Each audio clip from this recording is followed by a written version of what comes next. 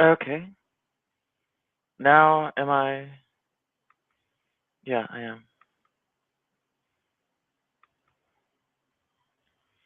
Green bar isn't showing up, but anyway. Let's get this.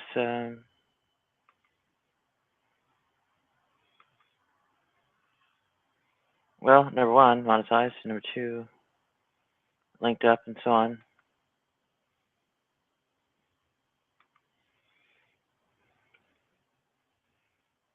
Okay.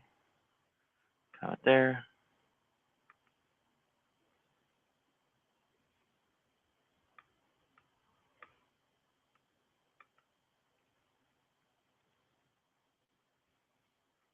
There.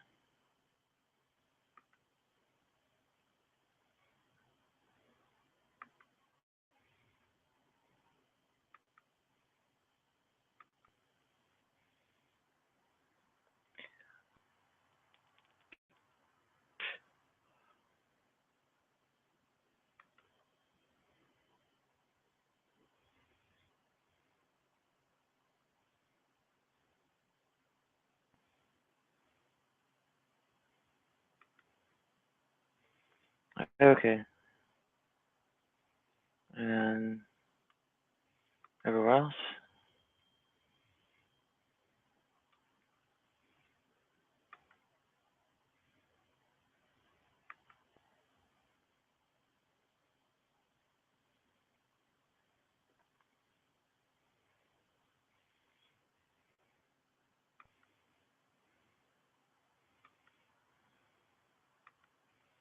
I have to open an incognito page or something.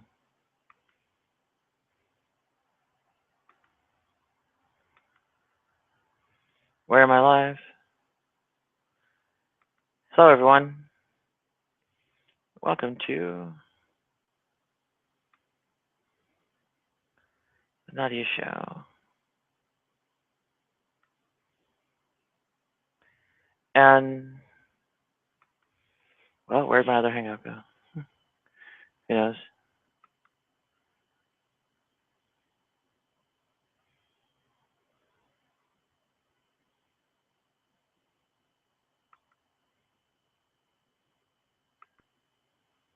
Maybe I can.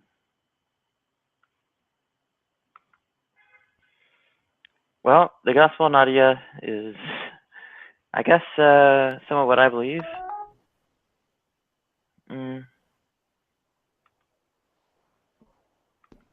Hello. Hello. Did people from the other room actually see it, or? Oh, hi, Blue. Hey, what's up? Yeah, it came up fine on my feed. Nothing special. Yeah, I'm in like a couple hangouts at once, so Oh, okay. Well, the way I usually change over is I switch to, say,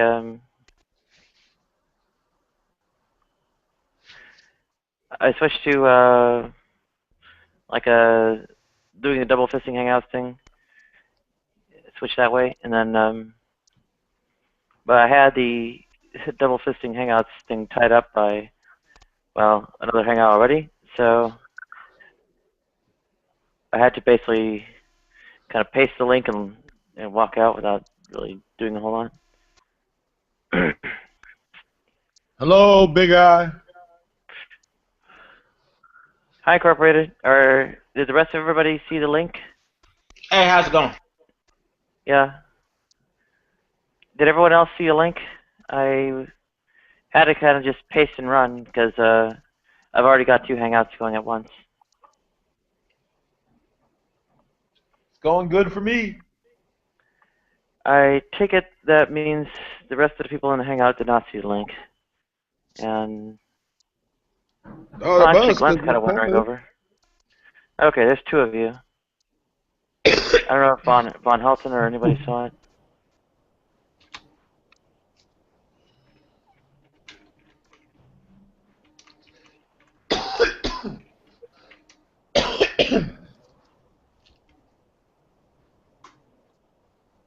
Okay, origin, capitalism,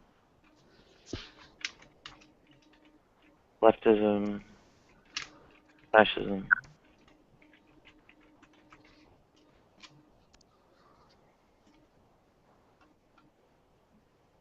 Version 4.0.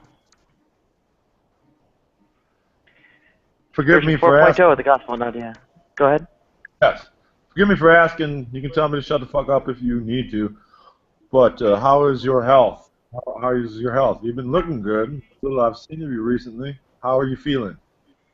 I've been real tired and I've been having a lot of trouble walking long enough distances to do very important tasks. Ooh, that sucks. Ooh. Well. I've been having trouble with this since November. Like Right. basically when the kidney failure started. Mm. My creton level has been up lately. For your kidneys? Ketone? Cretin. I think it's Oh, called. creatine. Okay. Yeah. Mine's been elevated. Yeah, that's a bad sign. Mine's usually okay, apart from the acute failures. It sounds like you're having some kind of more chronic type issue. Yeah, my pills. Go ahead. My pills are screwing me up. It's affecting my pancreas too, so I have to reduce some of my pills I'm on.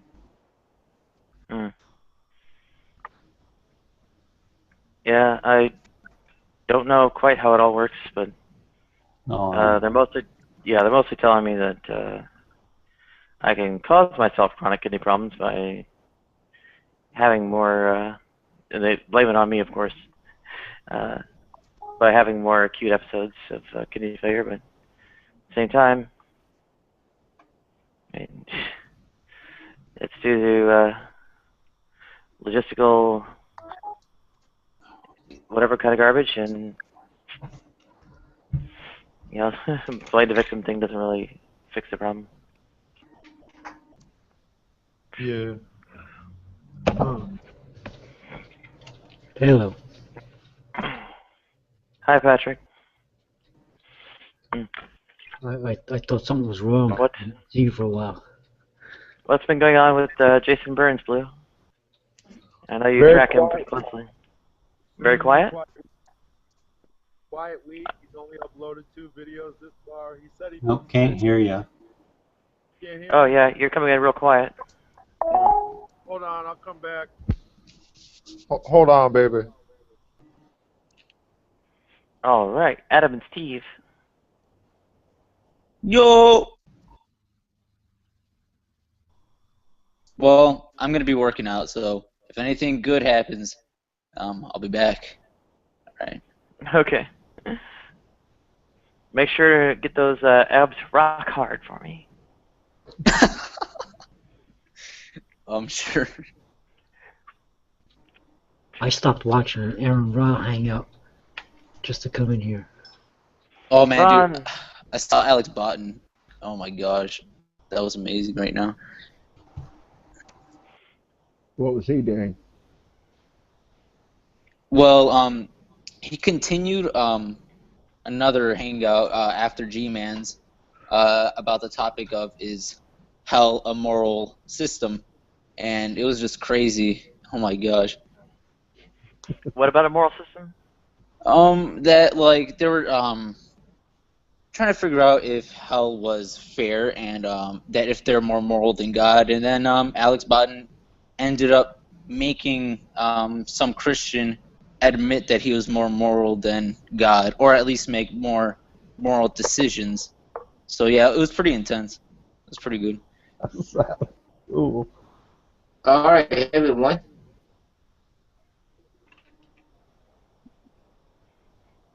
More moral than God or more moral than Jesus? Because Jesus said, greater works than these shall you do because I go to my Father. Well, the assertion of Christianity is that, that their God is a metaphysical grounding of ethics. At which point to the extent you're trying to offer an internal critique, you're in kind of a hopeless kind of scenario, or rather, offering an internal critique of something that is metaphysical grounding of ethics is not going to get very far. Well, I have a problem with, making someone into a deity that patently kept saying, look to my Father, look to my Father, look to my Father, I have a problem with that on its face, so I mean,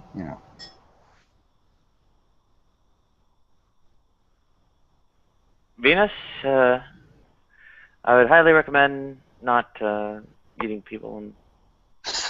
Thou shalt not mute Nadia. I mean, come on. Muting the host is a good way to get banned. Well, yeah. All right, let me ask this. I want to ask Von Helton, what did you mean exactly when you said you want a fair economic system? What exactly does that mean? What do I mean by fair trade? Okay, currently we have out there what's called free trade. Well, first of all, it's not free. Okay.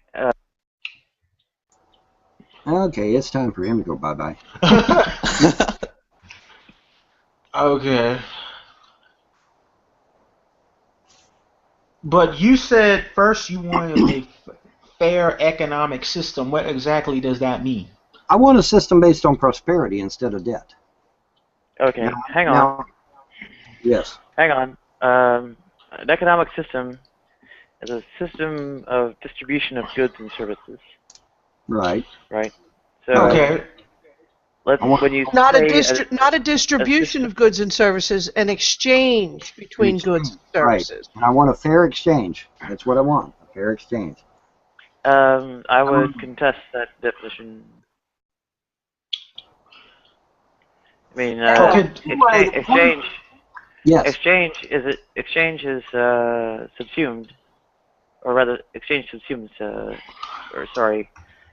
Distribution is subsumes exchange, right?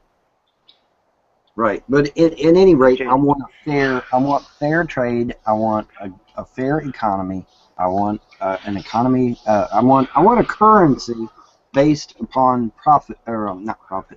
prosperity rather than debt. Okay, the financial model that the world uses now is based on debt.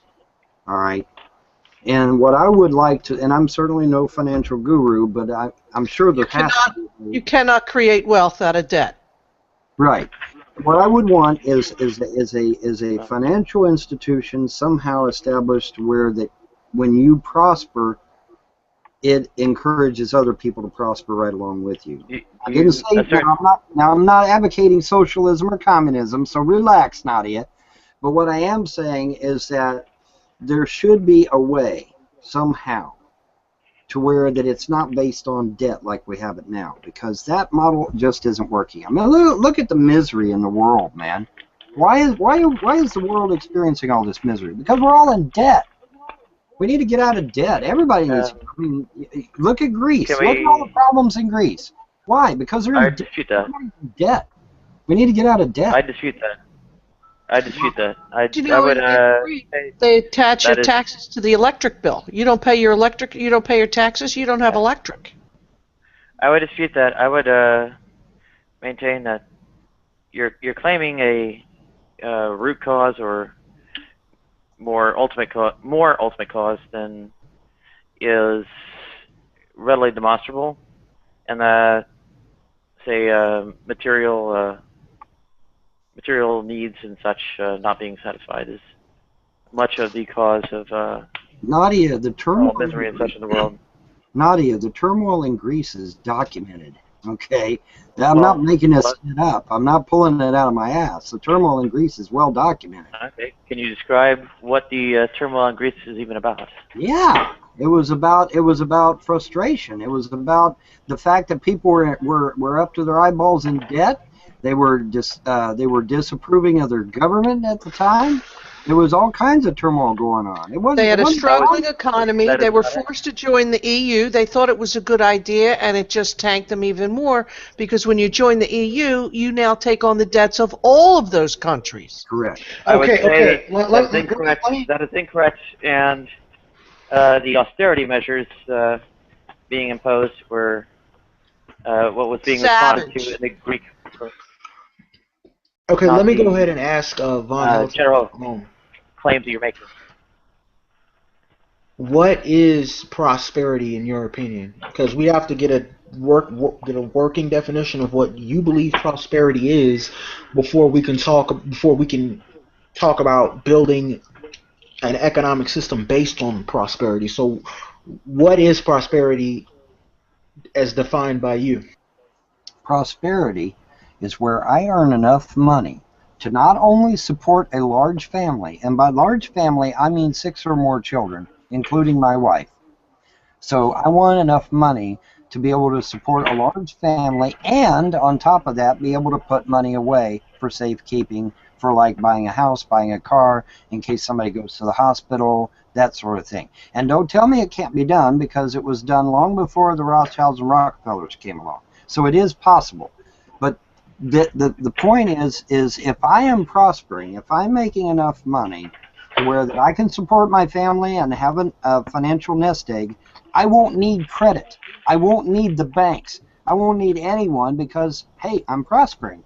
Then furthermore, if everyone is prospering, guess what happens to crime? Guess what happens to crime? It goes down. If everybody's prospering, what do you need to steal anything for? You don't. So crime goes down. The people, the overall health, mental and physical health of people improves. You know, because people are prospering, they're happy. When people are happy, and science has actually proven this. When people are happy, their body actually releases chemicals that actually improve their health. May I ask why crime is still declining, even though people are very demonstrably unhappy with I'm not aware of Great Recession? Sorry, do you mind? Why is crime declining, even though people are very unhappy and getting unhappier with the Great Depression or Great Recession never ending? I am not aware that crime is on the decline. I'm not aware of that. It is. The FBI's crime statistics bear it out. Well, the only way I could see crime declining is if more and more people are becoming armed. That would be one reason. Because, hey, criminals don't like to be shot. So that would be one way that crime would be on the decline.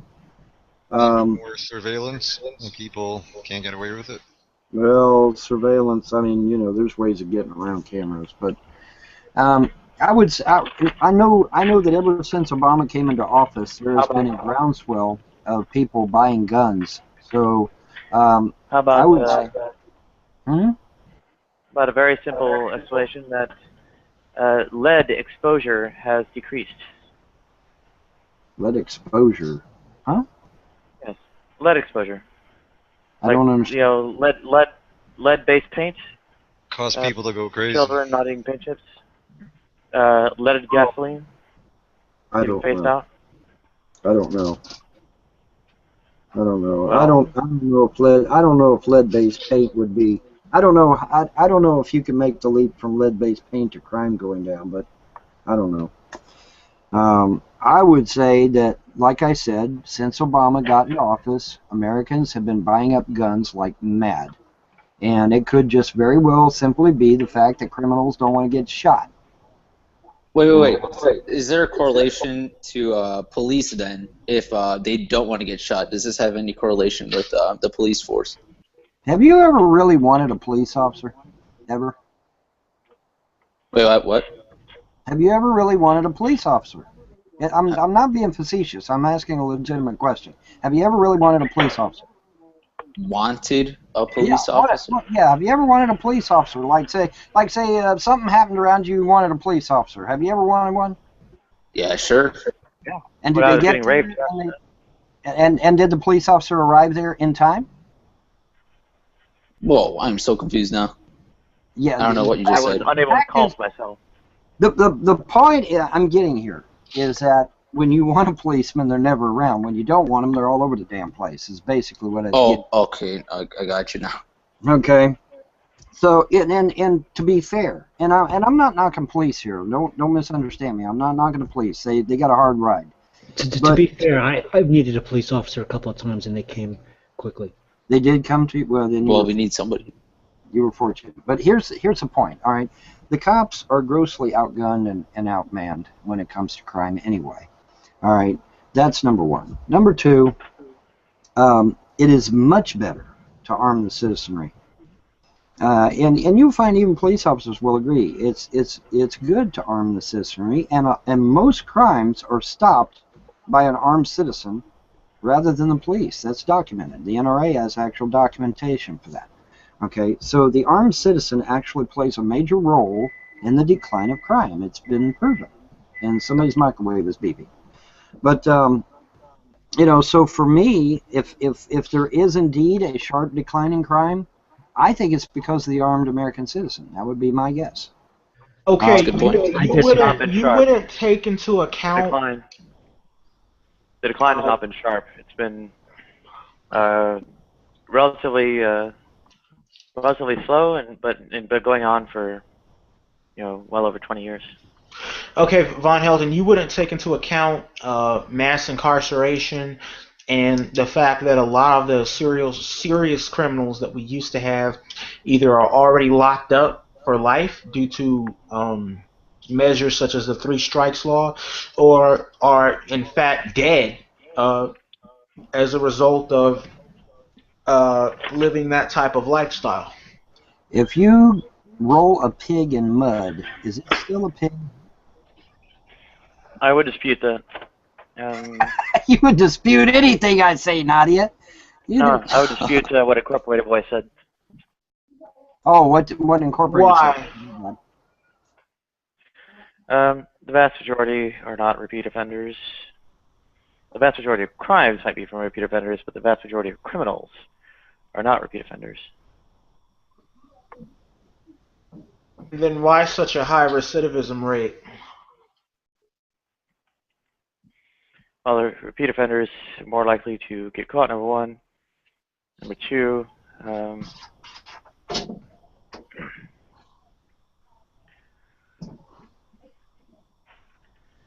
well, basically that, yeah.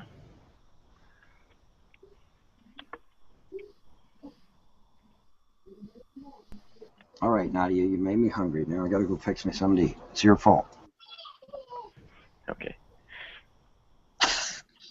Or actually, I don't know that it is the vast majority of crimes from the repeat offenders. I don't think armed citizens had much to do with the decrease in crime either. No, presumably It may have increased. Presumably that figure is of he said crimes that were stopped, and I imagine most crimes aren't stopped. Most crimes are... Anyone seen the movie Brooklyn's Finest? No. Well, there's a scene in the movie where all these guys are sitting around talking about why crime went down in New York City, and it's like a New York City cop movie and stuff, and they go through all these theories. One guy says it was Giuliani, or another guy says this, it was that, but then one guy said it was really video games, keeping kids inside the house. I mean, kids spend more time inside now than any other time in history. Okay, kids are not outside as much anymore, as much as they were in the past. There's not a lot of opportunity. When you're not out, you have to be outside to commit crimes. Okay, if you're spending all day inside on the computer on video games, that decreases the amount of time you're out on the streets where you could possibly commit a crime. Anyone ever thought about that? Okay, that sounds reasonable, except that are the statistics on the crimes being committed statistically of a younger crowd, or are they statistically more of the adult crowd? I don't know. It's younger. It's younger. Yeah, I believe it's younger people who typically commit crimes more so than older people.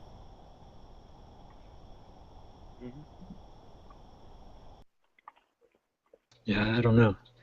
I mean, it sounds reasonable. I mean, it would sound, I mean, if there's a lot of bad kids out there who happen to be, sitting around the PlayStation instead of doing stupid shit outside, then I could see that. But it sounds to me, sounds to me like a movie idea. It's like all those damn kids, keep them inside, that kind of movie.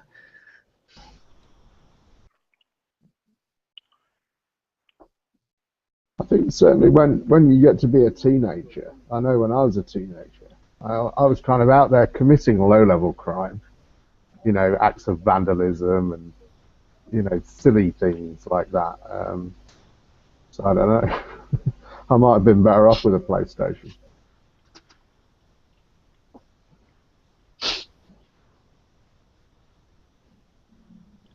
It's an interesting thought, anyway.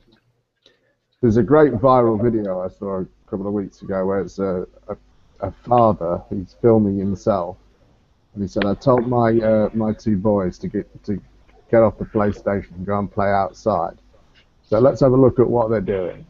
And there's these two little kids crouched down, cross-legged in front of this window, and as he moves up closer, you can see they've just took the controllers outside, turned the TV round so it's facing the window. And they're sat outside playing the PlayStation that's inside from outside. Wow. You got to admire their ingenuity.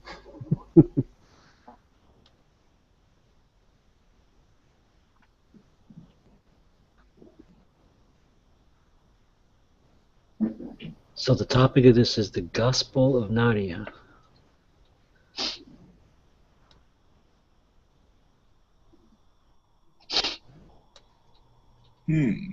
Tell us some gospel, Nadia. Preach.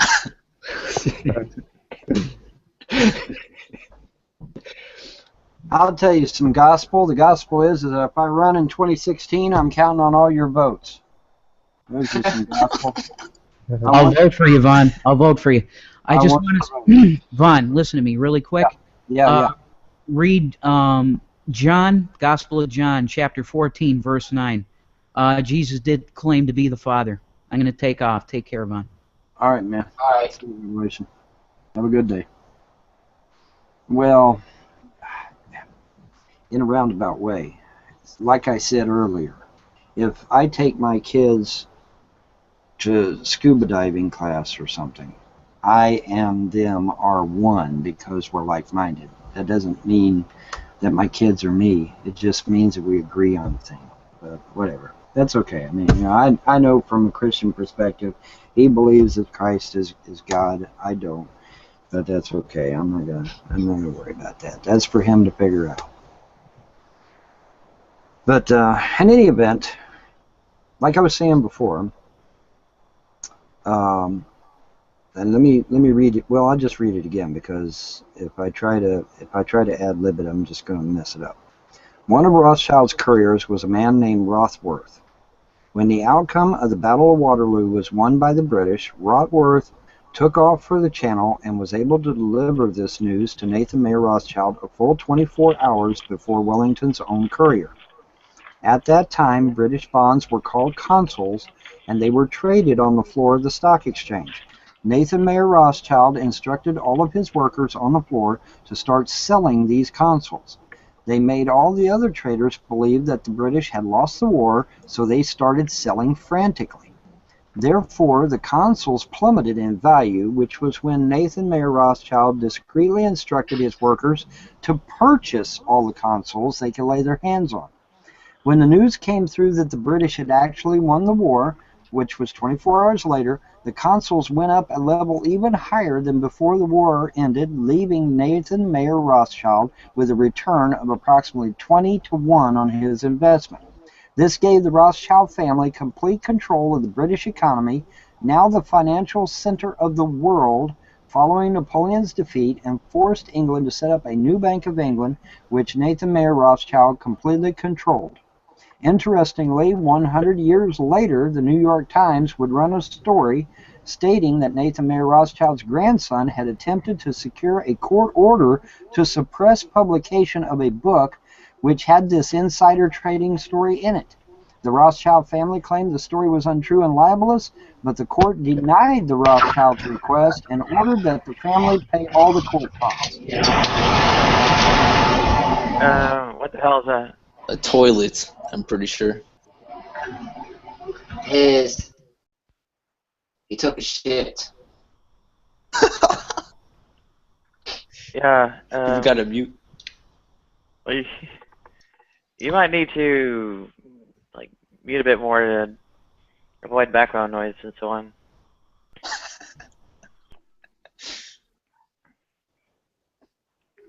So, I think the historical claims you're making are not well grounded. Right. I think the usual accounts of the formation of the Bank of England involve, well, it's kind of royalty chartering it themselves. In fact, the Chancellor of the Exchequer, Yeah. the relevant post and such back in the late 18th century prior to Napoleon. And the extent, I mean, I at least expect to hear something involving that. You know, perhaps the post was eliminated, or the person in the post ordered the formation of the bank, or perhaps even maybe the bank preceded it, or preceded the Napoleonic Wars.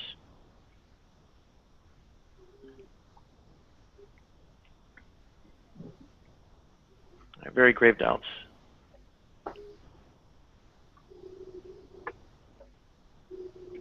Yes, me too. Even if it were true, I don't think there's anything you can do about it at this point. Ship has sailed. Yeah, true. Individual, what would you call them? Individual wealthy people, even in this day, well short of any kind of governmental standard of wealth or whatever we might want to call it. The Rothschilds in that era were certainly nowhere near the actual monarchs.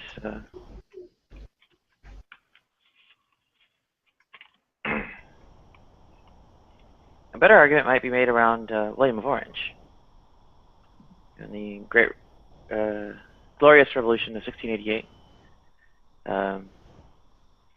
Rode in with a band of mercenaries and a great deal of financial clout. The Rothschilds' influence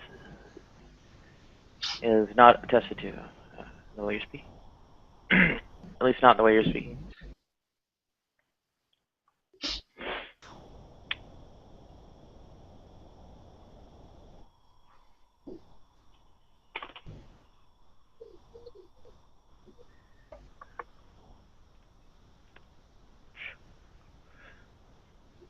There are actually individual, like extremely wealthy people who have destabilized governments and such in the past, who are readily identified.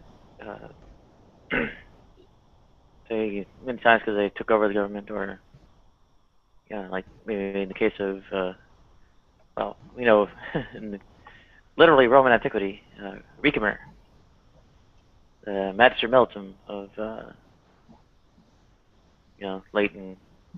late Western Roman Empire. That was, we knew that he was having puppet emperors and so on. At the same time, kind of claims you're making are not tested to in like fashion.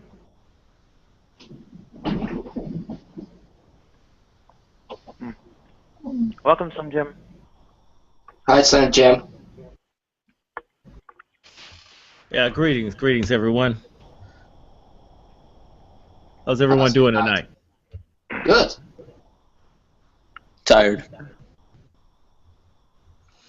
Evening, Yeah. son.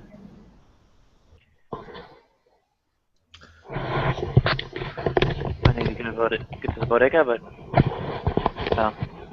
get that soon, right?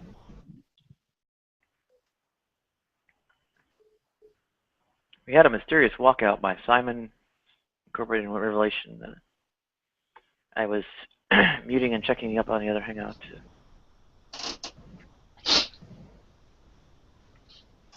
How many hangouts you got running, Nadia? Just two. Oh, all right. That's a lot of hangouts. It's a lot of what? It's a lot of hangouts. 52 hangouts? Damn.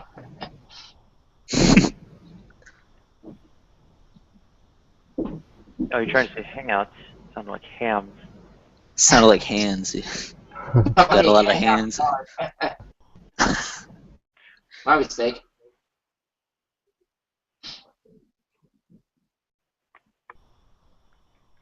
Apparently, Vaughn's promoting odd, sort of like Rothschild. Actually, not very odd. Can't remember the other family names, but some kind of like secret cabal of extremely wealthy people controlling the world.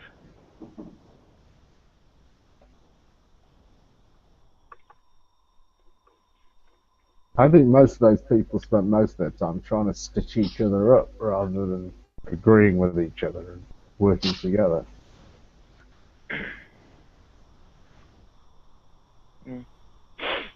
It's not so simple. I mean, how do you have anyone like fighting groups?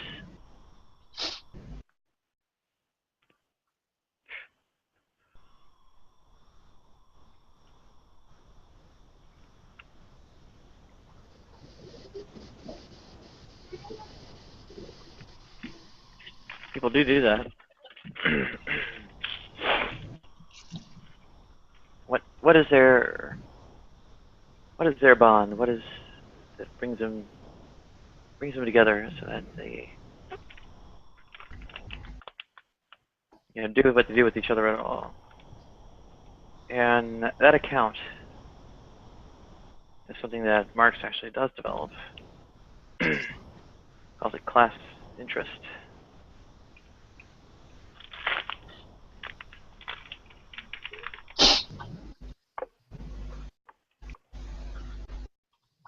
Well, supposedly they could all trace their bloodline back to some line, I don't know what it's called, Merovingian or... Hey, people. House, what's that? K people. Yeah. No. Troglodytes. They're not all Merovingian. They're not all even European. There's quite a bit of trouble with this. So Sort of conspiracy real idea.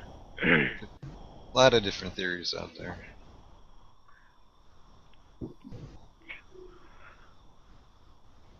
Well, there's political science that has its standard sort of elite theory. That is limited somewhat in scope to the realm of politics.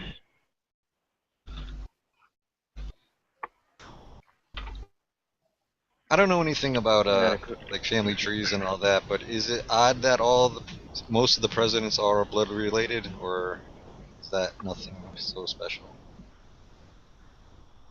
I heard something that Prince William's related to Bart Dracula. Oh, the Queen of England is supposed to be. No, the Prince Harry. I think it was Prince William or Prince Harry. It's related to Dracula. Yeah, related to the Count Vlad Dracula. Yes. I've heard that one. Yeah, like, okay, this is getting interesting. Queen of England too. It is not that surprising. you'd have to really look that It is up. not that surprising, as they are all related. Hereditary wealth is, very much a matter of how these sort of classes, fashions, whatever you want to call them, are formed.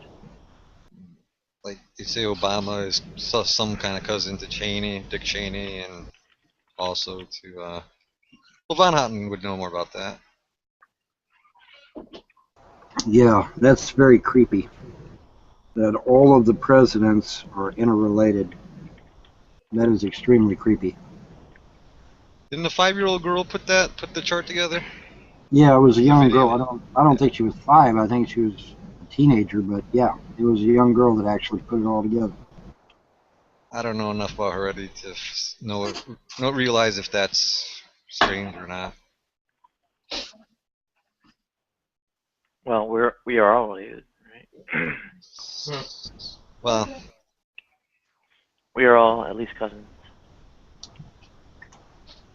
That's interesting. That's interesting. Hey, we're all related. Yay! That'd be really interesting to see if we're all related. Any two presidents are at least cousins. How far back the shared ancestor goes is a question. That doesn't go that far back. Speaks to, well, hereditary wealth, class.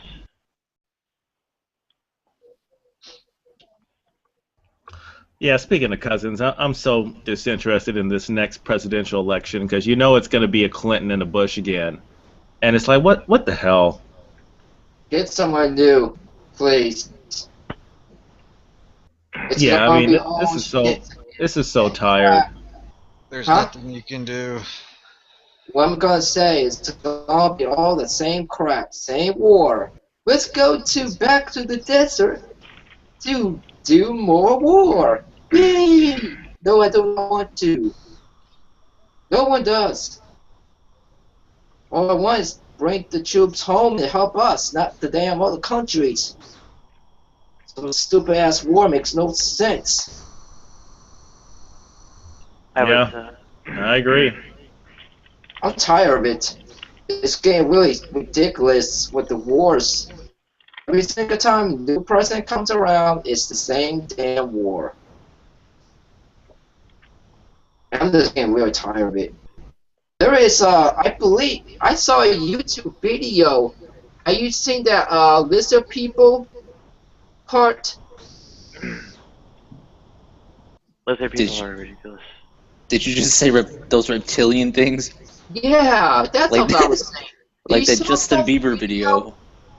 Yeah, there was a video of the president and all these people or from another planet or something. Have you seen the video? It's like, shit. I don't know what to say about it. I don't know what to say about the reptiles either, but it just seems strange. The middle of America just seems to be really disinterested with the extremes, both left and right. Yet we really can't get in a third option. This shit is so corrupt. Yeah. And I used to make fun of people who didn't vote. It's like, man, you don't care and whatever. And then someone's like, dude, this is all a facade, right? It's just a setup. I mean, you think you care about stuff because you're voting, but you're not really making any change. You're just a cog in the machine, And I used to think that person was just a bum, but now I really think about it, and they really had more insight than me. Dude, Rothschild owns the Electoral College. And the Electoral College is how we vote in our president, and Rothschild and Rockefeller own it. They literally own it. They literally there was a third person for the election. Who selects the electors in the Electoral College? I don't remember, but there was a third person was doing the president thing. Have you seen that one? No. Don't know what exactly are you talking about? Well, I'm trying to say there was a third person running for president at a time. Talking about Ron Yeah, Paul? Tom. Yes, thank you, Rob Paul. He was supposed to run for president or something, but then he just got out and was like, He ran all right. He ran away with the people's money. He was Closed just down like, his website and took off with the money, but just like I told people he would. Nobody listens to me. All that crazy old Von Helton don't know what he's talking about. I warned people about Ron Paul. I he said, was, he'll take your money. And he he did. was sucking in the Democratic vote. That's all. He took the money from the people, closed down his website, and took off, buddy. That's exactly what happened. oh, that's what happened. Thank you. Yep. See, I don't vote. Well, here's the thing. All right, if you want the troops to come home, you're going to have to vote for me, because ain't nobody else going to do it. Ain't no Bush or Clinton going to do it, so you're going to have to vote for me. If you want better jobs in this country, the Bushes and the Clintons ain't going to do it. You're going to have to vote for me. If you want a modern-style maglev train system in this country, you can't vote for the Bushes or the Clintons. They won't do it. You're going to have to vote for me. In fact, pretty much anything you want to get actually seriously accomplished in this country, you're going to have to vote for me. Now, the problem with that, though, is that I'm an independent, which means I can't work in the primaries. I'm prohibited from entering the primaries because I'm a third-party candidate. So what does that mean? That means the Republicans and the Democrats can literally push me out of the way and, well, not steal my vote, but prevent me from getting votes. I mean, so many of these questions, basically, the answer is how. How are the Republicans and Democrats doing it? Because they control it. That's how. I'll be right back to close the neighbor. You still have that's Ventura. That's not an answer. I mean, just begs the question of how they control it. Well, I don't know. You'll have to ask Rothschild. He's got all that information. I don't have it. All I know is that as a third-party candidate, I don't have a snowball's chance in hell of getting it. The only reason Ross Perot got in is because he had shit tons of money. That's the only reason he was able to run. There are actual procedural mechanics about this. Yes, and none of them involve a third-party candidate, so... Party candidates are indeed allow for a third party. The trick is actually that which parties are allowed to run candidates requires some level of qualification. And it's difficult to get into the debates anyway. Do the debates matter? Well, at the time of the elections, yeah. If you can't debate, then what are you gonna do? Who's gonna hear you? Actually, I would posit that the debates are not actually that significant. How so? Whoa. The polls and such, asking people about what the causes of their voting decisions were, they say that very few people were influenced by the debate. Is that right? I'll be right back. Okay. I would was have thought that mattered, but okay. I trust you. was influenced. I saw what kind of jerks some of these guys were.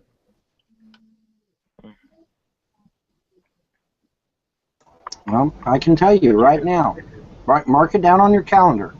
The Bushes and the Clintons will not get you a maglev train system in this country. They will not build spaceships. They will not build spaceships. They will not bring the troops back home.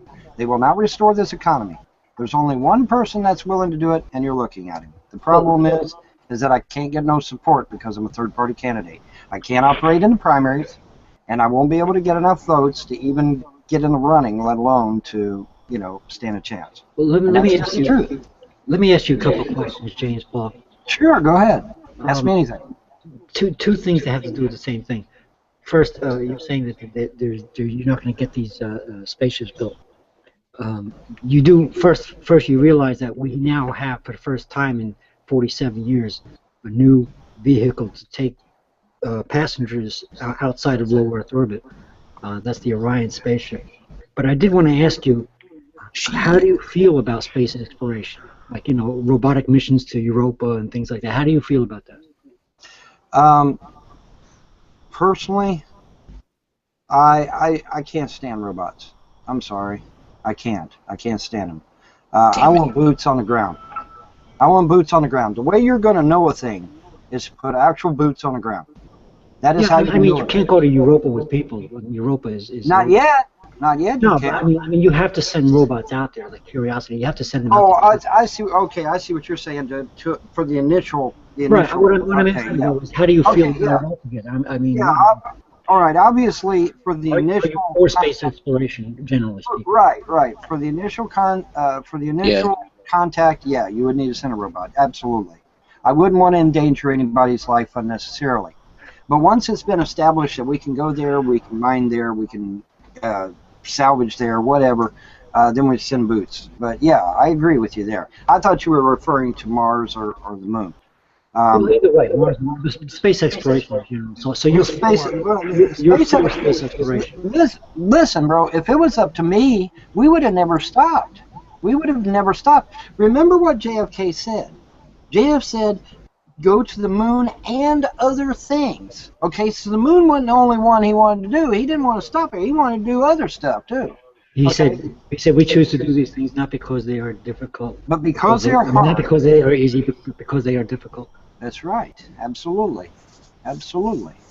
Absolutely. Listen, I'm all for exploring the planets, but I just don't want to send people to Mars or to Europa just so they can walk around and put some footprints out there. In my opinion, and it's just my opinion, if we're going to have some space research, about 90% of any budget we have for research needs to go into advanced propulsion. I'm going to say it again. Any research we have needs to go into advanced propulsion. Not necessarily putting men on planets, because that's really not that big a deal unless you're telling me we're going to find the source of advanced propulsion on those planets. All right, let me tell you. Okay, Slim Jim, let me tell you. Here's and this is backed up by science too, by the way. This ain't just me tooting my own horn here, but this is backed up by actual science. We can go to the moon. We can extract helium-3 from the moon and use it as an advanced propellant to get us to Mars in half the time of conventional rocketry. Wait, isn't China doing that? Or China, allegedly China is trying to get to the moon. So is Japan, by the way. They're trying to get to the moon. But yeah, we can actually, by using helium-3, we can actually cut our time to Mars in half, literally.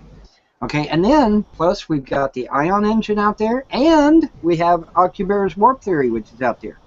Now, I know the Air Force grabbed a hold of Alcubierre's warp theory. Whether they did anything with it or not, I don't know. They're not telling anybody. But Alcubierre's warp theory now has been out there for a few years now, and it is an actual literal warp travel, like you see in Star Trek. It's that's not real. That's well, there's an equation for that. That's a long way off. But they do have plans now. I mean, with Obama set it forward with this new Orion spacecraft. There are planned missions, first unmanned missions to the moon, reconnaissance and stuff. In fact, the new spaceship is now capable of flying on its own. You know how like during the Apollos they had the command module orbiting with an astronaut in it while the other two guys are down on the moon. Right. Their new system now allows the command module to fly autonomously. So they're going to be sending these missions to the moon, at first unmanned and then later manned, and it does a whole plan forward for it.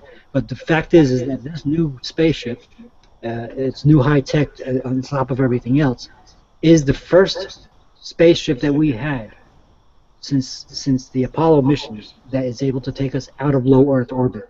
Everything we have today, right now, is all low Earth orbit. From the shuttle on up to the space station to, I mean, not counting the spaceships we have going to the planet to investigate the planets. I'm talking about, passenger vehicles. We have enough natural resources in that asteroid field out there to keep us solvent for millennia. All right, why are we not going and getting it? That's my story. You know, I want to build. I want to build ships. I want to get out there. I want to have people mining the asteroid fields. We can extract fuel from the moon for helium-3 and use it as fuel. We can colonize Mars. We can terraform Mars if we really wanted to. Well, you know, those. It's got to be cost effective. It takes money to send the thing to the asteroid belt in the first place. Okay, well, here's the thing. It's going to take some time. Yeah, the extraction of fuel from the moon, etc., or from the asteroid, resources.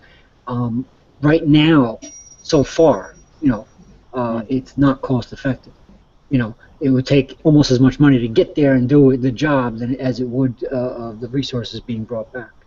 For now, I mean, it's getting better, but for now, it's what it is. Patrick, that's true of any investment, bro. You're gonna have to shell out the cash to get it started. But once you get it started, then you try to get the returns back in on your investment. That's how it always is, man. That's how it's always been.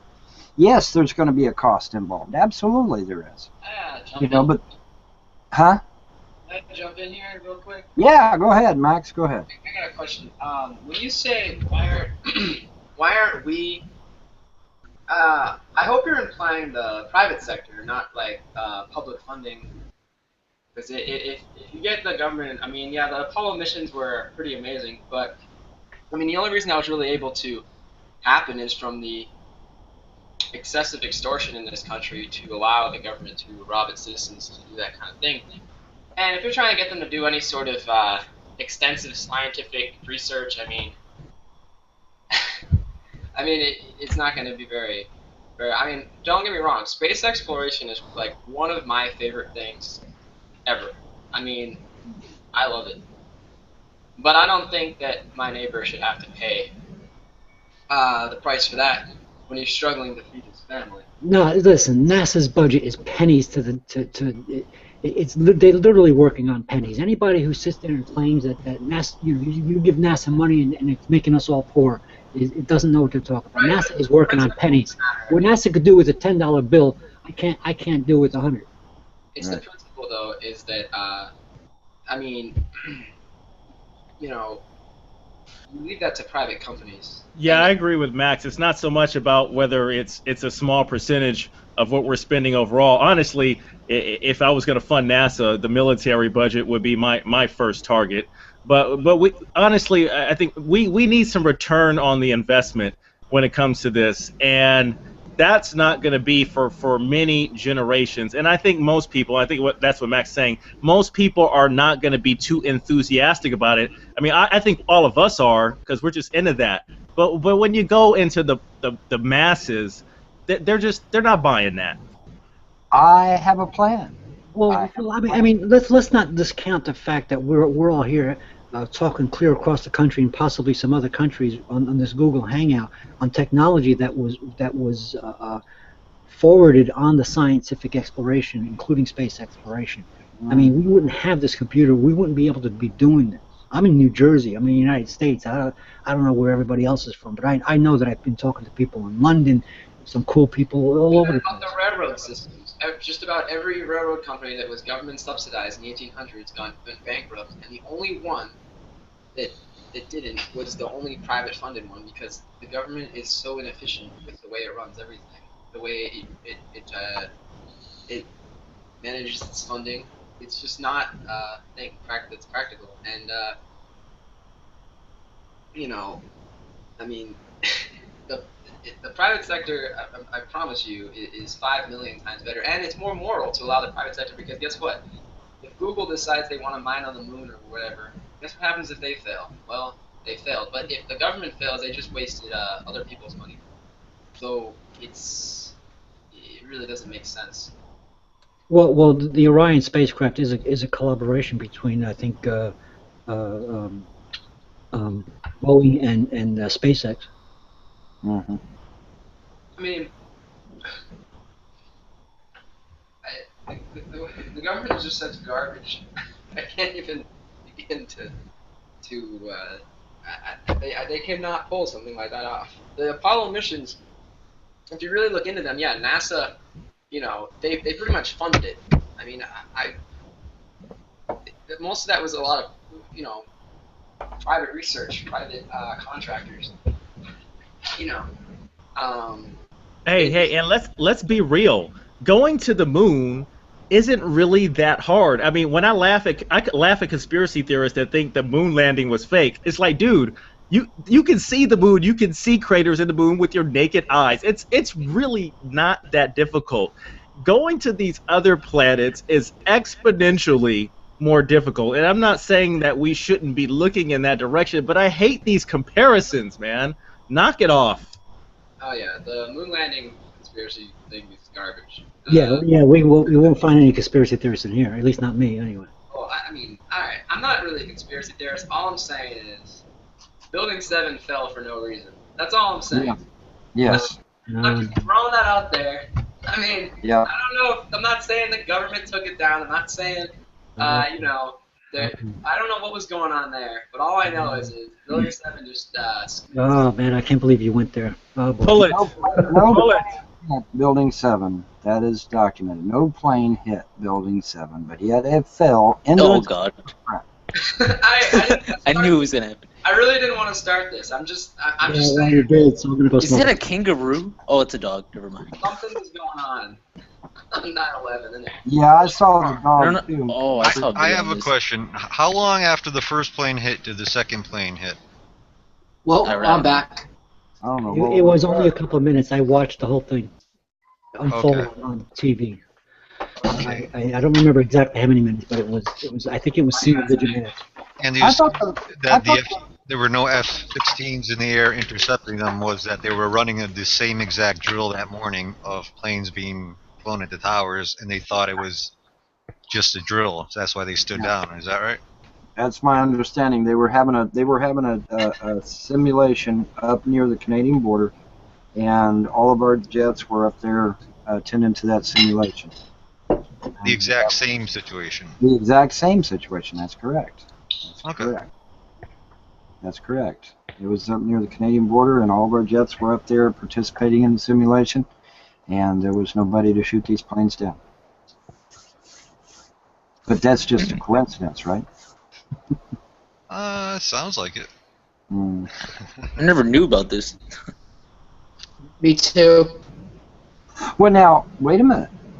There's a pattern here, because on 7/7, there was a simulation going on at the same time that 7/7 happened. Nadia confirmed.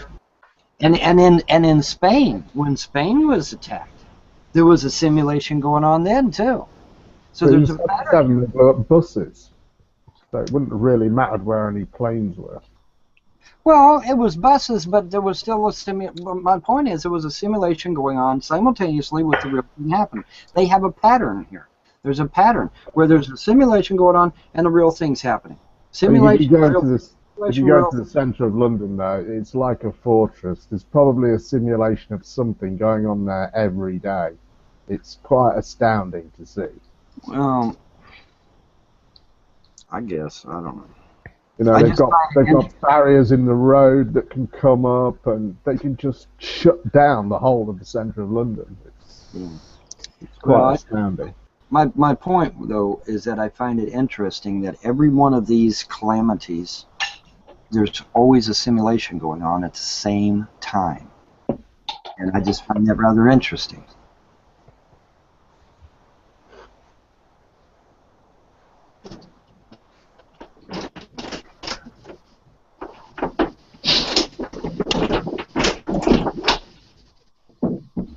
You okay over there, William?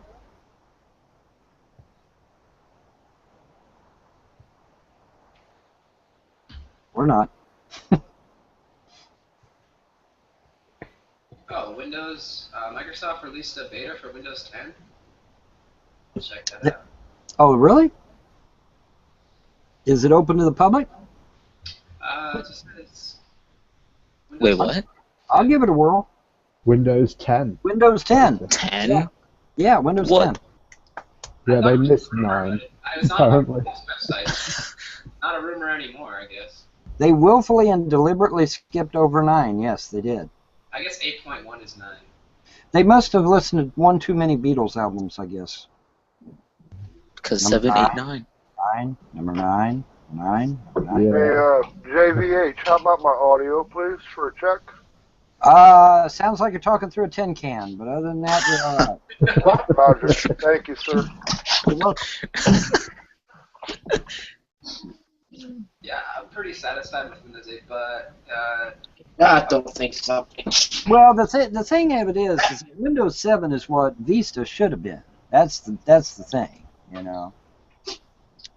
That's the thing that aggravates me, but you know, water over the bridge now, right? Am I the only problem that didn't? Am I the only one that didn't have a big problem with Vista? I mean, it was very cumbersome and kind of slow, but it didn't cause my life to come to an end. I agree. I've never really had an operating system. I mean, even I think we talked about this the other night. I think we just talked. We didn't just have an OS war, like, or is that another hangout? I go in so many hangouts. Nadia, do you remember? I have problems with Windows 8. Yeah, Windows 8's just no. Windows 8, let me rephrase that. Windows 8's good if you're on a mobile device because you can sit there and you can press what you want to do and move the windows around and everything, and that's cool, I guess. But Windows 8 on a regular PC, it's just cumbersome. Then you got to pay. Well, that's not true. That's not true. I'm using Windows 8 right now. It has a desktop option. You don't have to mess with those tiles and all that stuff. Well, maybe so, but I didn't see the point of it. Yeah, I remember there was this hangout because we're talking about building computers and stuff. No, James Paul, I see what you're saying about what they were trying to do. They were heavy-handed with the application of the whole tiles, and they saw the trend with the tablets and stuff. And Microsoft was a little just too heavy-handed with it. They learned their lesson, but I mean, honestly, it's if you don't want to bother with that stuff, it is there. Unfortunately, a lot of just idiots. And, you know, a lot of people just buy computers because they have a bit of change in their pockets, and they're just idiots. They aren't going to take the time to really dig deep and just get to the root of the problem, which is switching to the desktop. Oh, my God, that's so true. I don't know who just said that. It's a pair of sunglasses. But, yeah, I'm like, my buddies would be like, oh, I just bought this new computer, and I can't stand it. I'm like, well, what was wrong with your old computer? I don't know, it was slow. Well, Jesus Christ, why didn't you just fucking reinstall the OS or something? You bought a new computer and it was slow? Do you hear about Windows 10? What? Yeah, that's what started this. Yeah. Yeah, Windows 10 is going to make it easier for computer, plus also you can stream your Xbox games on the PC, and plus with Direct 12 and stuff. It's interesting stuff on there. It better come soon, cause. Well, once it's on the Pirate Bay, I'll try to. Right.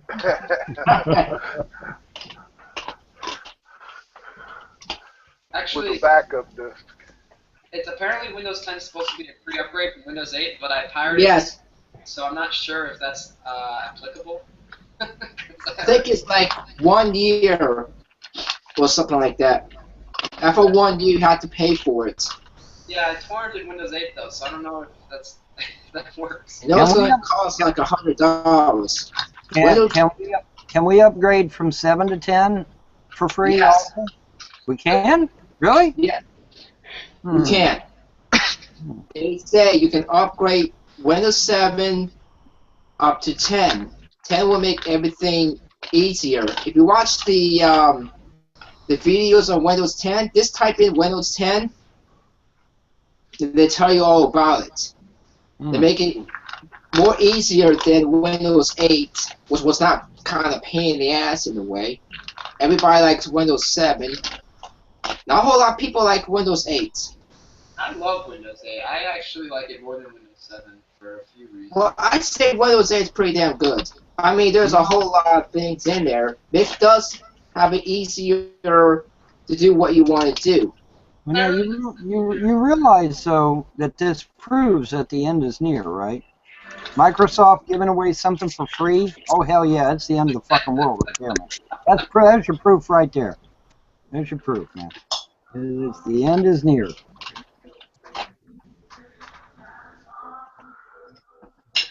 No, free upgrade, man. I'll go for it. What the hell? I ain't got nothing to lose. I'm just glad we stopped talking about UFOs now. Huh? Oh boy, did I miss out on We'll something. talk about UFOs. Sure, we'll talk about UFOs. No, I was referring to the conspiracy theories. I walked out when I started, and I walked out to have a cigarette. And I come back, and I'm glad that we stopped talking about conspiracies. One last one. Somebody in this room a few days ago mentioned that Windows 10, something about it being directly linked to the NSA. Anybody here and know anything about that? I have no idea what they were talking about. Well, I haven't heard anything, but you know, there has been a push from the government to allow the government to spy on you, and I heard about it. And it's not a conspiracy theory either. This comes straight out of the White House. There was rumors. Well, whether they succeeded in getting their way or not is a matter of debate, and it is in flux. But the fact that the Obama administration requested to be able to spy on you when you're on your computer is not a conspiracy theory. That comes straight from the White House. So whether they succeeded in getting it, though, or not, because it's got to go through Congress. Now, if Congress approved it, well, we're fucked. But I don't know if Congress approved it or not. So that's, you know, that's... I heard... I have an Xbox. I heard rumors that the Kinect was supposed to spy on you or something. You heard about that? That's the rumor. I don't know if sure it is. I've heard that Windows 10... They mentioned it in the State of the Union address. Oh, did they? Yeah, he mentioned it at the most recent State of the Union. He brought that up. I did a rewatch last night on that. I'm not gonna let it connect into my house because I don't do those stupid dance games and stuff like that. I'm not even interested in that stuff. You can bet that I will thoroughly investigate any machine that comes in this house, man. Because I don't like being spied on, all right? Well, there's no reason why it couldn't spy on you. I mean, it's a computer system. It can be manipulated. There's no question about that. Right. I heard that Windows 10 was supposed to be far more invasive than the previous incarnations were, but in terms of indirect links to NSA or any other agency, I really don't know. But, you know, that's just what I've heard, though. I think they got the tracking thing covered. You know, well, like I said, the Obama administration did in fact request from Congress the ability to spy on the American people via their computer. Now, whether Congress approved it or not, I don't know. I'd have to look it up myself, just like you guys. They won't even have to go through Congress in order to do it. I mean, they have secret courts and tribunals anyway where they could go by and just execute, you know, warrants and search orders without anything really, you know, brought to the forefront of anything accountable. It's already been proven, like JVH said, that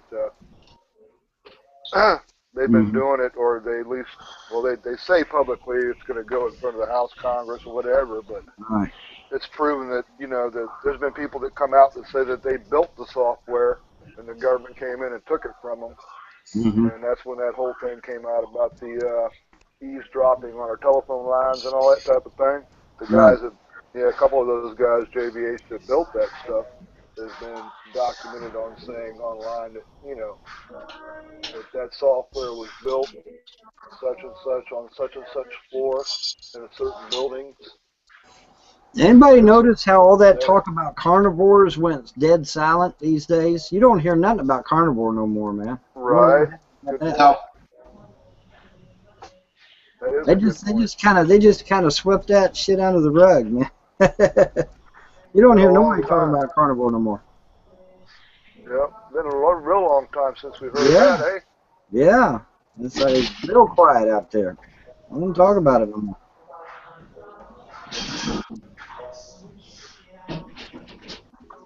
I will say this. I'm dead set against conspiracy theories and stuff like that. But first of all, you don't have to have any kind of special software to spy on this group, for example. You could just sit there and watch the live feed. Anybody could do that because that's what we're doing. But as far as, you know, these people that think NASA's hiding shit and whatnot, there is a certain amount of, just like you have corporate secrets, there is a certain amount of that going on anyway. For example, I'm old enough to remember the Apollo 13 incident. And you know, the almost tragic thing that happened, and I used to run home from school to drop everything and turn on the TV and see how they're coming back and everything.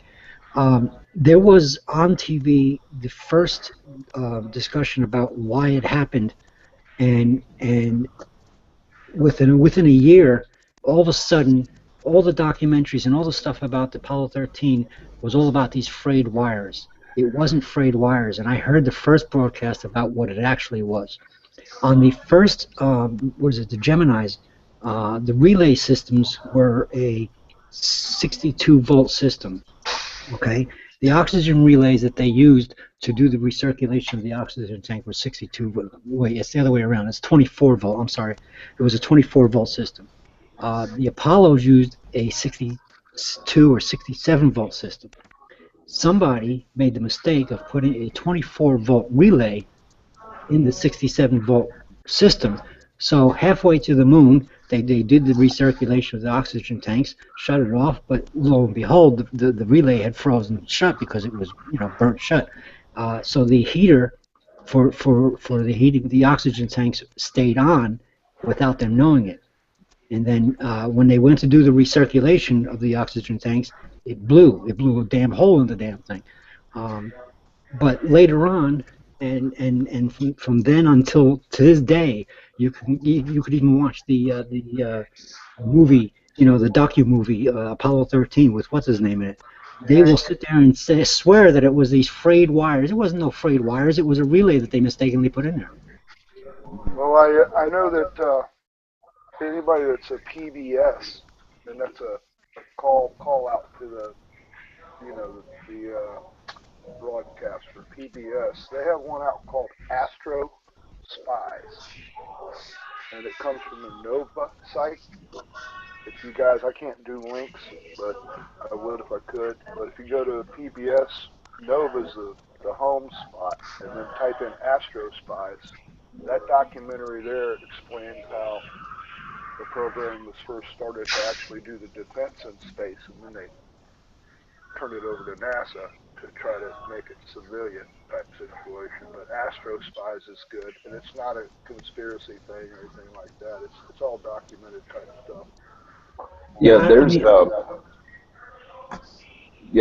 in my opinion, there's a really fine line between, you know, because real life conspiracies happen all the time. I mean, people just get together, you know, preparing to go rob a local store. I mean, that's a conspiracy. But what I hate, especially, is people like Alex Jones, David, his name, David, what's it, you know, the reptilian, whatever dude he is, and all these other people, is they keep focusing on the same bullshit constantly. Yeah, I know. You know, the conspiracy theory bullshit is out there, but there are some things.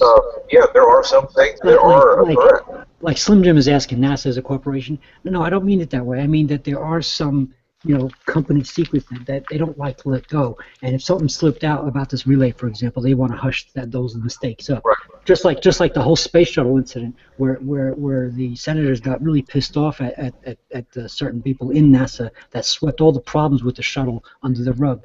The whole thing. Yeah. That's not a conspiracy. That's bad management, and they supposedly they fixed that, but. You know, but this was, in fact, a relay system that they mistakenly put in there. You know, governments and corporations. I had a step-parent of mine, which is the female side. She dated about the 13. I don't know what program it was that the rocket burnt up on the pad over here. I'm only about 30 miles from Canaveral. And, my step-parent was actually well, she wasn't dating, but they used to party together. She dated one of the guys that burned up on the pad over there when they had the fire in the cockpit. But just saying. Yeah, I mean, far from Canaveral right here. I'm grateful that we haven't had any large mishaps after the rocket went into the air, because where I'm at, proximity, like when Atlas and those type of things go up with the nukes on them, if we were to have a mishap as it was launching, Florida would have a heartache, you know. So I'm grateful for the no mishaps like that on the defense type stuff that goes up. You know, where they have the media blackouts for those type of missiles that go up, where they don't really say what's on board, such and such. So. Yeah, like I said, I'm not somebody that gets into conspiracy theories in terms of the New World Order, the Illuminatis, or any of that nonsense, but I think it's very naive to think that there isn't secrets that are being withheld. What about? I don't know. But it's been proven historically that I know a lot of corporations, governments... technicians that have been in NASA for 30 or 40 years, as the program got winding down, they've had to leave and find different type of work. And it's usually not. Go ahead.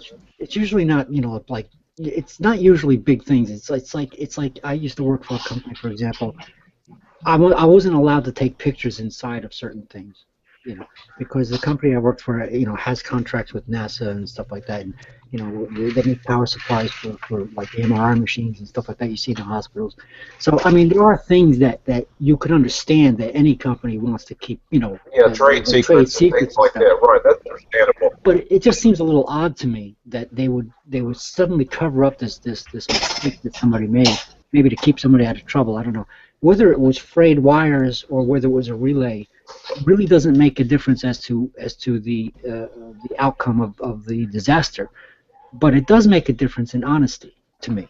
Yeah. And I, like I said, I happen to know that it was a 67 volt system opposing a 24 volt system, and the relay that was put in there was a 24 volt relay as opposed to a 67 volt relay. And that's how it froze, and that's why the oxygen got overheated, and when they recycled it, it blew up. Right. Yeah, that's something I get. Like I said, yeah, I mean, a lot of people... You're mentioning that was 13? Yeah, the whole Apollo 13 thing. You could see the movie, and the movie was relatively accurate. The lunar module was made by Grundig, the bus company, and the command module was made by Boeing, I think. And they had to adapt the carbon dioxide circulation with duct tape and whatnot. That's the big joke about the duct tape. All that stuff. That's all actually, true. But like I said, the stupid little thing about a relay, why do they cover that up all of a sudden? And it was actually in the first broadcast, in the first news broadcast, that it was a relay. And I was a kid at the time. And then all of a sudden, it became this frayed wire thing. I'm like, what the hell? Yeah, speaking of that, I can't remember. I'm just a few years younger maybe than you on that, because it was almost, that program might have ended, but whatever. But I forget. Do you know which one came first? Was Gemini before Apollo or not? Yeah, Gemini was the first. Okay. Their website, when you go to it, they, over on the left as you're scrolling down through the bar, they have a side there called interactive, and it's under the media label. You go to media and go to interactive, and once you get there, there's a lot of cool stuff you can do. You can actually use their software to build stuff inside their website or whatever. But and it's really cool. But they have an Apollo interactive website. Yeah, once you get into it, their interactive timeline, and it actually takes you inside the capsule, and it's like a panoramic type of interactive. You can press play and it'll just flow for you, or you can manipulate stuff. But their website, especially for the interactive, I mean, the live stuff and all that's good for all that, but their site for the interactive is really, really nice, man. You can go to the ISS and actually go interactive inside there and all that with it, shuttle, of course, and all that. But they've got an Apollo series for their interactive on there. I'm just giving you a shout out, FYI, in case you're ever interested. That sounds cool. Yeah, it's really nice. They got a 3D web builder in there that you can build your own stuff and attach to their stuff. They use something in there called Unity. It'll ask you to download their Unity program first, and it's safe. I've had it downloaded on mine and got rid of it and brought it back and all that, but it's really nice. You can do objects and stuff like that and attach it to their stuff and then replay it after your stuff's been attached, that type of thing. They actually let me create on the last STS mission, the last one for the shuttle. They let me book. I got myself booked on the flight to their website, and it created a certificate that I was on board, this, that, and the other. I printed it and saved it, downloaded the copy and all that. And but the last flight, the last couple ones, you could register to be on board for the last few STS flights that went off. In fact, they had, who was it, State of the Union, I watched it again last night, they had Scott Kelly on there, which I think Gabby's his wife, Gabby Gifford. But Scott Kelly, Commander Kelly, they got him lined up to do some more stuff. I think it's for that Orion deal. They're looking to him to do some stuff now. But the president mentioned him in the State of the Union. He was on hand, so he stood up and all that type of thing. But the reason I'm mentioning it's because I live so close to the program over here. That's all. But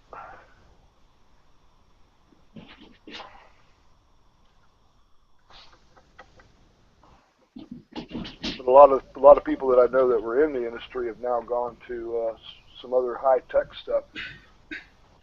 They actually went from doing space, now they're working on water in Minnesota. A lot of stuff going on in Minnesota with water.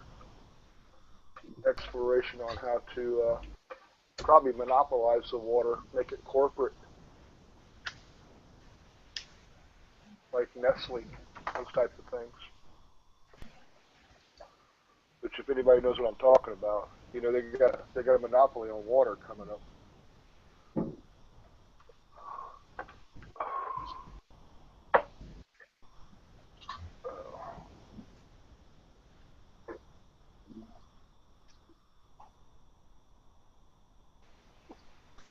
Needs to be vacated. I can't. Why are we so quiet? I don't know. I was about to think of something to say, but. Hey, Miss Nadia.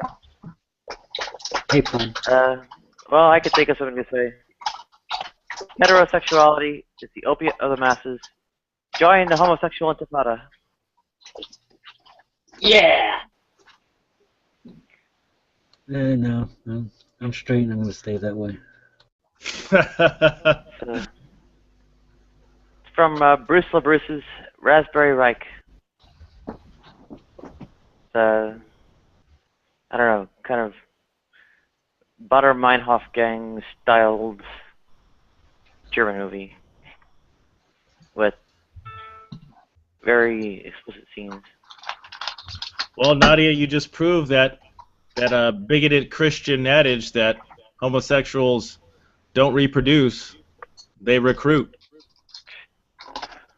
Really? Sounds like a recruitment mantra to me. What's the sales pitch?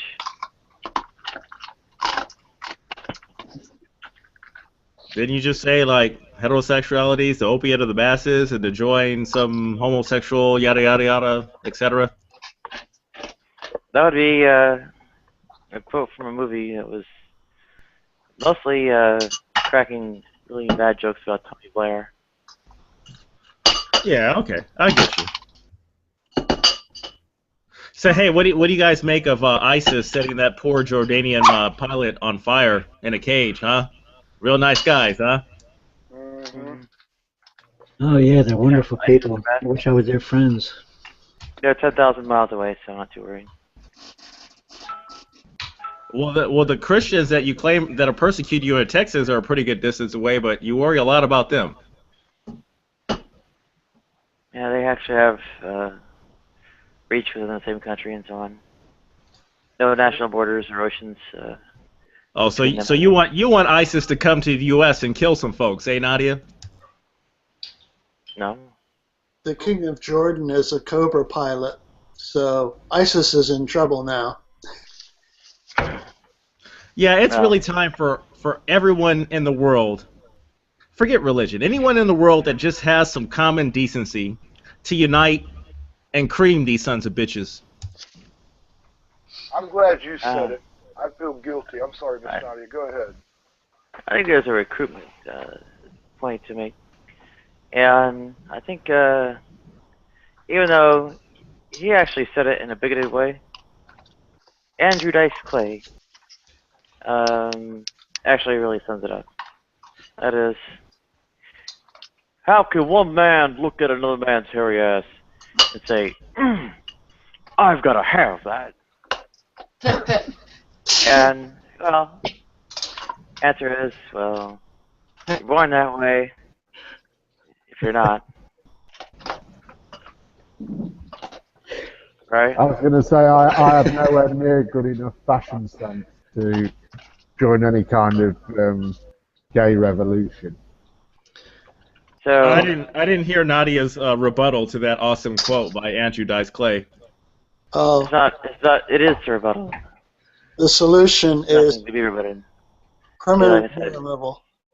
if you're born that way, if you're not, I think you understand. What? Chop up the dick? Some things never lie. So Right. That's right. Maybe they're mad. Maybe they're getting some bad ass. But seriously,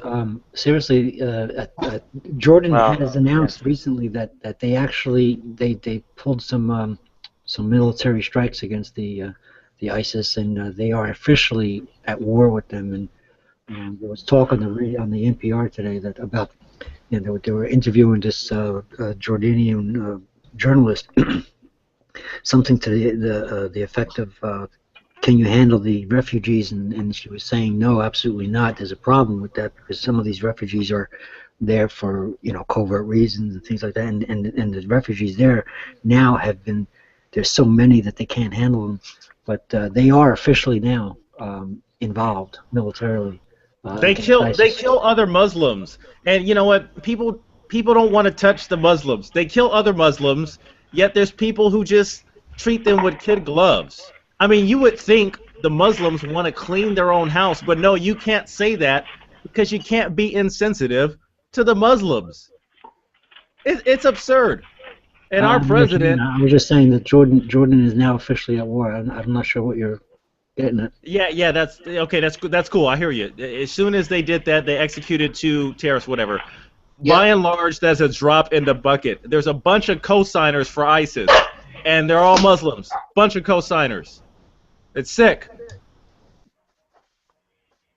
I think the education is the answer. No, it's just time to drop the hammer on these guys. It's a handful of dudes in the desert. They're no match for any military strength. Yet they're roaming around doing this stuff. Yeah, this is ridiculous. Religious bullshit. That's what I've always been against. It's the idea that people have to, especially in this country, because there's such stupidity going around. Why? When we finally get rid of the idea that of this 2,000-year-old religious thing, in other words, there's a lack of science literacy everywhere around the world. So it's become a tribal bullshit. Where are the genuinely religious wars? Okay, Patrick was selling pie in the sky right now, talking about religion being the cancer. You're selling pie in the sky, man. I mean, you may even have a point, but you're selling pie in the sky. It's not going anywhere, period. And it's time for Muslims to clean their own damn house. And if they're not going to do it, there's a reason why they have a not so favorable outlook. Well, let's actually get down to the real nitty-gritty, which is there are no genuinely religious wars. What is war about? What is war about? Is it really about religion? It never is.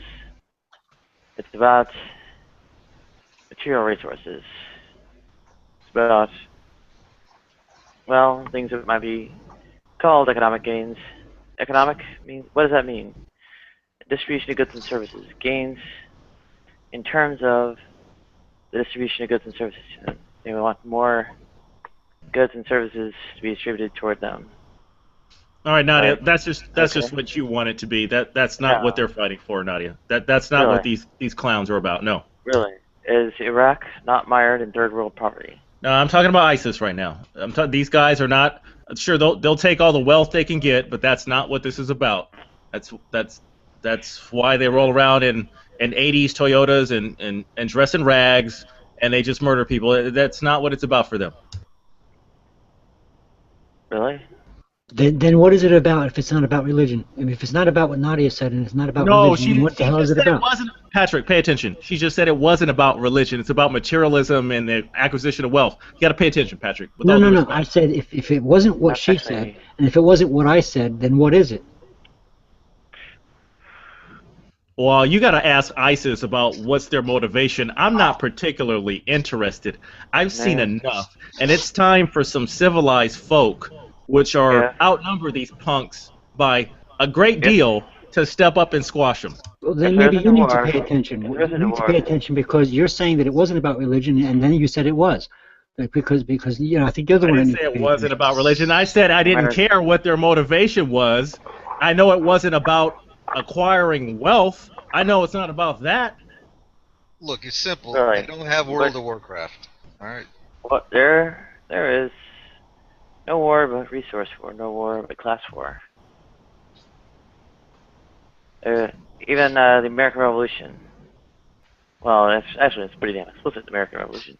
No taxation without representation. Oh dear. We don't want to lose our money to taxes, our money being spent into resources. We don't want our resources drained away from us. Right? I mean, you can't even remotely come close to getting away from this. And when ISIS goes about this, you have to look at, Nadia, listen, these guys mired in terrible poverty. These guys asked for $200 million. They asked for $200 million for the Japanese in exchange, to get this Japanese guy back, right? And it turns out that was just a big joke. They were just fucking with the Japanese. They were gonna kill that motherfucker anyway. And you know it. It's not about money. It's about just pure evil. And I know you don't recognize that, but it is what it is. That's why they burned that guy in a cage alive. There was no intention to swap this pilot for that Iraqi woman that they hung. There was no intention. They're just jacking people around to get attention, and then they just murder people. We need to stop negotiating with these savages. Don't even talk to them. We need to freaking turn a place into glass. Period. I agree, but then again, pure evil is an that means it's about religion. I don't think it's about religion. Yeah, they ultimately actually believe they are, fighting for the cause of righteousness. Their land, their country, their people, their religion, and at their attempts to capture resources on behalf of those various in-groups is the righteous one because they've been dispossessed by the colonials past. Between the Ottomans and the British and Sykes-Picot or whatever it was, partition of the Ottoman Empire. They see that. They believe they are doing what they do righteously, and they are in error, and that error is their evil.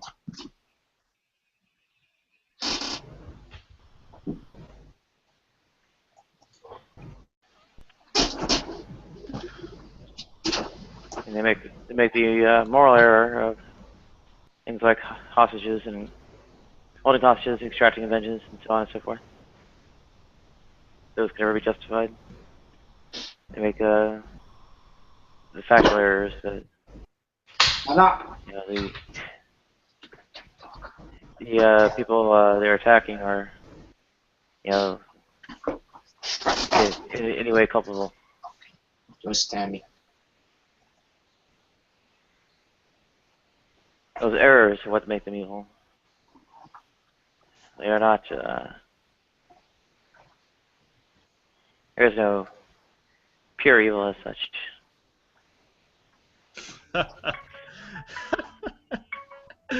Oh, that's a joke. Really? They killed some kids because they watched a soccer game, Nadia. Yeah. They were watching a soccer game. Go You're to their line gonna of blame reasoning. that on imperialism? I mean, this is comedy. Oh no. Well, actually, it might partly be, but at the same time, right? It's their attribution, say, of all these sports to imperial imposition of Western decadence, or whatever. That is an error, and that is the nature of that evil. And it's not even difficult to actually anticipate their motives there. There's no comedy. I mean, it's more accurate, more faithful, more comprehensive, more I don't know, enlightened, or whatever understanding of the nature of evil is actually necessary to combat it. All right. Well, if there's no evil, Nadia, you got to lay off those southern pastors that are talking trash about your sexual situation. I certainly am claiming there is evil.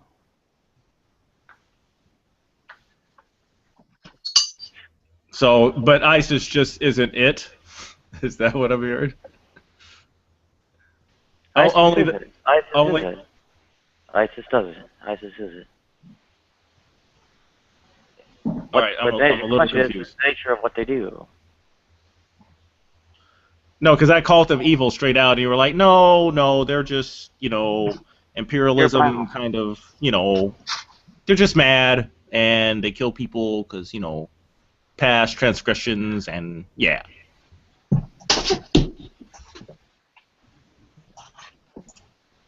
Were you listening?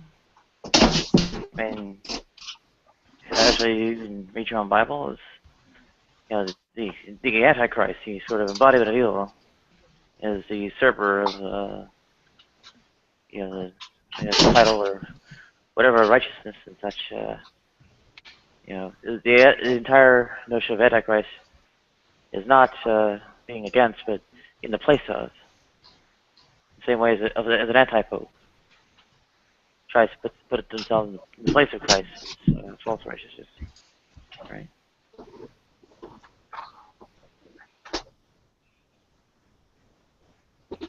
Yeah, I've read the Bible, and I've kind of poked around the Quran. I notice you don't have much commentary on the Quran, even though it can be manipulated in much the same way, and as often is, by the same group that we're talking about. Yeah, the nature of evil is that. Good morning, everyone. Excuse me.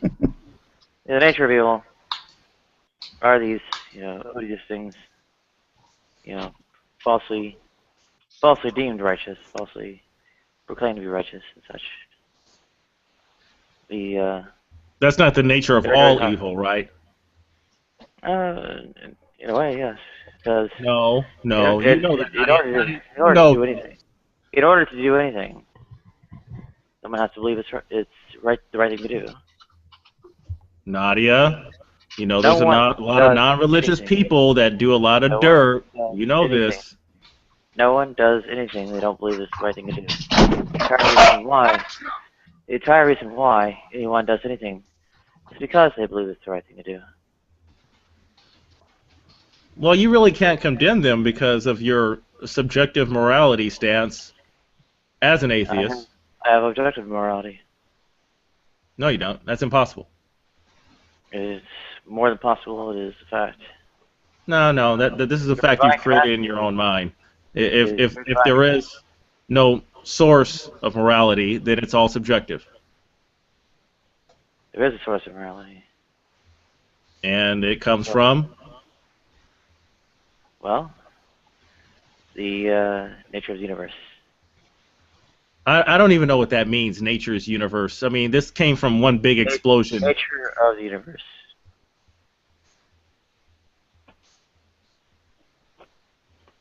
Okay, the way I mean, the world works. so no, listen, that doesn't make any sense at all. Really, it doesn't. I mean, if there's some kind of morality, it comes from some source of intelligence, and I don't know of No. any intelligence that isn't created from intelligence. Can you give us an example? Yes, life on Earth. Next is that morality does not derive from the source of intelligence.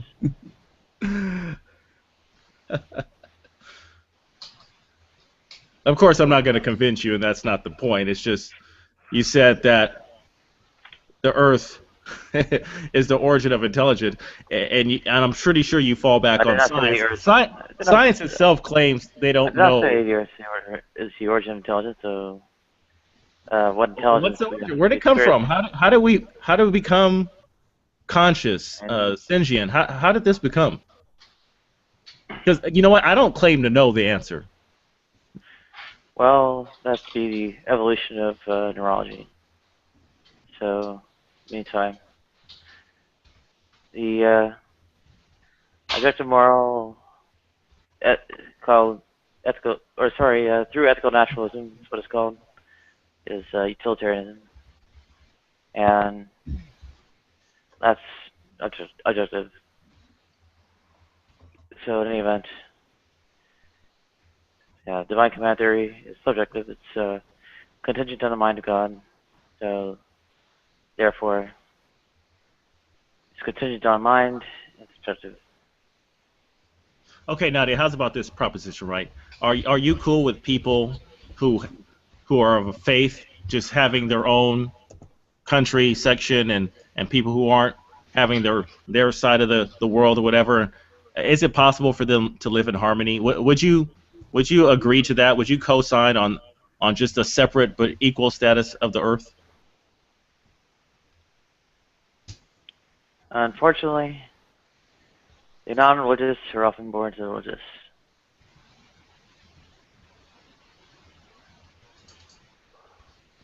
The non-religious are born to the religious. Okay, that's fine, but we're talking about from this point forward, and we're talking about, let's just, we're going to agree to disagree, and we're just going to have our little camp set up. You're okay with that, right?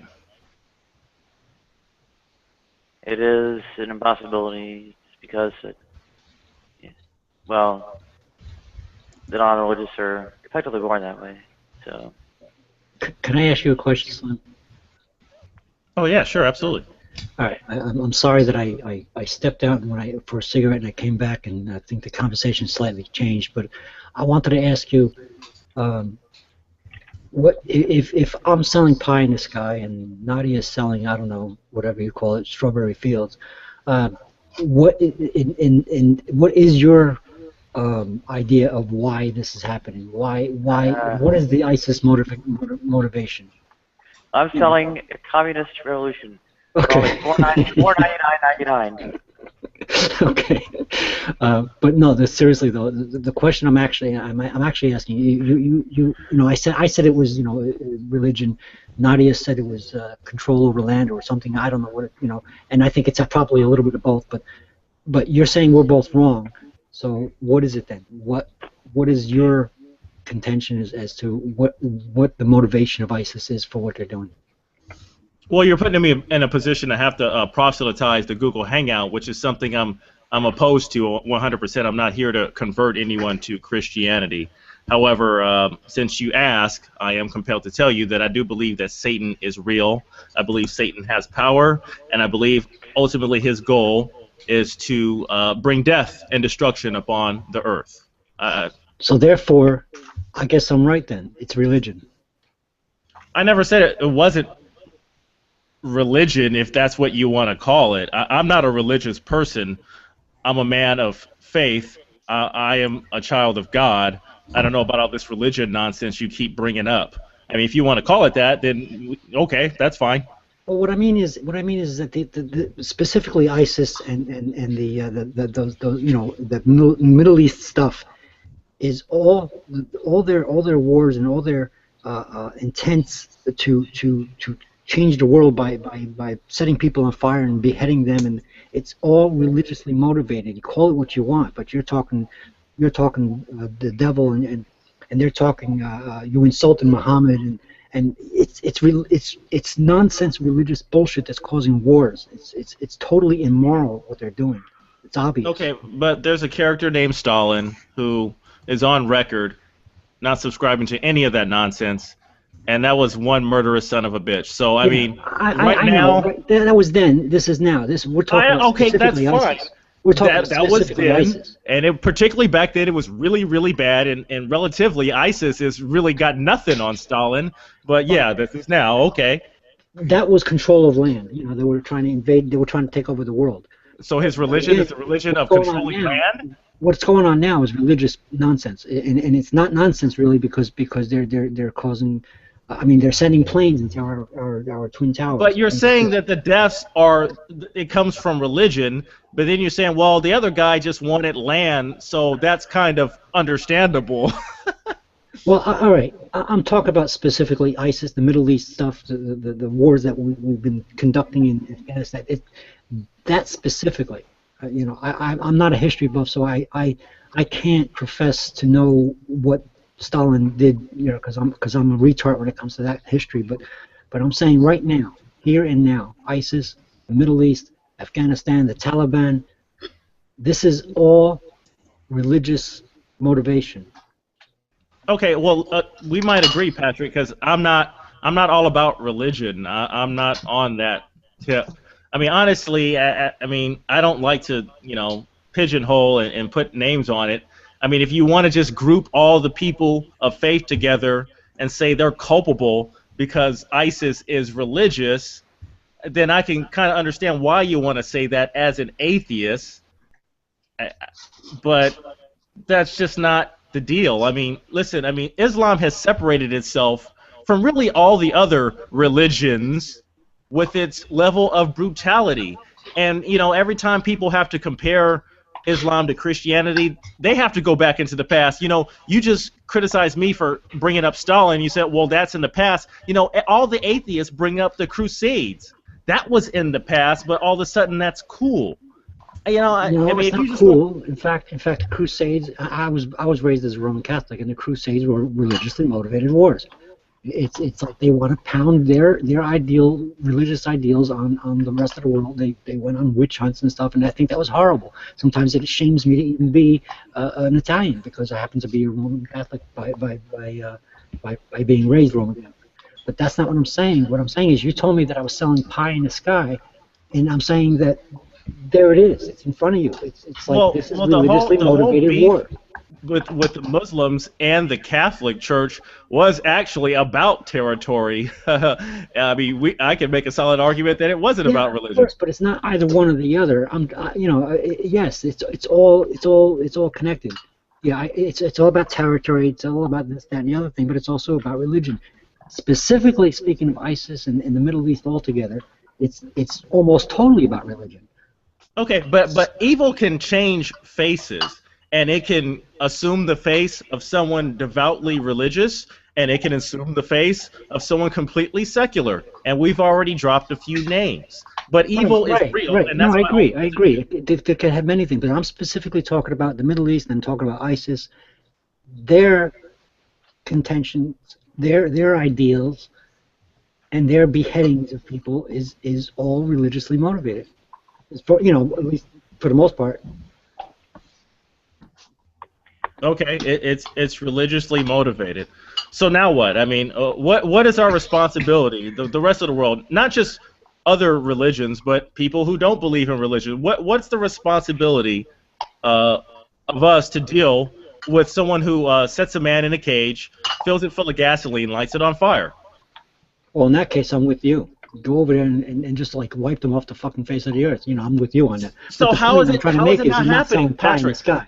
Okay, cool. So now we're on the level. You're not selling pie in the sky now. But listen, why isn't it not happening now? Because you know what, Patrick? If you're not selling pie in the sky, someone is, because these guys are out of control, and it seems like there is no resolve on the planet to deal with this handful of backwards creeps. Yeah, that pisses me off too. But I did say that I heard today that Jordan is actually taking action, and that is their neighborhood. That is their, you know. And that's cool. They had to lose a pilot in a very gruesome way, and they're taking action, and that's cool.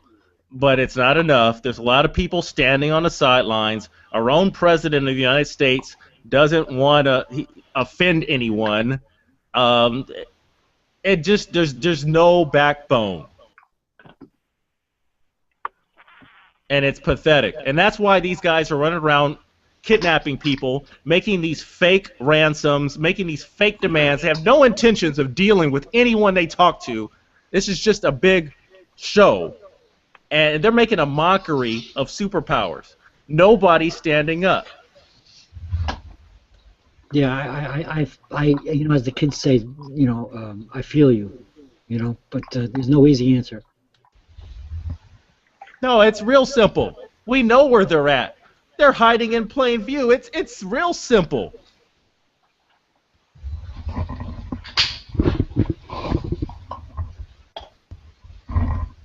Slim Jim for president. No. I'm not the president. I'm just saying that there's something very strange and bizarre about this handful of murderous sons of bitches that are making a mockery of the entire world. There's something strange about that. Yeah, I know. I again, I'm going to talk like the kids. I feel you.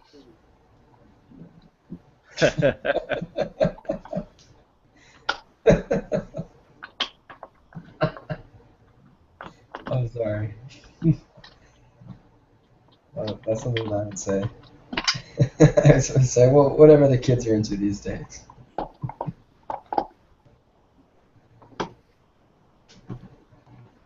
Well, Nadia, what would you do if you were the president of the most powerful country on the planet? I mean, would you even be concerned? I mean, it kind of sounded like as long as it doesn't come to the States, it's not a big deal. That's a different question when you're governing a country and have, well, who's fucking with William? What on earth? Okay, so now that I'm reading that, the moral obligation to actually do something about it is there present for a nation as a whole, and particularly when there's, well, that history of colonial intervention and so on, and the way to go about it is to build up a rack around it and have a defense against these, well, asshole masters, etc. And you have to do that in a genuine and full-blooded way to actually have it work.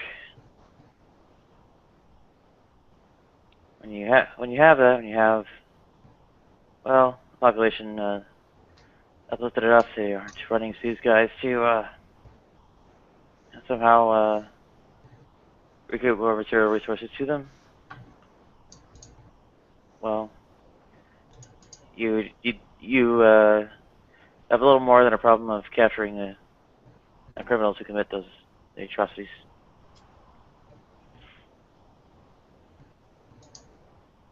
What happens when they infiltrate your country, Nadia? What happens when they, because, you know, we kind of have open borders here in the U.S.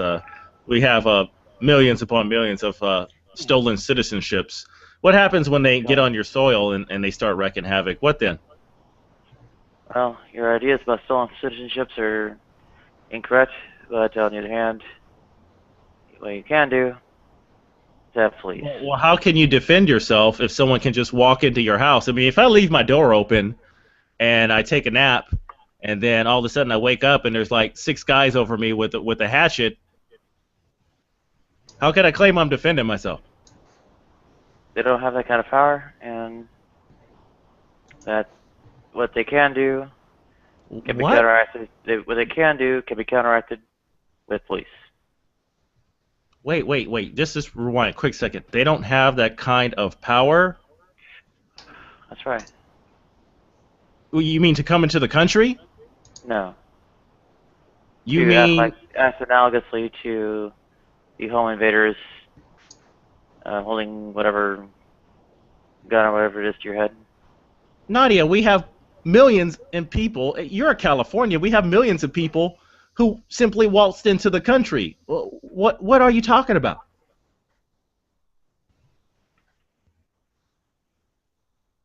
Slim Jim, you went from ISIS to Mexico. Come on. I went from an open border to an open border. It doesn't matter if the guy speaks No, it does Spanish matter. It does matter because. Well, how does it matter, that's, Patrick? That's How a does it whole matter? different story. How is it different, sir? Ball game. Okay, explain that.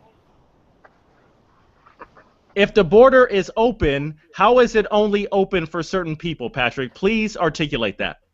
Where is your idea of open border to ISIS and these The terrorists? border is open to anyone with 2 feet, some water, and food, Patrick. Okay. That's also inaccurate. All right. Yeah, I'm gonna have to go take a pee break. Go ahead and rant. Oh, okay. Hey, I actually live in El Paso. It's about a mile from Mexico. Yeah, it's true. I don't know what distinction he's making between someone with 2 feet who's born in Mexico. The distinction is that Mexico is our neighbor. These and refugees coming across, the people coming across are trying to escape some hardships. And there may be some illegal things going on, but these are not terrorists.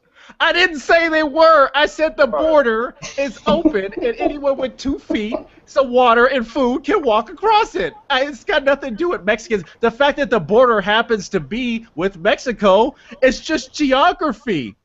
Yeah, all right. We're going to walk across the Nile River, too, right? All right, I'm going to go take a pee. The border's not open. Nadia. Many of those who attempt to cross are apprehended. And Nadia, come on, this is your hangout. You can't just like say that no one's coming across the border and you can't say that's not happening. People do make it across. It doesn't mean the border's open. You said that people who try are apprehended. I said many of the people who try are apprehended. But they miss like, I don't know, 15 million people. Actually, Slim Jim, they wouldn't need food and water because they could just get EBT, so they wouldn't actually need to bring that. Don't worry about it. Historically, less than it is today. Yeah, it's funny because I can literally see Mexico from my window, and I've already seen people cross the border. Yeah, I mean, it was Max. It's like, dude, man, come on, man. You telling me that the guy that works on my car is an illegal immigrant, but he gives me a good deal, so it's whatever. Maybe Patrick thinks like when the Mexicans see like someone from the Middle East, they're gonna snitch him out or something. I don't know. Maybe he thinks that's what's gonna happen. But the fact is, if that guy's got a lot of money, he's gonna make the walk. He doesn't even need to have a lot of money, actually. Mexico has consulates and so on too. Mexico itself doesn't have borders for people to walk into it. And again, the border with the U.S. is not entirely open. Or not open. It is, I guess the border patrols are evaded by many, but so how are all of the people coming in illegally, Nadia? How is this possible? They are not doing quite what you described. Numbers of illegal immigrants have been estimated to be declining, actually. Okay, but that wasn't the question. Whoever gets in, how are they getting in? They evade border patrols, and border patrols were historically less than they are today.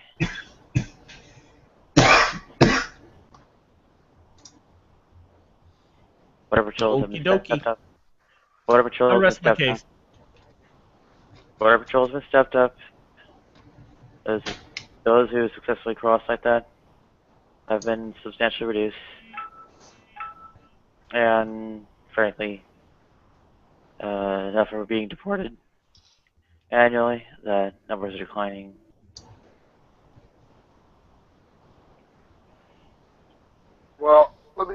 can I give a witness to something here? I don't mean to say witness on the channel, Miss Nadia. I don't mean it that way at all. Let me stop and say it another way. In real life, for me, it took me 8 hours to apply for a Social Security card. Recently, the line was predominantly foreign.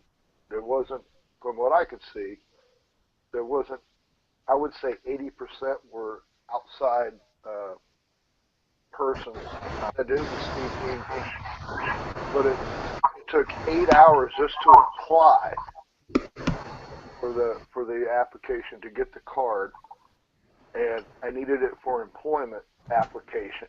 They wanted to show, all know the I-9 thing that's been going on for years, but I had to have the card physically to apply for the job, and they didn't even give me a receipt that I had applied for the new social card. And that's what it used to be. All you needed was to show that you applied. You take it to your potential employer and say, hey, I applied, I don't have it on hand, and they would give you this receipt at the office. But it took 6 hours in line, and the line was outside the building. This was a federal building, and it was in a strip mall here in Orlando recently. And I don't know if they were immigrants or whatever applying, but that type of process, times have changed significantly because I hadn't had to get one in a long time. Now they want me to get my birth certificate too. This is just to get a new license. And I've already got a license in my hand, right? The insanity about that, I think the immigration thing is causing that heartache. I don't know. But to spend all day in a line just to apply, and I can imagine out in the West it's even worse, But I live in a predominantly Mexican area. It's, in fact, almost the whole area where I live, north of Orlando, is all Mexican. I live in a Mexican neighborhood, and it's a black neighborhood too, this, that, and the other, but predominantly all Mexican. And the cartel's here, and we don't deny it. They have their own insignias on stuff that they sell. They sell CDs and DVDs in their stores, and it shows their emblem on it and all that counterfeit stuff. But they're here, and I don't mess with them because I'm not all the man I could be. I'm not all that. So I don't rip the water. But it's become a real hassle, and I don't know if it's because of the immigration thing or not. But I saw something yesterday online that shows them actually loading guys that were trying to jump the fence. Way before they even were trying, they were loading them up in federal vans, bringing them over the border, and then taking them to the immigration office. And these were like American vans, bringing them over, like 15-person cargo vans. Great point, Ron. Bringing them over and letting them out, and then lining them up to go get their documents and stuff like that. Get their driver's licenses and stuff. So California just made it legal for those with stolen citizenships to get a driver's license. I had to go renew my driver's license at the DMV, and the line was clearly around the building. And I want to ask the gentleman in the chat that says everyone apart from Native Americans are illegals. Can I go to Mexico and get a driver's license? Can I get public benefits? Like, can I just waltz into Mexico and do that as an American citizen? That's a legit question. Please deport me to the United Kingdom. Please come. Well, Yeah. I'm sorry. But it's I have to pretty much a apologize. one-way deal, right? I mean, I can't go to Mexico and get on public assistance, right? I mean, we can all agree on that, right?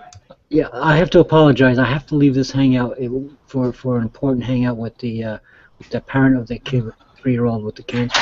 So I'm sorry if I'm ending this. If you had any questions for me, I'm sorry. I apologize. I have to leave. Thank you, everybody, for having this discussion. Take care, Patrick. It was good chatting with you, brother. All right. See you, Patrick. Bye. Bye. Well, I have my solution to the illegal immigration problem is to have a North American Union. And that way, well, No more illegal immigration. We're all one country. Hey, Nadia, that ain't gonna help you, sister. Do you speak Spanish? Yes. Do you really speak Spanish? Da. Sí, mi madre nació en La Habana, Cuba. Makes it harder to believe that you're not employed right now. I wish I could speak Spanish. You know, this is everyone in this whole city speaks Spanish. Ah. A lot of people don't even speak English. It's really. Español es muy fácil. So how does the North American Union help the everyday Joe or Jane, Nadia? Articulate that. Well, we have less illegal immigration, so you actually enforce the minimum wage and drive up aggregate demand and have people paid enough to buy enough from local businesses to keep them afloat. And That makes no sense at all. How is it that we're going to bring in millions of people? The job situation doesn't improve by simply bringing in people. You've kind of just skipped over that real quick when you were talking. You're talking about enforcing the minimum wage. You kind of skipped over the fact that whatever jobs are out there, the competition just increased 50-fold because there's no border. it's not 50-fold.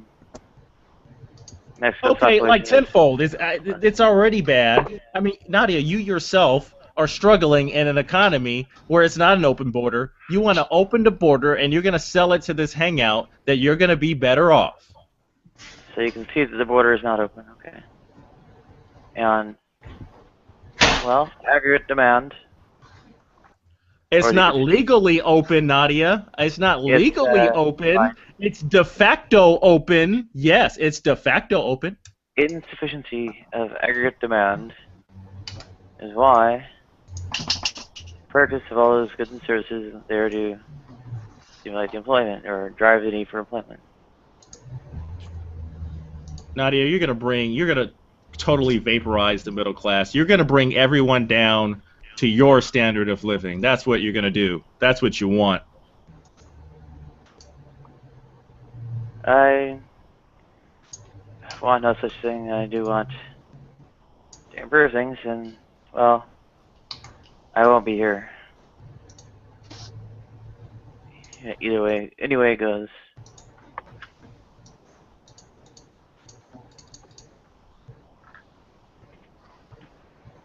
Well, you look well tonight, Nadia, must I say. Shouts to the host. Thank you, I guess. Hey Nadia, if you're looking for employment, I don't know what field you're looking for employment, but I'm sure there's a blind division story in there somewhere. I don't know where you're looking for employment, but I'll tell you a huge demand in the truck driving industry. That's what I want to do after my military contract's over, is become a truck driver. All right, the truck driving industry is just retarded. They will pay for you to get your CDL, which is like a $5,000 value, and then they'll hook you up with a job. In fact, they want you to have that job so bad they actually make you sign a contract before you go to CDL school that you will stay with them for at least a year. And this is what my brother's doing, and it took him. He decided this, and within 2 days he was signing a contract with a company. Okay. There is just employment like crazy. Yes, there's bigoted people that are gonna be biased, but against whatever sexuality, but not with truck driving. Definitely not that. Max, you gotta understand, Nadia is gonna throw up every single roadblock. There was a hangout, scroll back into a few of her hangouts where people, almost everyone in the room was coming at her from every angle. And the problem with the truck driving thing is that she has health issues and she doesn't have a valid license or whatever. So she continues to harp on Christians, yet there's always some other issue that pops up pretty consistently. So I didn't know about the other issues. I just know that what could be better than getting in your truck in California and driving in Montana. Confused about proximal and root causes. That's what you want, Nadia. If that What makes you broke- feel good, What broke I'm my not health? one to tell you otherwise. What broke my health? I don't know. I don't want to pry into your health stuff if you want to put it out there. I mean, that's none of my business. But I mean, you said yourself you have health issues, seizures, things of that nature. What broke my health? I don't know. What did break it? Well, interruption in employment that deprived me of health care during 2010. And that was Christian's fault. Well, let's wind back another step. Why was I deprived of employment and so on? Oh, nice little life disruption from those motivated by anti-LGBT bias. I just want to drive a truck. That would be so awesome, especially one of those like manual ones, like 14 gears. You're in like 7th gear by the time you're doing 20 miles an hour. I mean. Yeah, I noticed that about this truck driver. I was like, man, how many gears do they have? I'm walking, and the guy changed gears like 8 times. I'm like, geez, those things have a lot of torque though, so it's all about that low end, right? Yeah, my uncle let me drive his rig once, and yeah, you got to shift like I wasn't even out of the intersection. I'm already in like 4th, 5th gear. Well, Slim, we aren't done yet. Where did the anti-LGBT bias come from that motivated those people to disrupt my employment, housing, healthcare, everything? Well, for me, oh, well, I know what you're gonna say, but the fact is that not everyone who is not in favor of LGBT happens to have a religious background.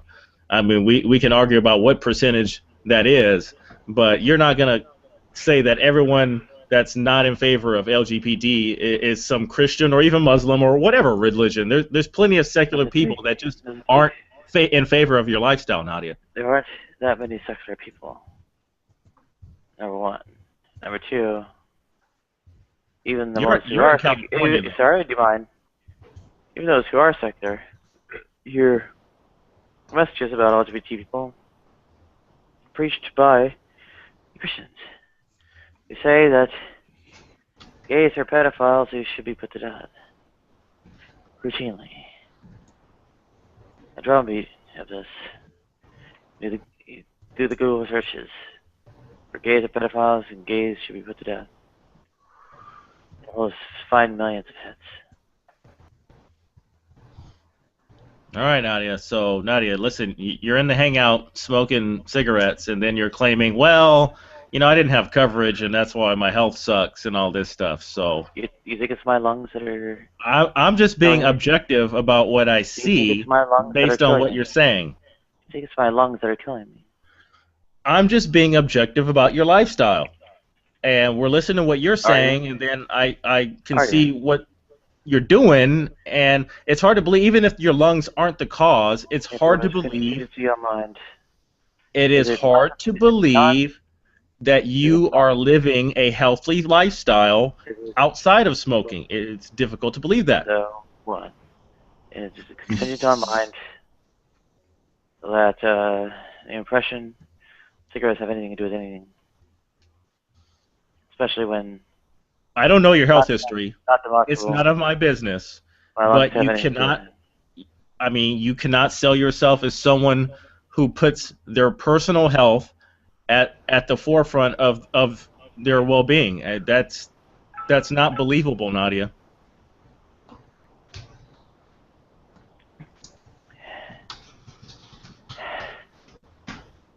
And perhaps your lack of coverage exacerbated the situation. Yeah, okay, perhaps. You're right, Nadia? In 2010. And that had to do with the disruption. And that is a euphemism. In late 2008. Okay, you're getting health care right now, yes? In a manner of speaking. Okay, well, what does that mean? What does that mean? Not adequate. Outpatient services are lacking. What is it that you need specifically? Logistical support. Right. They give her a reference sheet to go all over town with, and you don't have the funds or the means to get around to all those points that you got to get to. Am I halfway correct, Nadia? Halfway. Thank you. I've been there. I know that situation. It's like when they give you out a free food chart where you got to go out and get your groceries, and it's spread out over 30 miles, and all you got is a half a bus fare in your pocket. I can Well, Nadia, she doesn't blame the government. She doesn't blame the healthcare system. That's not where the blame is with her. Well, logistics is what's going on with the government? Well, actually, no. Let's look at what's going on with the government. Who's got the stranglehold on Congress? Republicans, dominated by the religious right. Didn't that happen like a month ago, 2 months ago? Where's the opposition from the health? Actually, no.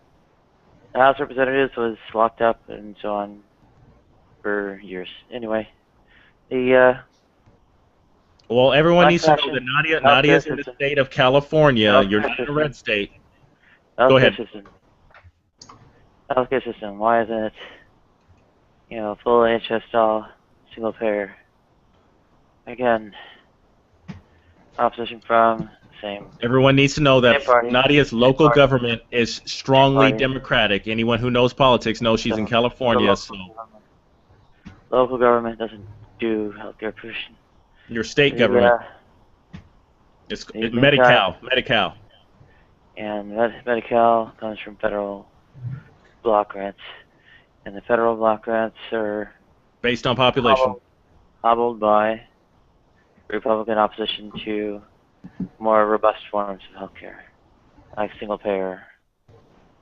So you have Republicans again, dominated by religious right. So it all goes back to religious right on every front.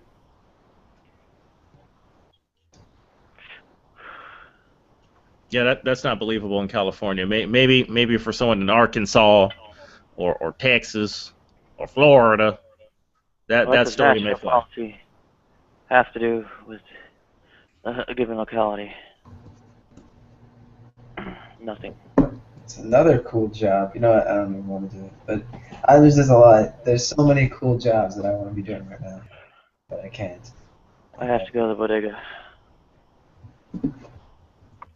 Don't you go nowhere, Nadia. What?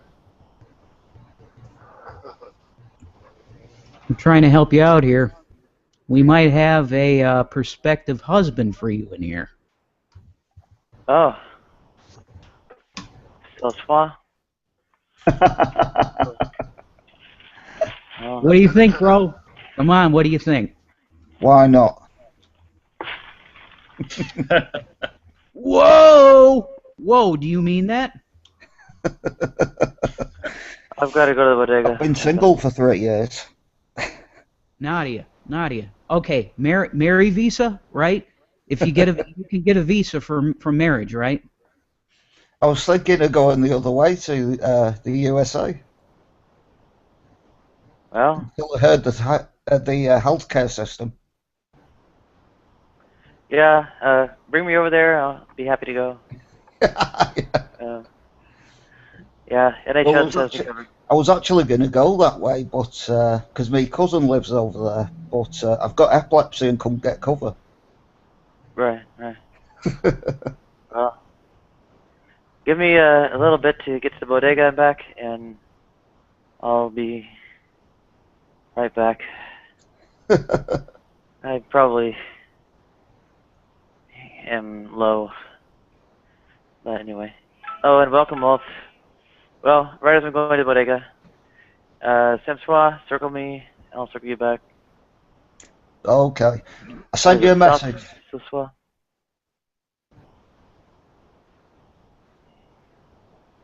Okay. I'll make sure I find you circle before I get out to the bodega here. I've got no friends on here anyway, so just joined. Anyone can subscribe.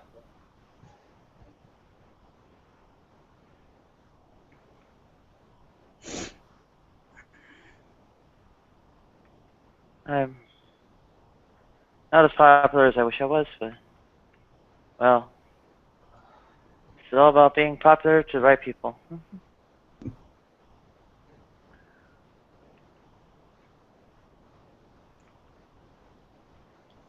Tell you what, guys, next time I'll dig the dirt on the royal family. Next time we'll do what with the royal family? Dig the dirt on the royal family. Oh, wow. Seriously. Well, for instance, you all know about Prince Harry.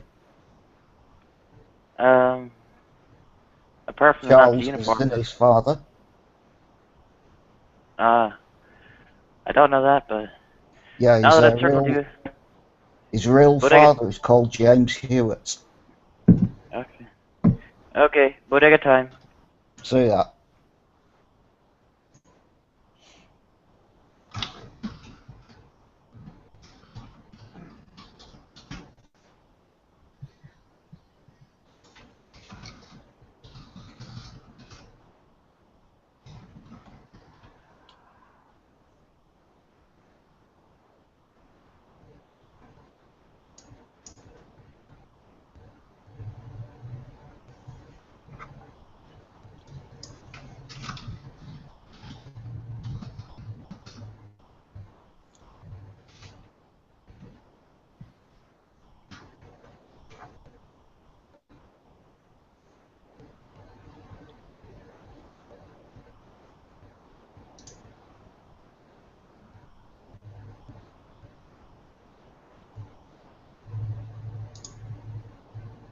No conversation on my first hangout, gentlemen.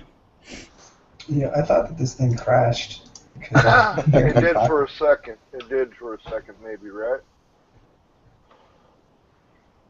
I can't. I claim no claim to the guilt there. I can't see the name. I want to say it's Saucer.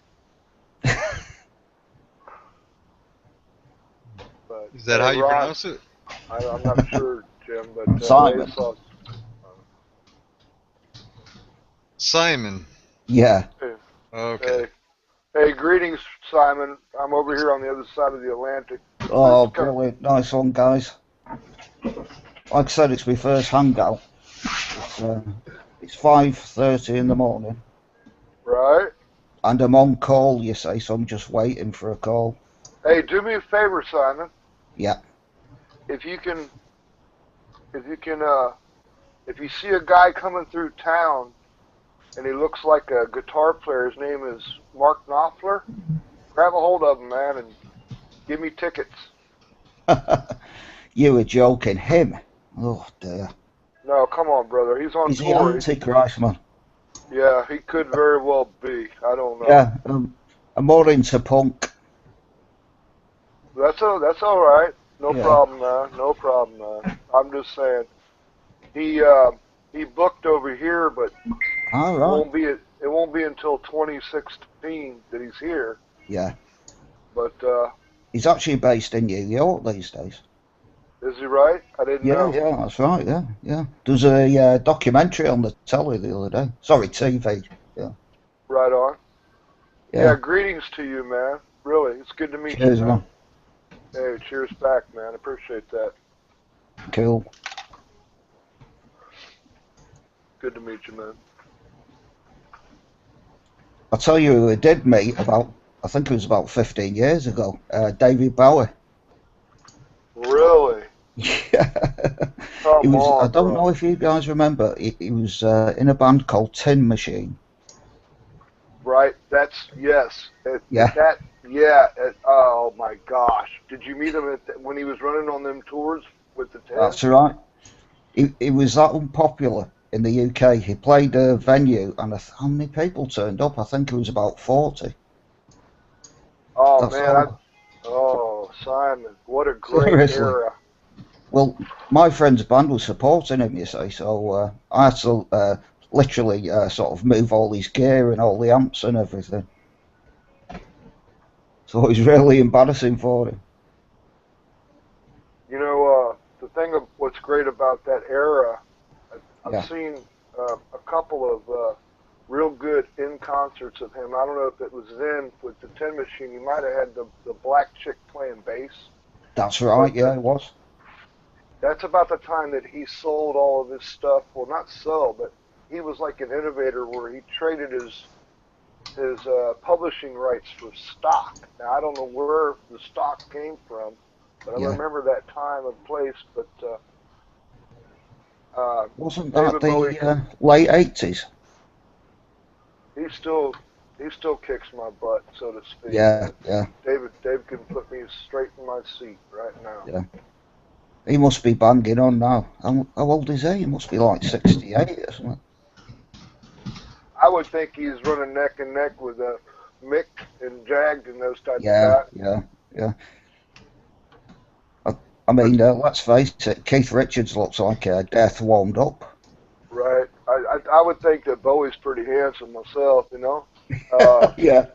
You know, just as a gentleman, so to speak, you know, as we're talking, I think that Bowie's pretty handsome. Also, they say recently that Rod is now the father of his, or upcoming for 8th child now. Yeah, yeah. Stuart? Yeah, Rod the Mod, as they used to call him. But you were handling equipment at that Tin Machine era, huh? Yeah. Yeah, I wasn't too pleased about it because how old was I at the time? 30? Early 20s, and you know, basically I was this huge amps at the time, really old school. So. I don't know if he did well on that tin thing over here or not, but for some reason it bit my butt. Yeah. I wasn't a fan until way beyond his glory day, I guess. I don't know, man. Something about that, you know, those type of artists will go down as a mainstay. Well, he had one hit over, and that was, what was it called? Jump, they say, with Tin Machine, and it was absolute rubbish. You know, the timeline guys that's out there in the live, that's fine, because we're still live, Simon, on the YouTube thing since you went to the eatery. But, you know, with Bowie, on that Let's Dance album that they had long before that, you know, in the early 80s, you know, the guitarist, he was, I guess, I don't know if Bowie was on tour or whatever. I don't have the information in front of my face. I only play with one screen when I'm here with Miss Nadia's live. And that's what I see you on. But so I don't do no research in the background. I stay solid where I sit. But he found Stevie Ray Vaughan in Texas. That's right, yeah. You know, and that also album is he great. played with Peter Frampton. What? Seriously, when he was in the UK. Well, you say he was on tour, or what'd you say about Frampton and him? Frampton played lead guitar for David Bowie. On the Let's Dance album, you know, when he went on tour. Is that right? Yeah, I went to see him. What? Yeah. Now, well, is he a Brit? I was actually out of work at the time, and they played a football stadium. I think how many people went? There was about 60,000. And I actually got in free and got paid £10 at the time, which was a lot of money. Because I was like a steward at the time, you know, got paid and sort of, I stood there with a luminous jacket showing people to the seats. Oh, so what you're saying is like the luminous jackets that they wear at the football. Yeah. I got in free, wore the luminous jacket, and also got a meat pie. So. Yeah, but it's I want to comment on your on the luminous jacket in a second. But is Frampton a Brit? American. Is he? Is that right? Yeah, seriously, yeah. Pussy. Yeah, because I remember, because he went through the band, you know, like these guys do, on drums, so and so, yeah, you know, on guitar, Peter Frampton. Usual, you know, but yeah, it was real cheesy the way, you know, them 80s gigs went. But I always wanted to see Springsteen actually, but never got to see him. I've recently got bit by the bug, only because of the platform we're on with YouTube. But Stuart Copeland, right, yeah. There's a great production of Stuart Copeland and Andy Summers recently. But yeah, brilliant. Yeah, I mean, just it shows him it shows Copeland in his home. It's about a 15-minute video, but Yeah. the gold mine of instruments that the guy has in his household is amazing. He has to be one of the best drummers of all time. Oh, it's just amazing. Tell you, man. Yeah. Oh, what's your nearest stadium, Simon, for football, brother? For football, well, I'm a Manchester United fan, so it's Old Trafford. Okay. Yeah, it's Old Trafford. It's owned by the Glazier family. I mean, is that your nearest? I mean, do you have an arena close by you? Or a stadium, so to speak? The football stadium is Manchester United, but there's so many gig places, you know, where you could go and see bands. There's probably about 100. So there's loads of places where you can. I prefer these days, because I'm getting old, the smaller venues, you know, like pubs, bars, things like that. There's so many bands in town now. I'm still playing in one now. Okay. I think it's a midlife crisis. I'm getting to that point now. I'm grateful over here at my age. It's sort of a great time. I'll just say it. It's a great time to be alive as a music lover that I am, because the bands are really, maybe because of the economy, I don't know, but they're touring quite a bit, and they're doing smaller venues. That's right. Yeah. You know, and it's more. Well, yeah. Go ahead, Si. All I was going to say was I saw the Sex Pistols last year, and like I said, like I'm 48 now, and I went to this gig, and the vast majority of people were probably about 20. Well, let me ask you, Simon, is Malcolm still alive? Oh yeah. Is he now? Okay. Just about. He's got cancer. But the remaining crew is the same. Nobody's passed except for old Sid. That's right. Yeah. 2nd of February. In fact, he died. All right. 2nd of February. Yeah. I hadn't heard news. I didn't know. I haven't ever really talked to anybody in a live hangout about the Pistols and stuff. But I didn't know that Malcolm was still around. That's killer diller. That's good to hear.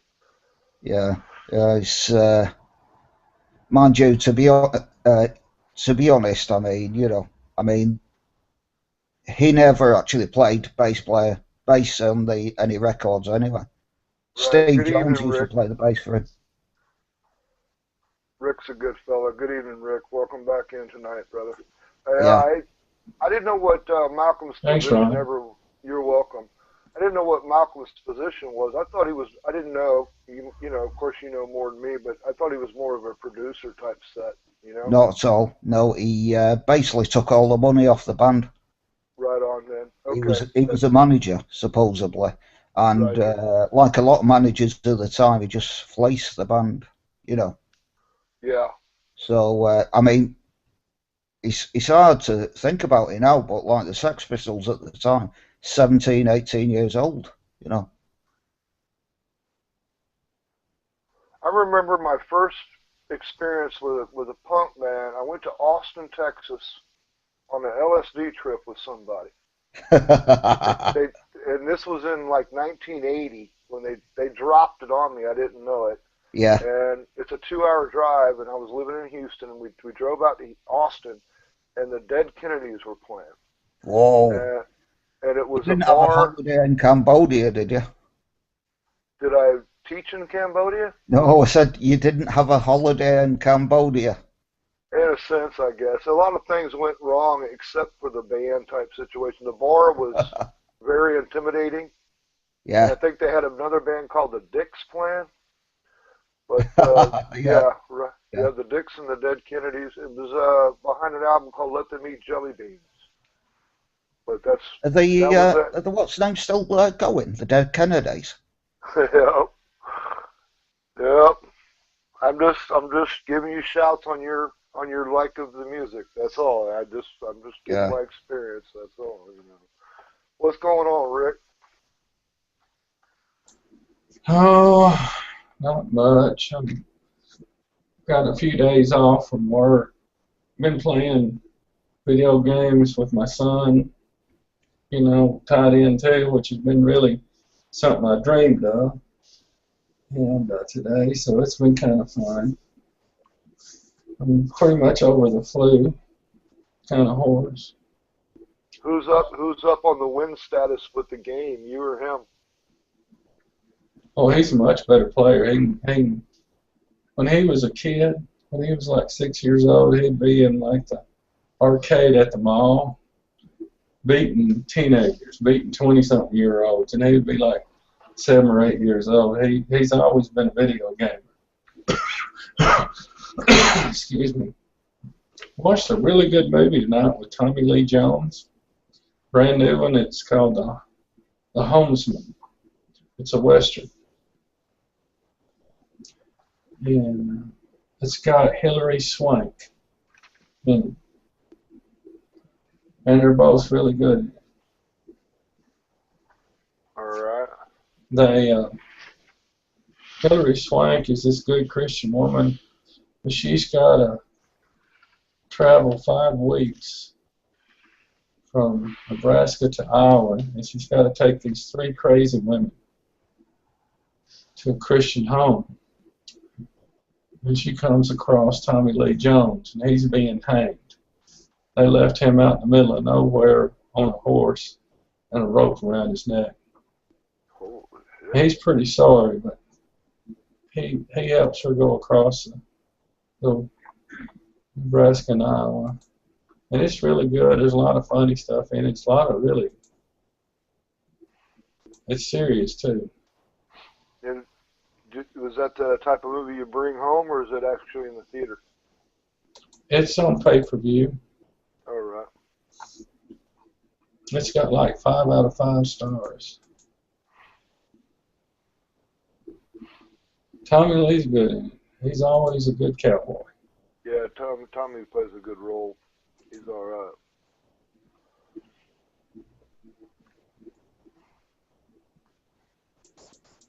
But now that football season's over. Well, American football? Yeah. Yeah. You don't really know what to do with yourself. I know. Could always watch rugby. Yeah. I don't care about rugby. I don't have a favorite team. They don't play rugby in Alabama. Even though I did watch that movie about South Africa, had not Wahlberg, but Matt Damon in it. And Matt plays a pretty good Morgan role too. Freeman. That was a pretty good movie. Morgan and Matt, huh? Matt Damon. Yeah, Morgan and Matt.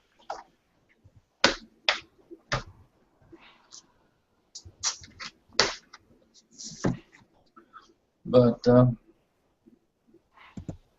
what's your newest? You're a headphone wearer, I see. I just recently started wearing headphones because of my device. I used to join Hangouts when I was on a desktop, and I didn't have to. The one you're wearing, I can see, but I got some new ones that, you know, I thought they were gay, or I just shouldn't have said that word in a gasp, but I thought they were weird when I first saw them, because I'm an earbud guy. Like, headphones back in the day were over the head, and then I went to the earbud. Not the new kind, but the Sonys that fit flush with your ear, like a studio type of, a higher end type of headphone, but these are Bluetooth wireless. Didn't have much faith when I first saw them or anything, and I bought them, and I guess they sound pretty solid. I don't know what it sounds like on the other side, but with yours, you know, it has that extension coming out for the microphone, what have you, but have you bought any new, what I call peripherals, or like external gear for your computer or gaming or anything that you would like to comment on? Have you bought anything recently that's pretty nice? Well, I rebuilt my system. I got a 3-monitor system now. I got 3 monitors. Funny thing about it is they're all different sizes. That's a monitor, and that's a monitor. Now you have all three running off of one card? I got 2 cards. SLI, but they're old cards. They're GTX 460s. Right, that's a good brand. When you game, you can get them to all three of them will show your point of view, like, you know, first person view. Yeah. Really? That sounds exciting to me. Now on like Counter-Strike, I can run it wide open, and the frame rate's great.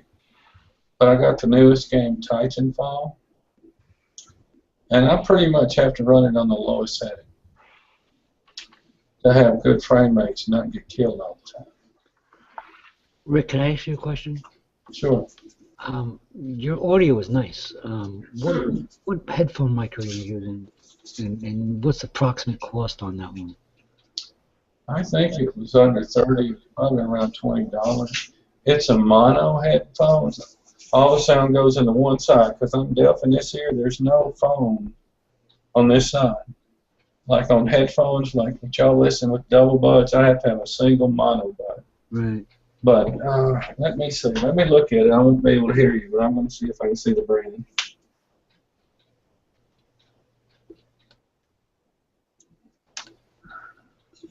Rick, I have to work tomorrow. Okay, well, I'll get off. Okay.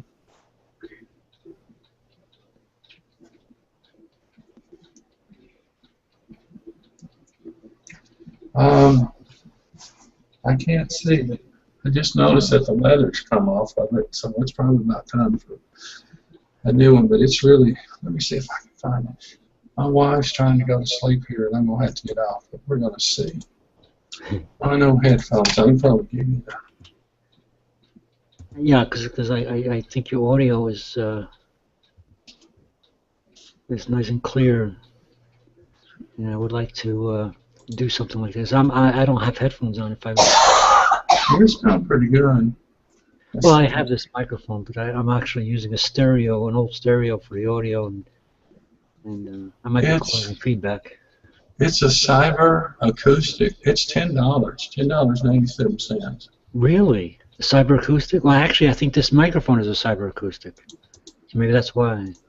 But you know, I've seen microphones like that on headsets like that before, and they all sound squawky in comparison to yours. Yours sounds clear, unless you're using a different microphone than what's connected to that headphone. I'll put the link in of one I think it is. It looks like the same one. Yeah, they stopped giving cyber out here. Oh yeah.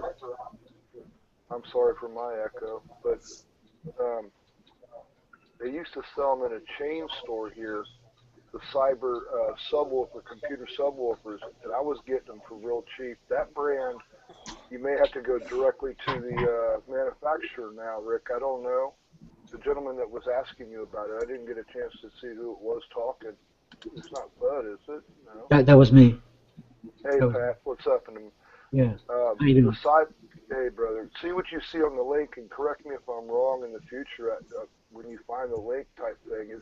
Let me know if you see any other retailers that offer that brand, because I was getting cyber for, they offered a 65-watt computer sound system. You get 2 satellites and a sub, and I was getting it for $29.99. I bought 4 of them, 4 packages. And they sounded so good, somebody heard it.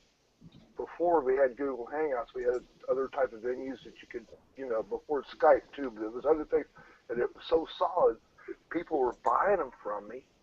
I'd go to the local store and buy them, and I was installing them in their homes for a couple $100. Wow.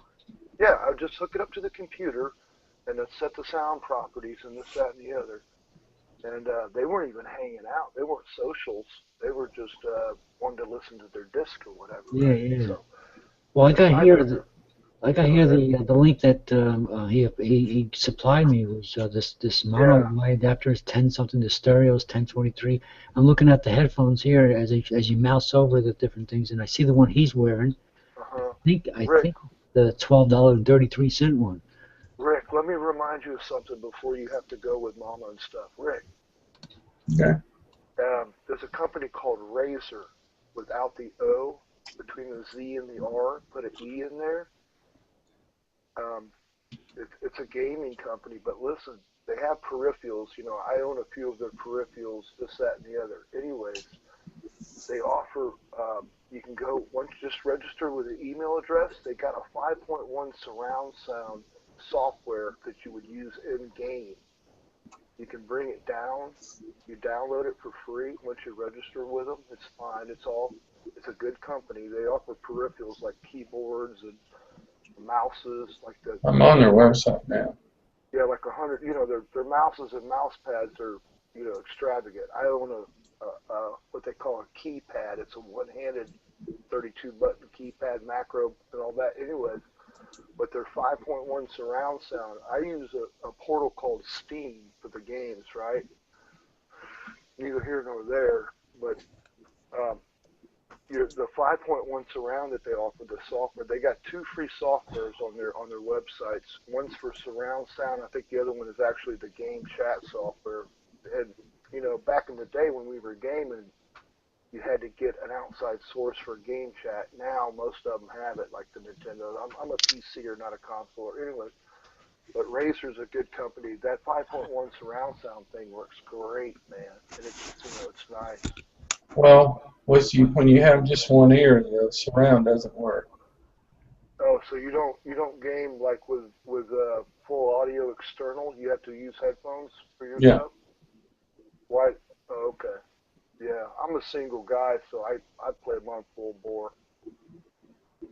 I don't have to worry about, you know, bothering anybody on the sound. But I am, the reason I got these headphones, the reason I brought it up is because I got to get a roommate. I'm moving in with somebody. And I had to get these to start dialing them in because the hangout thing, they don't need to hear what I'm doing, this, that, and the other. But I'm going to miss my subwoofers, guys. I really am. You know? Yeah, I have, I don't have direction of hearing. That hurts me a lot on gaming, because you hear somebody shooting at you, you don't know where they're coming from. You just got to watch the arrows, the red arrows on Titanfall. Hey, Nadia. Hey, Ron.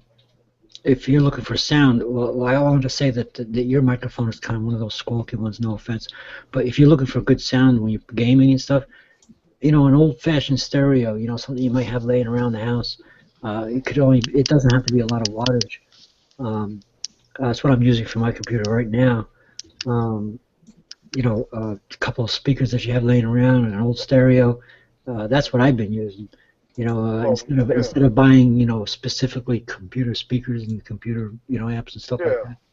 And in fact, I even have a subwoofer connected to it, which I have control whether I want to turn it on or not. It's an old RCA piece of crap subwoofer. That RCA, you know, RCA is crap anyway. But I used it on this from an old surround system, you know, that RCA had. But that's what I'm using for the computer. So if you're looking for like sound for gaming or something like that, a 10 watt, 20 watt per channel stereo from your closet that's been buried for a couple of years, you know, you'd be surprised. Right on. Yeah, it's just I agree with you, and I've dialed in with a few of those, but again, with me becoming a roommate, I won't be able to do that. But my biggest downfall with that was trying to do the line out of the desktop, you know, the RCA type jack out of the back of the computer to the amp itself, like the old, you know, the Marantz or the RCA amp and all that. I think I overcame it once. I figured out they offered an adapter to go from RCA to regular speaker wire or whatever. But I agree with you. I've got a few old amps laying around that I dialed in and tried that. But that Cyber Acoustic brand was my best success. Now, it wasn't, you know, it wasn't computer specific as far as that. When I found it, the $10 one that I found was I think it was a 15 watt. It was 2 satellites and a baby sub for $10. It was at a chain radio store, so to speak, over here. And you can't go wrong with $10. Yeah, it was, you know, the $10 one was a 15 watt and the $30 one was 65, like I said, and that thing was, it's just a bumper. But they gave you a 20-foot line with it. Both it had males on both ends of it, so you would do the line out on the back of your computer to the line in on the speakers. But it was 20 foot long, so you could set that sound system way off in the back when you're in a hangout, and it doesn't interrupt the microphone that we're talking on now. Now, like I said, my microphone's squawky, and I can understand that because it's a Bluetooth or whatever. And I really don't know where the mic is on this thing. It's not squawking, that's me. Yeah. Well, Nadia's a squawky too, but hers is slightly better than yours. Oh, definitely. She's got great audio sound. Always, man. Nadia's. No, I mean hers is squawky too, but it's slightly better than yours. But oh, definitely. But Rick's audio is absolutely natural. It's I like it. Right. You know who else is Pat? All right. I have a cunning plan. We can change the subject to something, well, maybe others of us can chime in on, like, sorry. I don't know. What is it we believe? Not what we don't believe, but what we do. What is our idea of, I guess, what makes things moral, what makes things true, makes things real.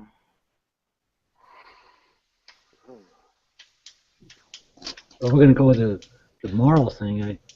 I have to refer you back to what we were talking about the other night. I subscribe to Sam Harris's ideas. In his book, In the Moral Landscape, I subscribe to his ideas. So I won't be able to explain that here. Why not? Yeah, that's not so hard to explain. Well, if you know the Moral Landscape, his book, I've always had those ideas, but he of course is the genius, and he was able to.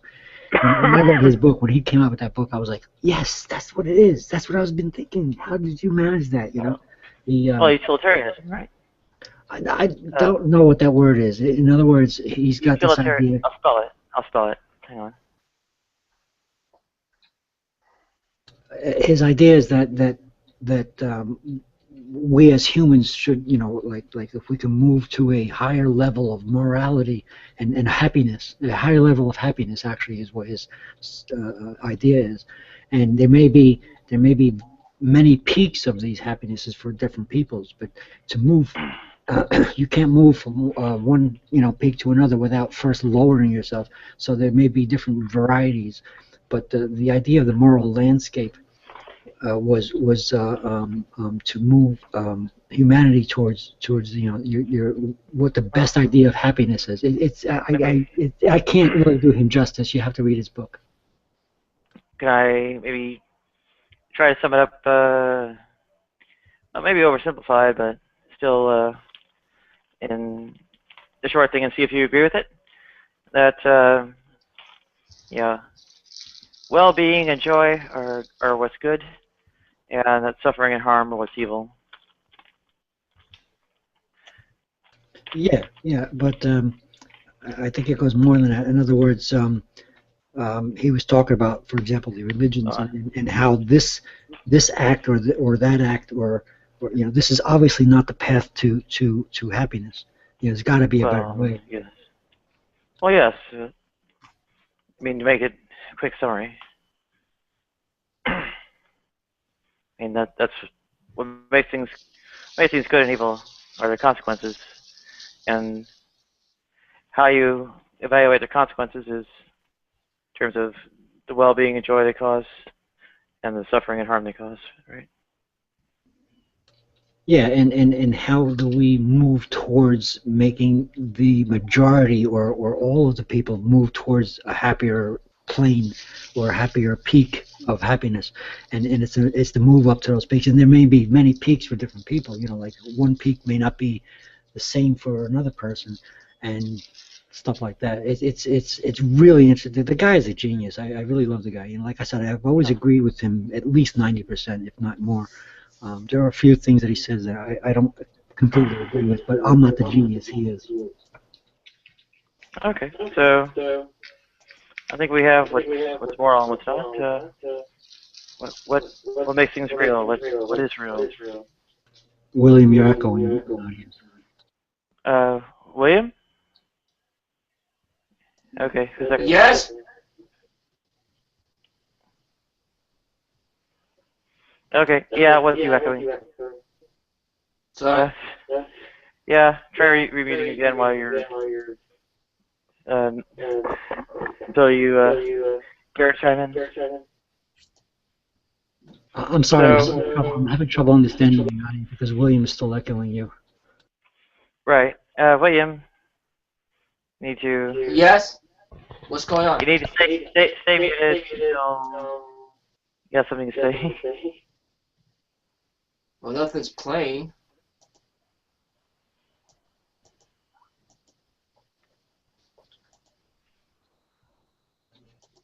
Well, I think what you were saying was... Actually, I'm not sure what you were saying. William, all we want to tell you is that when Nadia's talking, for some reason, Wow, William, you're echoing. So, stay muted most of the time until you actually are wanting to say something. Okay, what were you saying, Nadia? Oh. Bear with me.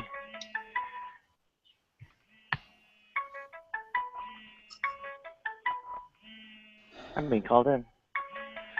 I was going to say, well, what makes something true is another meaningful question. Kind of.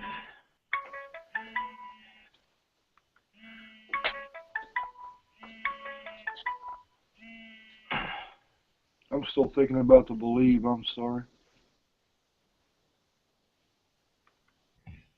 I was going to say, somebody please answer the damn phone, but I guess they got it.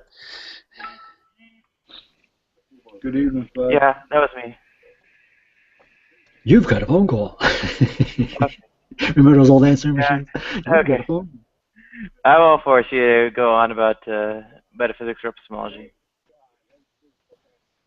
No, definitely, metaphysics is not my deal. It's literally, you know, what I love about Sam Harris is he literally talks about reality, and he asks very tough questions about what is the move towards happiness for the majority of people and that sort of thing. I love this guy. He's really amazing. But if you're going to ask questions about what is morality and stuff, I'm just going to steer you towards Sam Harris, because he can articulate much better than anybody can articulate better than I can. But Sam Harris is the neurologist genius.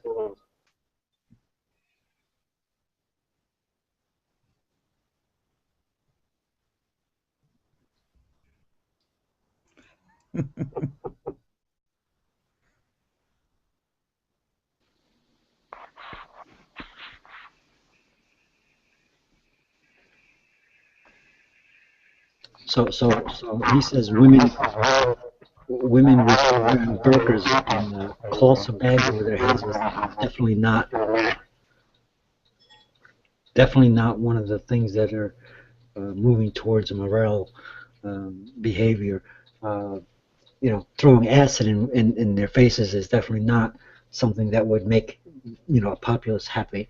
And there's probably levels, you know, of that. Again, I'm having trouble speaking for Sam because I can't do that. You know? But that's the general idea. I would highly recommend his books. And what is Sam Harris's solution to get people to move in that direction? Well, that's just it. The people ask all the time, okay, what's the solution? What's your answer? There isn't necessarily an answer. That's a very tough question. But what he's talking about is, you know, he's showing you where the problems are. He's showing you ideas, and the solutions come from, let's start talking about this. Let's like, you know, this is very interesting stuff. Let's like figure out what can be the solutions. You know, he doesn't come up and say, "Hey, I got a solution for this." No, that's nonsense. You don't, you know, nobody has a real solution for it right now. But to bring forth the problem in such a graphic way that he does makes everybody think. Like, yeah, okay, how do we do this? And it's going to be, decades worth of discussion on how we do this. Okay.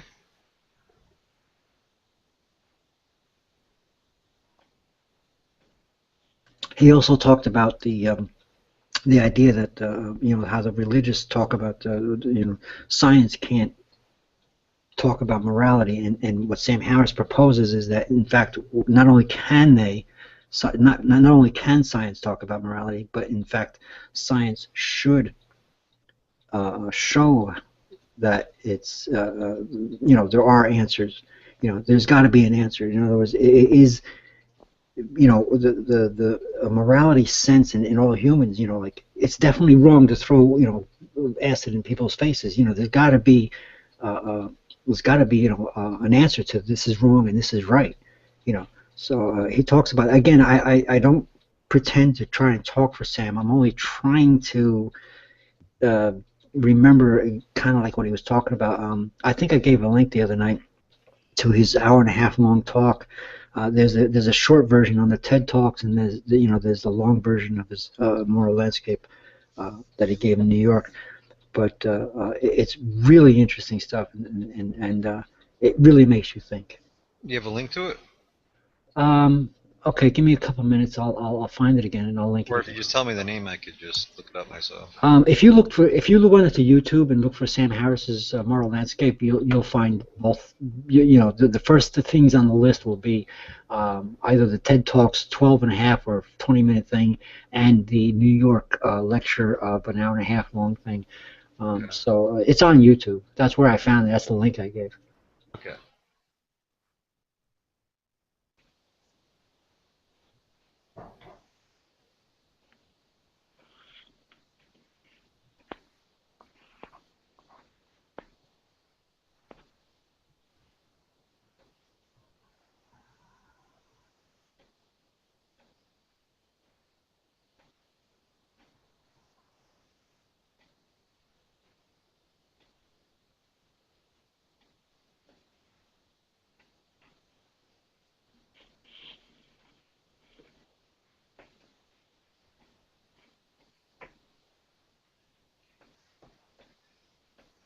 So Nadia, where are you taking us?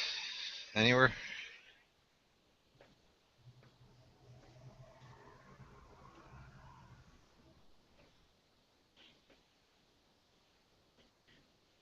Oh, she's muted.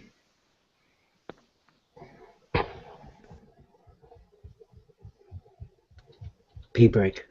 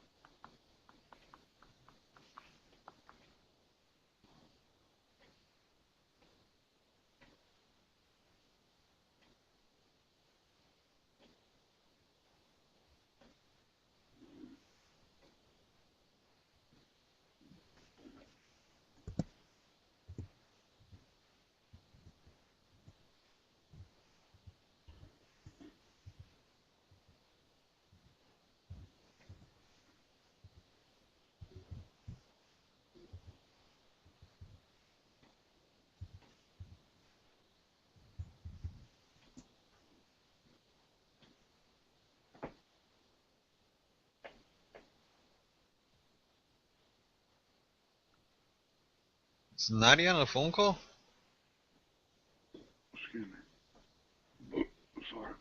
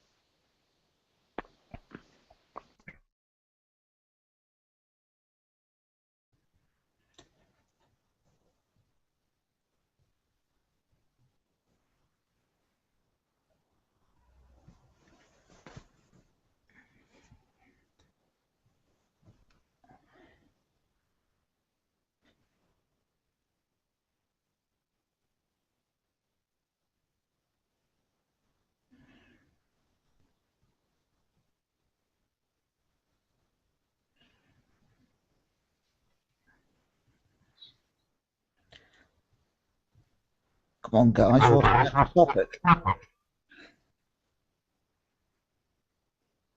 Embracing the silence.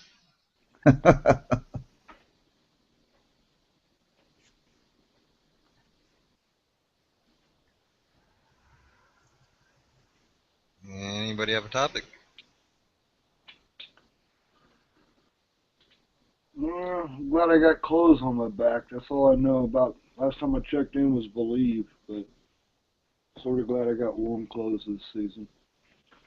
I ain't got much, but what I got, I'm glad for. So no matter what it brought, who brought it, whatever. But I'd like to thank the host for having me around for such a long time. Props to Miss Nadia. Thanks again. You're a little low. Who's talking? It's probably me. Ron? Yeah, I had some oral stuff done, so Oh, there you go. Okay. I talk sort of hinted when I have an oral problem, but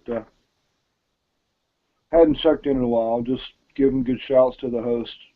What a great way to be. Glad to be around.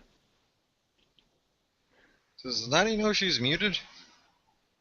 I would I assume don't she know. does. Maybe a moderator. Maybe a moderator. God. Turn me down.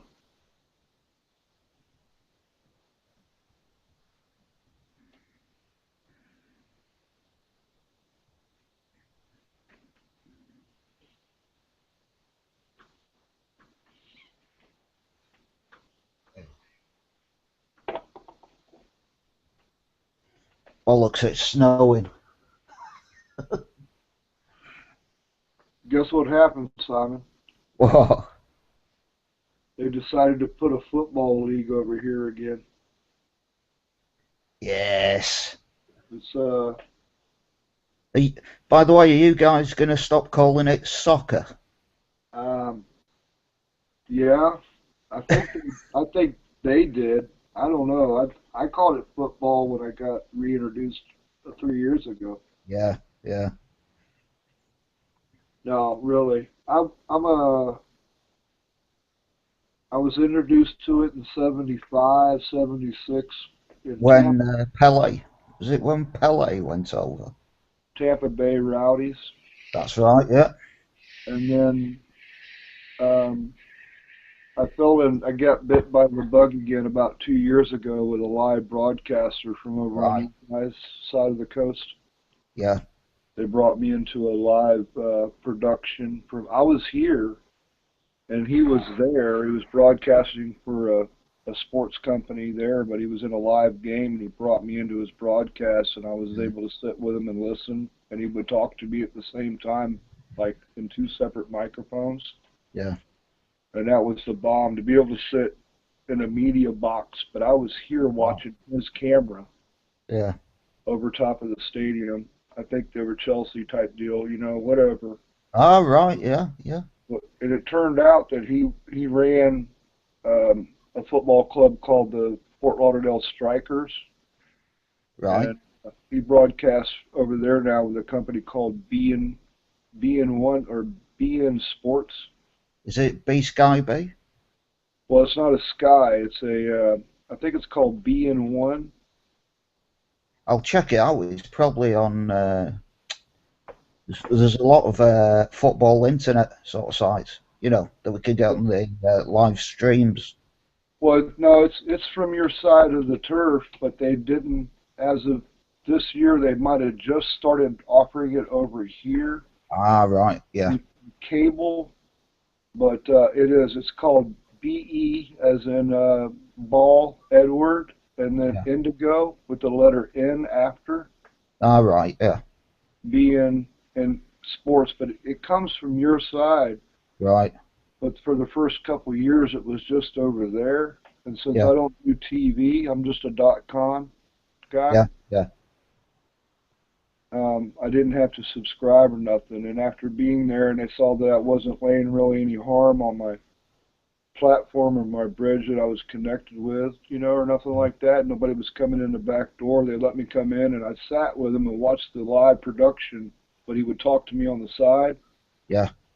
And I followed the whole 2013 season with them on that, man. That was great, man. I wish I had that over here. I tell you, doing that with Manchester United, no chance. Oh I know, right? Well, they wouldn't be in the club, like, it wasn't a club exclusive type thing. Yeah. They were just professional broadcasters, Yeah, yeah. And I was surprised that they didn't go, and I thought they might have been, these two guys that were announcing, I thought they might have been picked up by maybe somebody in the Olympics to go over there and broadcast, because they're so professional sounding and this, that, and the other. They're good. The two that I hung out with, one was the team coach for, like I said, Fort Lauderdale, and the other one was an actual player from over there on your side. And I can't name what team he was with, but he's an ex-player. Right. And what was it, last season we lost a goalie to a death, I think it was, or maybe two. I can't recall now what goalie it was. His last name started with a V. Was it a Dutch guy? It could well be, but I know it was in the league. It was in the European League. It was in the and I'm caught for words here. Premier League. Yeah, it started with a V. In England Premier League. It might have been the 2013 season, but I think it was the 2014 because it rolls through that certain part of winter. That's right. Yeah. When it rolls, from one year to another in the same season type thing. That's right. Yeah.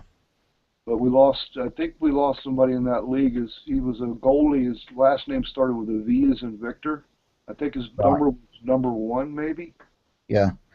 Could have been Van der Sar, a Dutch goalkeeper.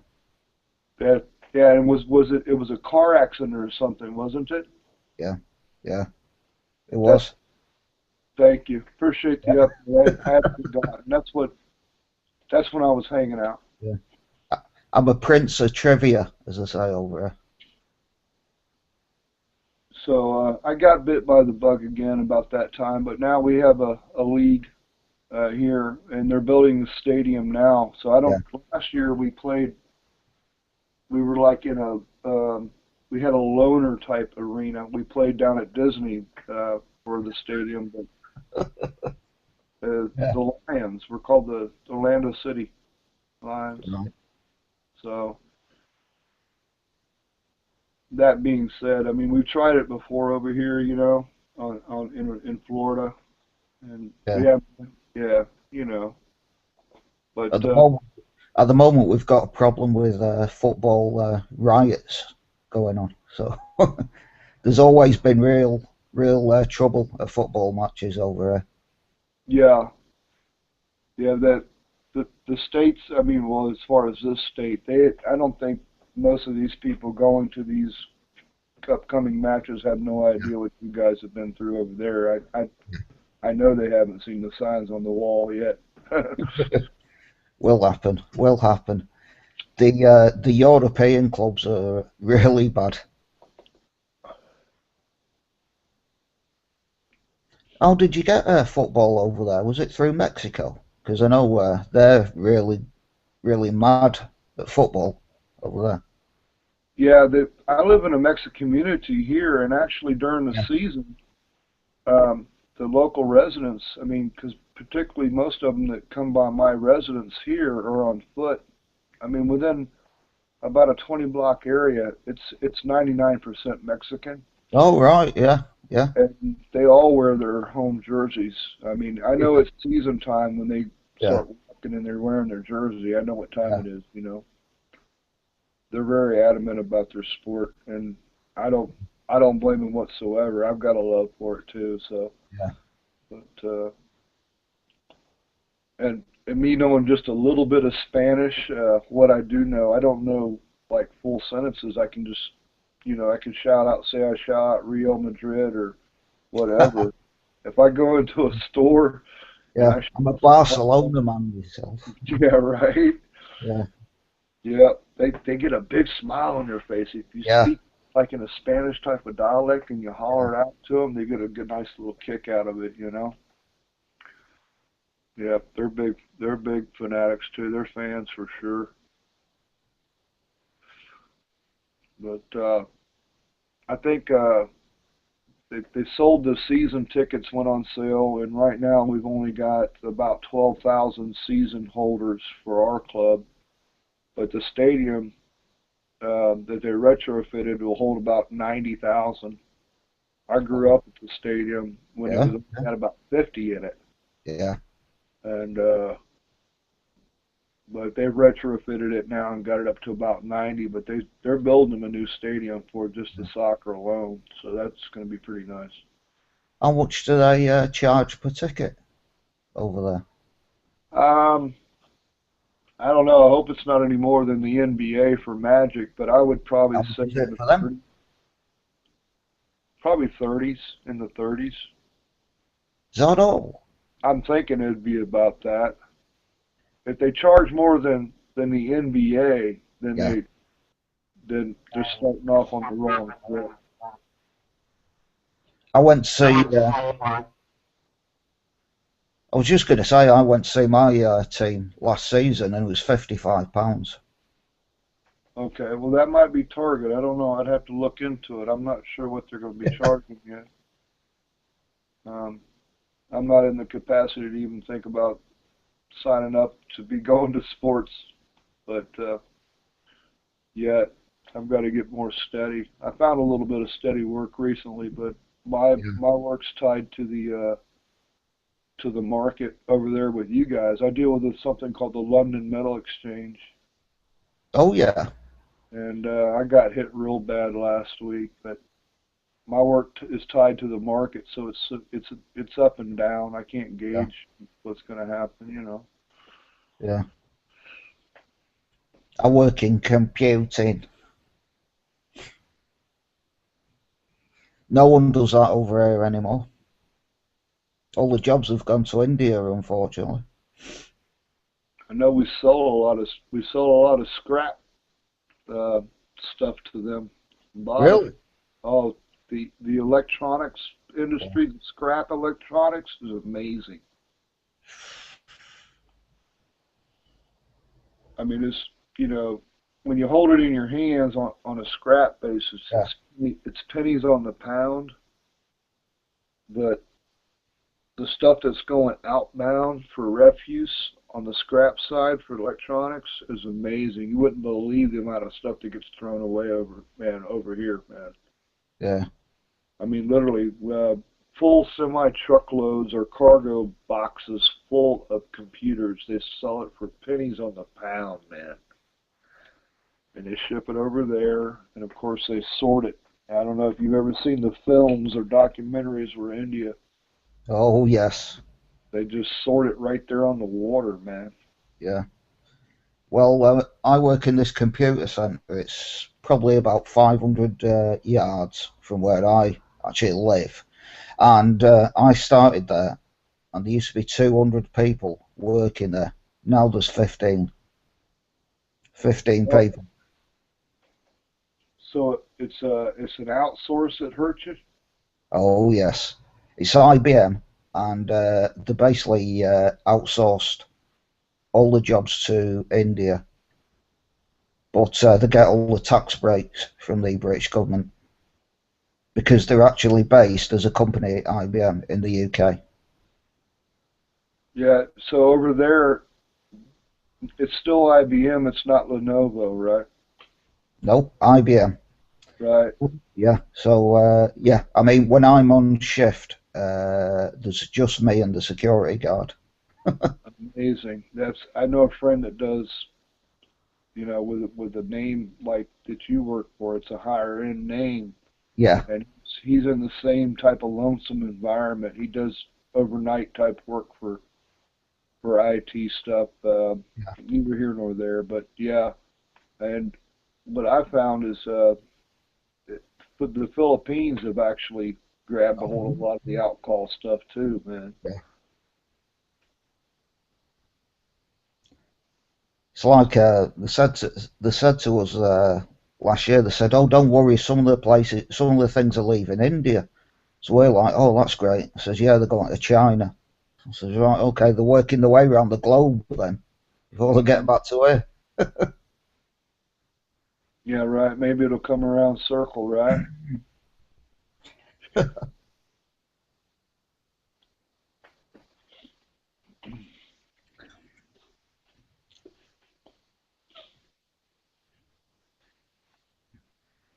I've been recently been having to buy. The product I buy is what they use to make bullets with, lead. What? Yeah, well, lead, Yeah. and the market goes up and down, but it was steady for a couple of years, and Yeah. I lost my ass in 2012. Neither here nor there. I don't know why, but it was steady since then. And it was about 50 cents per pound for a couple of years. Yeah. On this side, but Korea was buying it from us for $1.25. So that's a good profit spread for the big guy. I'm not the big guy, but it went from 50 to about 17 cents overnight last week, man. Bleeding hell. Yep, and Korea is our biggest buyer out of this state. I don't know. It's probably about the north side of the continent. All the way to New Jersey is where I ship out of. From Florida, I have to get it to New Jersey, and then it goes out from there. But yeah, Korea has always been the mainstay. But the two big ones in Korea is something called Hyundai and Samsung. Oh, Samsung, yeah. Yeah, huge. Big IT company as well. Yep. And those two alone with the car between Samsung and Hyundai, they say Hyundai is the world's largest manufacturer of products now. I don't know, but I know they make heavy equipment and everything else. But the company you mentioned, when I was surprised about that company is when I remember buying my first computer laptop. It was a ThinkPad. Yeah. I bought a ThinkPad in 1994, right before I went online on the internet. And, yeah, I remember them. Right. And then I remember hearing a couple of years back about the Lenovo type thing. Yeah. And but that company has been tied into my state for a long time because we got NASA here, the astronaut. Oh, of course, in Florida. Yeah. Yeah. And I think that company was them, and I don't know if it was them or HP, but one of the two were real strong with the space industry. I think it was more HP than it was IBM. And HP have just moved to what is it, Bulgaria? I figured, yeah. Right. Well, that ain't half bad. I mean, you can't. I don't know, Bulgaria. I can get along with that. I think, You'd be surprised. You should see the women out there. They're all right. Right? What are they, goth looking or what? No. Eastern European women, you can't beat them. There's absolutely lots of them in Manchester, in the UK, because of the borders have all been opened, you see. So. Drop dead gorgeous. Oh, yes. Love it.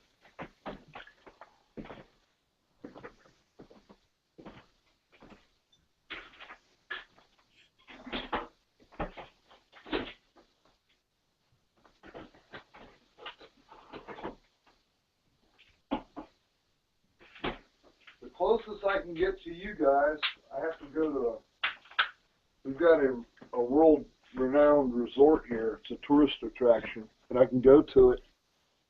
And they have an England. They don't have, it's not Great Britain, but England is in this community at this resort. They have a country from around the world, around this lake. They've got like 13 countries at Disney around this lake. And All right, yeah. Yeah, you can visit each one. But I got nailed in England. I went in there when this place first opened at Disney. It's called Epcot. Anyways, I went in there and I got bit by bass ale, man. So that's all I'm going to say. Any more copyrights, I'm going to get thrown off. So I'll shut up. And there hasn't been any looking back. I try not to drink trash anymore, but due to budget constraints, sometimes I do. Yeah. I find myself drinking stuff from over there. So. Well, if you're really in England, what you do is get absolutely wasted. Yeah, get really drunk and then go for an Indian curry. That's the best thing you need to do. Is that what they do, huh? Oh, yes.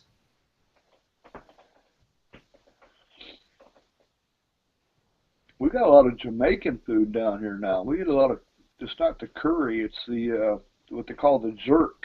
Yeah. There's quite a few Jamaican things opening up around there as well. In England.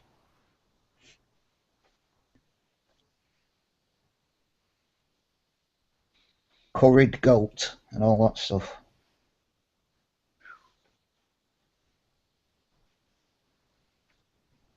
I can get along with the food. I just I don't eat it a whole lot. I typically now do a lot more Spanish eating down here now, typically on a day-to-day basis. Yeah. You get more for my money. The Indian and the Jamaican, it's a higher price. There's a little bit of quantity to it, but compared to the Dominican Spanish style, you get a lot more quantity than than anything. Right. It's the other way around there. All the Indian food is really cheap, but if you go for a tapas or Spanish or something, it's really expensive. Wow.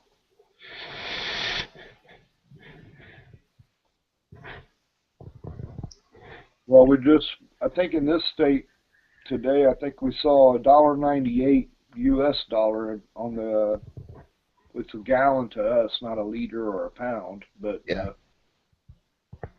So you guys, where are you at? You at what, pounds a liter or what? Gallon, yeah. I'm not sure because I don't drive anymore, because I only live around the corner from work, so there's no point. Right on.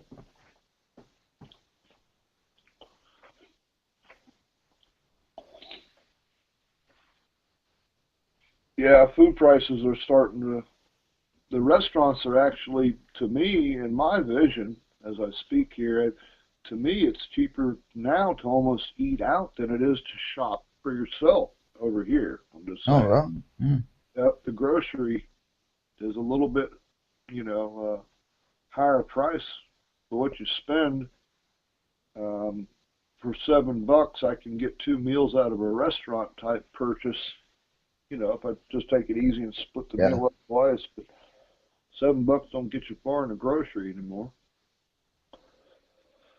So, I've had to change that type of shopping habit. I just eat out. I eat about once a day, and I'll try to split it up twice. But yeah. Ron, are you saying that you can literally eat out cheaper than you can make your own? Yeah, yep. That's what I'm sort of saying because yeah, go ahead. I just find it hard to believe. I mean, I'm not there and I never been where you are, but for example, I can buy chopped meat and make my own hamburgers, but to eat out, to go to get steak and lobster and stuff like that, you're looking at about $100 bill. just to have a meal. He's not talking about steak and lobster. He's talking about the dollar menu. And it's very true. I mean, if you actually go to the market and you purchase, meat products and stuff versus going to the dollar menu of a fast food joint, it's actually going to be cheaper to go to the fast food joint. Yeah, I think I could see that, but I still think it's cheaper. At least in New Jersey, I think it's still cheaper. For example, if I were to sort of replicate a burger meal, like from Burger King, hamburger and fries and stuff, I think I can feed more people on a $10 bill, with a pound or so of chopped meat and some potatoes, and make my own French fries. I think I'm not sure, but I think I can probably feed more people on that than I can taking it to Burger King, even their dollar meal. At the very least, I think that my version would be a lot more nutritious. Speaking of trademark, listen to this, guys and gals, whoever, especially live. Miss Nadia, thanks again for having Ron Brown around. I appreciate everybody here tonight. Listen, I pulled into a drive-through restaurant. I had a coworker I hired on to bring with me in a truck. We pulled in, and there was a promo on the sign as you pull into the drive-through. And I said, hell, I never tried it. I'll give it a try. It was we'll call it the Big Bomba, for instance, whatever, Big Bomba, right? I pull in, and I said on the squawk box, yeah, I'll take one, and I'm partner over here, he'll take one too. That's 2 orders. And they asked, of course, do you want to up? I said, yeah, up it, hell with it, we're working. We'll get 2 of them grande, right? Big Daddy. Get to the window. Anybody want to guess so far what 2 orders at a fast food drive-thru cost us? Just 2 meals. Go on. Depending on the size, like at least $15, $20. 1998, man. 1998, and it only had 3 products per order: the soda, the fry, and the Big Bomba. And it was a new promo. It sucked as far as taste. It sucked on the fill. It sucked on the backside going down, going out. It made you feel like sickness on the way down the road. I don't like to eat fast food. When I mentioned the $7 about eating cheaper going out, I meant like I was talking to Simon and stuff earlier about I can go to a grocery/deli, like a Spanish style store that sells a hot food during lunch, and they give you a huge plate for $7, $5 to $7, a hot meal, and it's so big on the Spanish sector of type of groceries down here that I can't eat it all, so I got half of it. I can't really shop for myself at a grocery down here. I don't know about Jersey, like you said. For $7, I agree on the chopped steak and some rice and stuff, but also the time now it's going to take me to cook it and the resources to cook it with and all that. And probably an hour to cook it and all that. But for $7, I'm doing all right down here on restaurant style. I agree on the steak and the seafood and all that. Now, Hey, imagine how much that fast food meal would have cost you if everyone was making $15 an hour over there. No, I think I know what Ron's saying, and I'm just trying to wrap my head around it. But I think there's some questions about nutrition.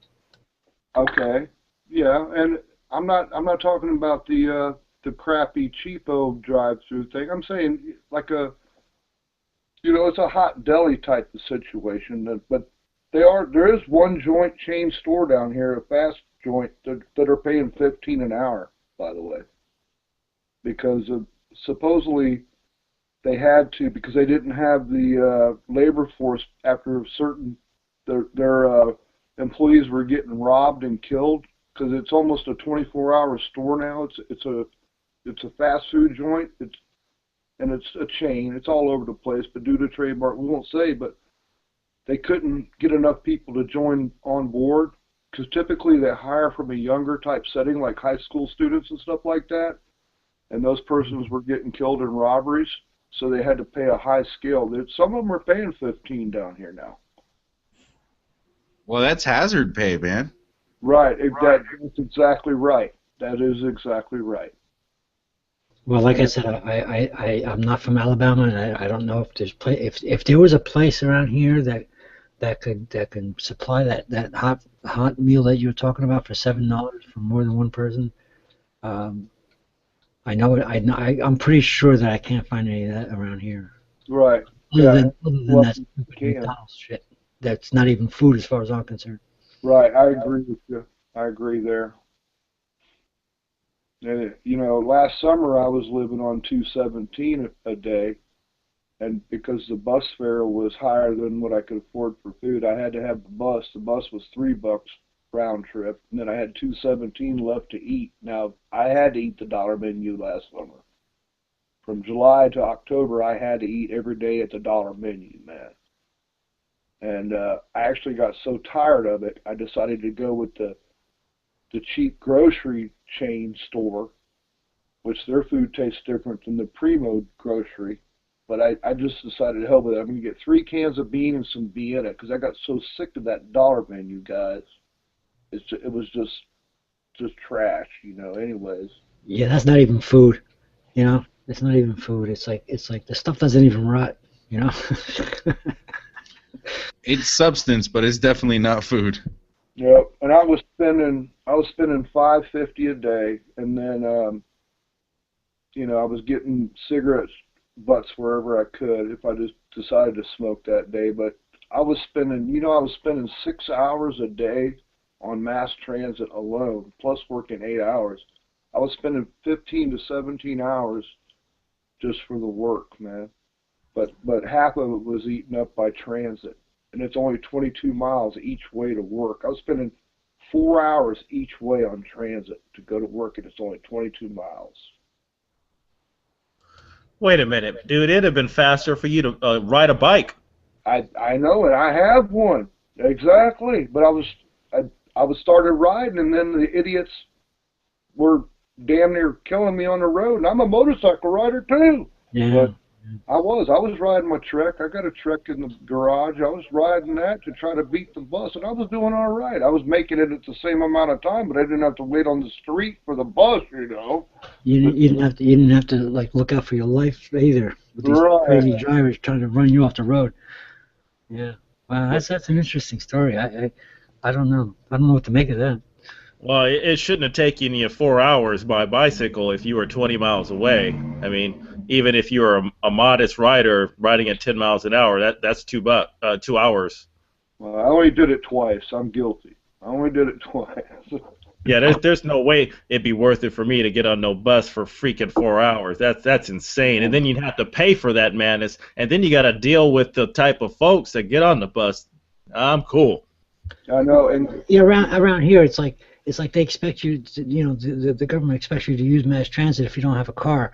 But you know, when you're as poor as I am, you know, you lost your car and everything, the mass transit around here is negligible. But even if it wasn't, the employers don't expect you to be late, you know, and they don't give a shit how the bus schedules run and stuff like that. So it's a catch-22. It's a double-edged sword. Oh yeah, if you're relying on public transportation, you need to just leave ridiculously early because yeah, you can't be late. I mean, again, the job market's too fierce for you to be showing up late. There's plenty of other people that can show up on time, so yeah, you need to be there. Yeah, and what happens is, like Ron was saying, it becomes a job just to travel to the job. And you know, when you sleep, you know, you end up with like 2 hours of sleep. And what I found myself doing, and I don't feel bad about it, I actually feel good about it. Other people, I think, what I found myself doing, you know, half of that 4 hours was waiting at one stop for the next bus to pick me up. It's called a transfer. And I would have my bicycle with me because the end of the line where I got off, I'd have to ride 3 miles to get to work because it didn't have a place to, you know, the bus doesn't take you all the way there. Anyways, 2 points. There was times that the bus would come and the bike rack would be full on the front. Okay, this is at 5:15 in the morning now. I'm at my first stop waiting. Here comes a bus. Bike rack's full. I can't put it on there. I have to wait for the next one, So now I have to wait for 3 transitions, neither here nor there. But while I'm waiting, I'm cleaning up trash. It's unbelievable. Florida's not known for its trash. Now, people don't throw a lot of stuff out because they keep it real clean down here. It's not like what they say about Jersey or whatever, New York, whatever. I find myself picking it up, and you get people staring at you. Jersey is the garbage state. You know, people are staring at me because I'm standing out on the city street waiting on a bus, but I just couldn't stand to be around it, man. It's just people's laziness or whatever, throwing it out, and I'm standing in the middle of it. I was picking it up, and cars are flying by me. People are looking at me like I'm a freak. Like you got 2 heads. You know? But I've like a volunteer type of situation is what I was doing. I was already pissed poor broke. And yeah, I was on EBT, you know, but I figured that'd be a way. Yeah, at the end of the line, I said, well, hell, man, you know, if people can piss and moan about people getting welfare, but at least I'm trying to do something about, you know, my surroundings. I was cleaning this shit up off the street while I was waiting on the bus to go to work. That's a thankless volunteer job. Well, I'm just saying, I don't want to hear no crap, you know, about people saying, oh, these guys that are sitting back not doing nothing. I wasn't like that. I volunteer anytime and nobody had to ask me to do it. I'm just going to do it because I couldn't stand to be around it. But, and you're right about getting to work late. Nuh-uh, they ain't having it. And the one that I was working, guys, check this out. They're so tweaking nowadays on their micromanaging. When their profit starts to fall or their hourly sales, they start sending people home, right? Yep. So you get to work on time. And this company, they wouldn't put you to work until the profit margin started coming in the door. You had to be there at 8 a.m., but you may not clock in until 11. Now, I told them, I said, this is ridiculous. Yeah, where I was, you can come in 5 minutes early, 10 minutes early, a half hour early every day for a couple of years. But in those 2 years, if you were 20 times 3 minutes late, which, you know, could be a number of things. It could be weather, it could be the car problems, it could be whatever. Because you got to punch a time clock, you're fired. That's it. Yep. Remember, Ron, this is what I always tell people. You know, I always tell people, no matter what they say about me, I'm all right no matter what they say about me. So you're all right no matter what they say about you. Oh, yeah, right. I don't care what they say about you, man. You're all right, dude. Can't believe the situation in the US.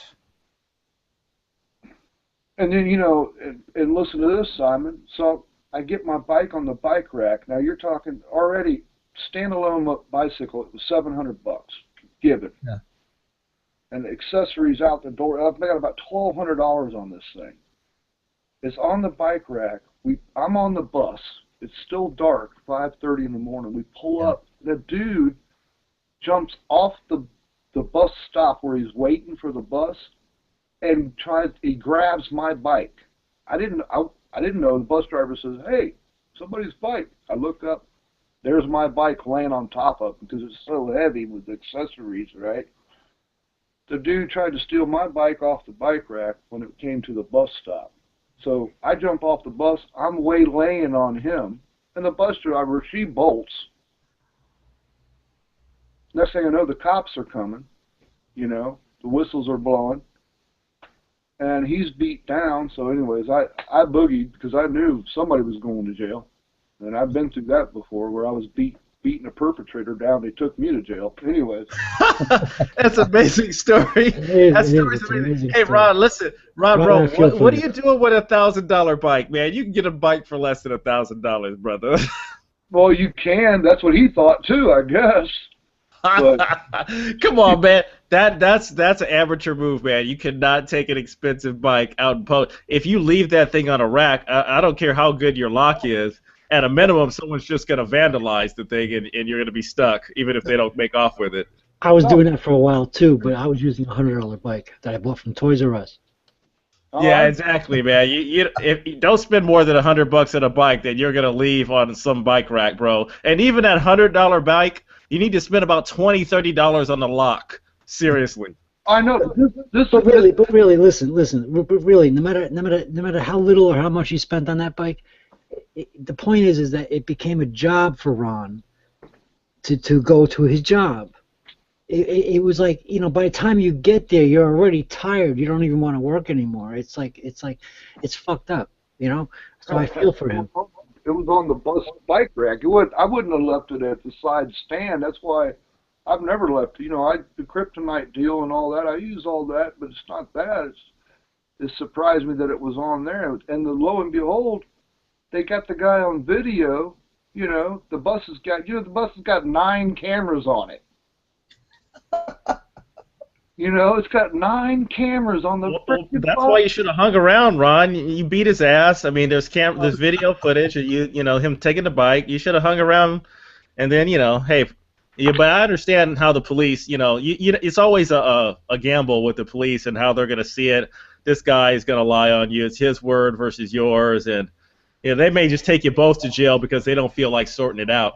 Yeah, but then when he gets to his job finally, and they ask him, why are you late?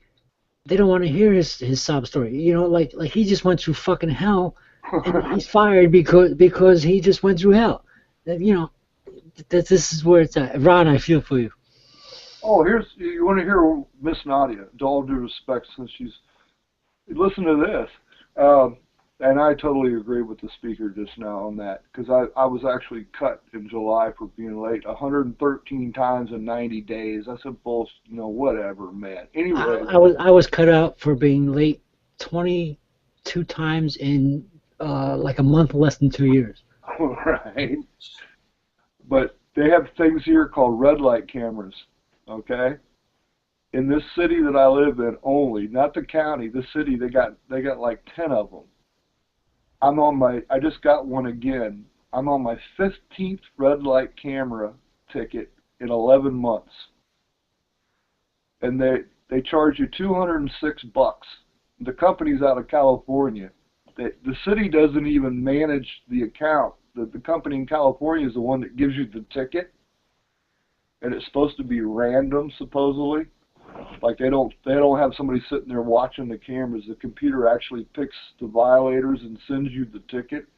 But I'm on my 15th ticket in 11 months. And I've got 2 of them right outside my front door where I'm talking to you at, because I live off of a highway. And I could sit there and watch them, and they'll flash when nobody's even there, right? But now they got a class action lawsuit against them. Supposedly, if we win, we're going to get our money back. And it's it doesn't go against my truck driver's license, because I have one, and that would have ruined my license. But anyway, I'm already broke, you know. And they cite you for these red light tickets, and if you don't pay them, you know, of course they're going to take your license. So it causes me to do extremes, you know. There's been times where I've had to decide to pay the lights or pay this ticket, you know. That's just the type of fix we're in down here, man. And the reason that they do that is ever since the economic crash with the housing market, they were getting all this money off the taxes for, you know, new home sales and all this impact fees for new homes. Now that that's crashed, they've had to implement that thing to make the city money again. That's the only way they can do it. They have to write tickets, or they've implemented this red light ticket thing. Down in Florida, it's legal to turn right on red after coming to a stop, unless it's posted, and it's not hardly anywhere. So you come to a stop, and then you make a right after traffic's clear. Down here, the red light ticket cites you, and the court upholds it. Now, that's against the law as far as I'm concerned. That's against, like, supreme law, because the state law says you can do it, but the red light camera says you can't.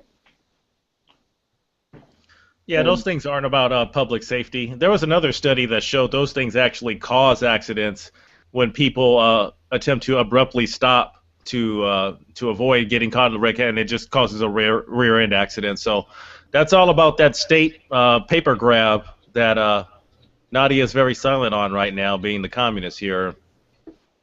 Actually, the here in New Jersey, it was, right turn on red unless there's a sign that says you can't. And in New York, which is just north of me, it was right turn on red only if a sign says you can. So yeah, it was actually, I forget what president was involved at the time, but it was actually supposedly to save gas, because and it actually does work. I mean, if you can keep moving, you would use less gas by not sitting there at a red light. Yeah, that's why I really don't go out much anymore. I don't really come and go, because really, when you're out in the streets, just minding your business, that's when you get into these negative encounters with law enforcement, and they're just making criminals out of just regular folks. Meanwhile, the real criminals who are doing stick-ups or in Wall Street, just with all these schemes, are just laughing all the way to the bank, and the middle people are getting squeezed out. It's disgusting. I agree with you 100% on that one, Chief. Yeah, I've been perpetrated probably more in the past 10 years than I ever was in my prior 40. Okay, and it's not that I wasn't on the streets in this prior 40. Probably from 20 years old to 40 years old, I did more street time than I did residency, right? But in the past 10 to 13 years, I've owned a home. I've been perpetrated in the home 2 times. And the time I mentioned about the cops and the perpetrator deal, I was beating the home invader down blocks away from where he came into my house. I mean, I'm literally whipping his butt. And I was in my underwear in the city, right, whipping this guy's butt. And they came up and drew down on me. Didn't know who it's a given. They didn't know who the suspect was. I can understand that situation. They drew down on me, but he got up from the fight and boogied, and nobody chased him. They took me to the local circuit deal, locked me in, and then realized that my house was wide open, that I was the one that was invaded. And for some reason I thought, you know what, guys, I can tell you where he's at, because there was a drugstore right next to where I was whipping his butt. I said, I bet you he's inside that store in the bathroom, because there was nowhere else in the city the guy could run. And they refused to go look for him. And check this out, guys. A week to the day later, I came home. My place was busted in again. I wasn't at home when he did it. When I went around the corner, he was waiting on the bus wearing my clothes. The dude broke into my house again after I did that. After he did it the first time, he came back a week later. That's what they call an injustice due to a lack of communication. And I saw him wearing my clothes. He was wearing a kid. Hey, Ron. Hey, Ron. The first time he came in, so he broke in and you were home, right? Yeah, he came in. I've been home invaded twice here. The first time, they almost killed me. That was the day that Bush got elected in 2000, what would it be, 1? And the second time was a year later. This kid did what he said. Yeah, I've been home invaded twice. But the guy that did it the second time got away because they drew down on me and let him. He ran, and they didn't chase him. They just drew down on me because I was the guy on top winning. They took me to the police station and realized, wait a minute, you was a resident at that place. They took me back. They brought me back here. And a week later, I changed my truck route. Instead of being out of town, I stayed local by choice. And I saw him wearing my clothes, called the cops, and then when we came here, we found out he had broke in again. I guess the good thing is that they realized it. You know, it's a shame that they didn't realize it until it was too late. But I guess it's a good thing that they realized it. And you know the thing about him wearing my clothes. Now, given the first home invasion was really brutal, guys. There's no sense in me going to it online. The guys. Why didn't you shoot the sons of bitches? Well, the first time I didn't have a chance. They did a kick-in door pop. They just kicked the door in, man. Holy moly! And but that's a little too brutal for me to get in on. Neither here nor there. I don't want to bore the live viewers out there or nothing, and especially the panel like I'm already doing. But there's one thing you're not doing is boring us, because you're not boring us. The scenario that I'm telling you about right now, the second one. This was after the life-threatening one. The second home invasion. This guy came from out of town on the bus. He came shopping from another county, but he was on the bus system. and he just decided to pick and choose where he was going to, and he picked the wrong house that day, I can tell you, because he ran before I could grab him, and I chased him. I was in the wrong by doing that, but I nailed him, and I got a hold of him. Anyways, he got away, came back, broke in again, put on my clothes. Here's the ironic thing. He had a backpack, it was my JanSport, full of my stuff. And I told the cops, I said, listen, guys, he's got my clothes on. I want to see what's in my bag. When they booked him, they inventoried everything, and they never gave me my stuff back. He had all my DVDs, all my gold, all my silver, a bunch of coins and stuff. And I was never able to get that back because I couldn't claim that it was mine, so to speak, whatever. And he had a warrant on him already. So they actually surpassed my charge that I imposed on him for the burglary on the second deal, and let him ride with the warrant. So they never got restitution or nothing out of it. They held it for evidence and never gave you justice. They gave me an inventory sheet, you know, because I'm a victim. They got these things called victim rights, whatever.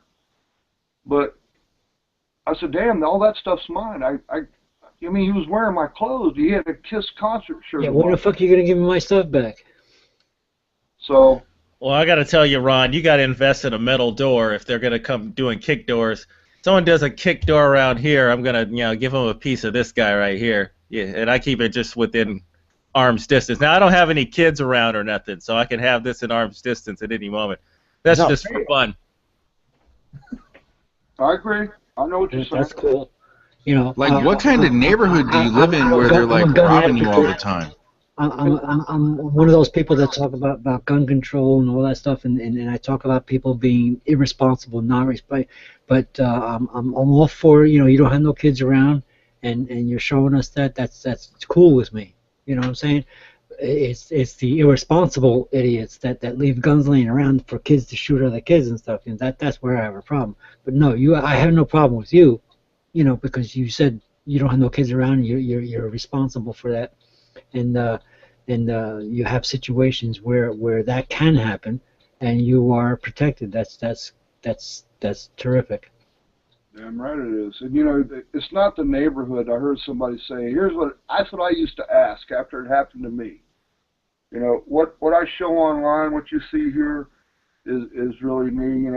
I've got a lot of injuries to myself that was caused by that first home invasion. Anyways, neither here nor there. I used to ask that question, why me? And finally, one of the law enforcement, when he brought me back a weapon to buy, he gave me the option. He said, Ron, you're either going to buy this or you're going to die. And that's all I'm not going to even go any further on the Privacy Act on that. Okay, anyways. I said, well, why is it? He says, it's not you, dude. He says, you got so many people. And I had to realize he's right. It's like Slim was saying earlier.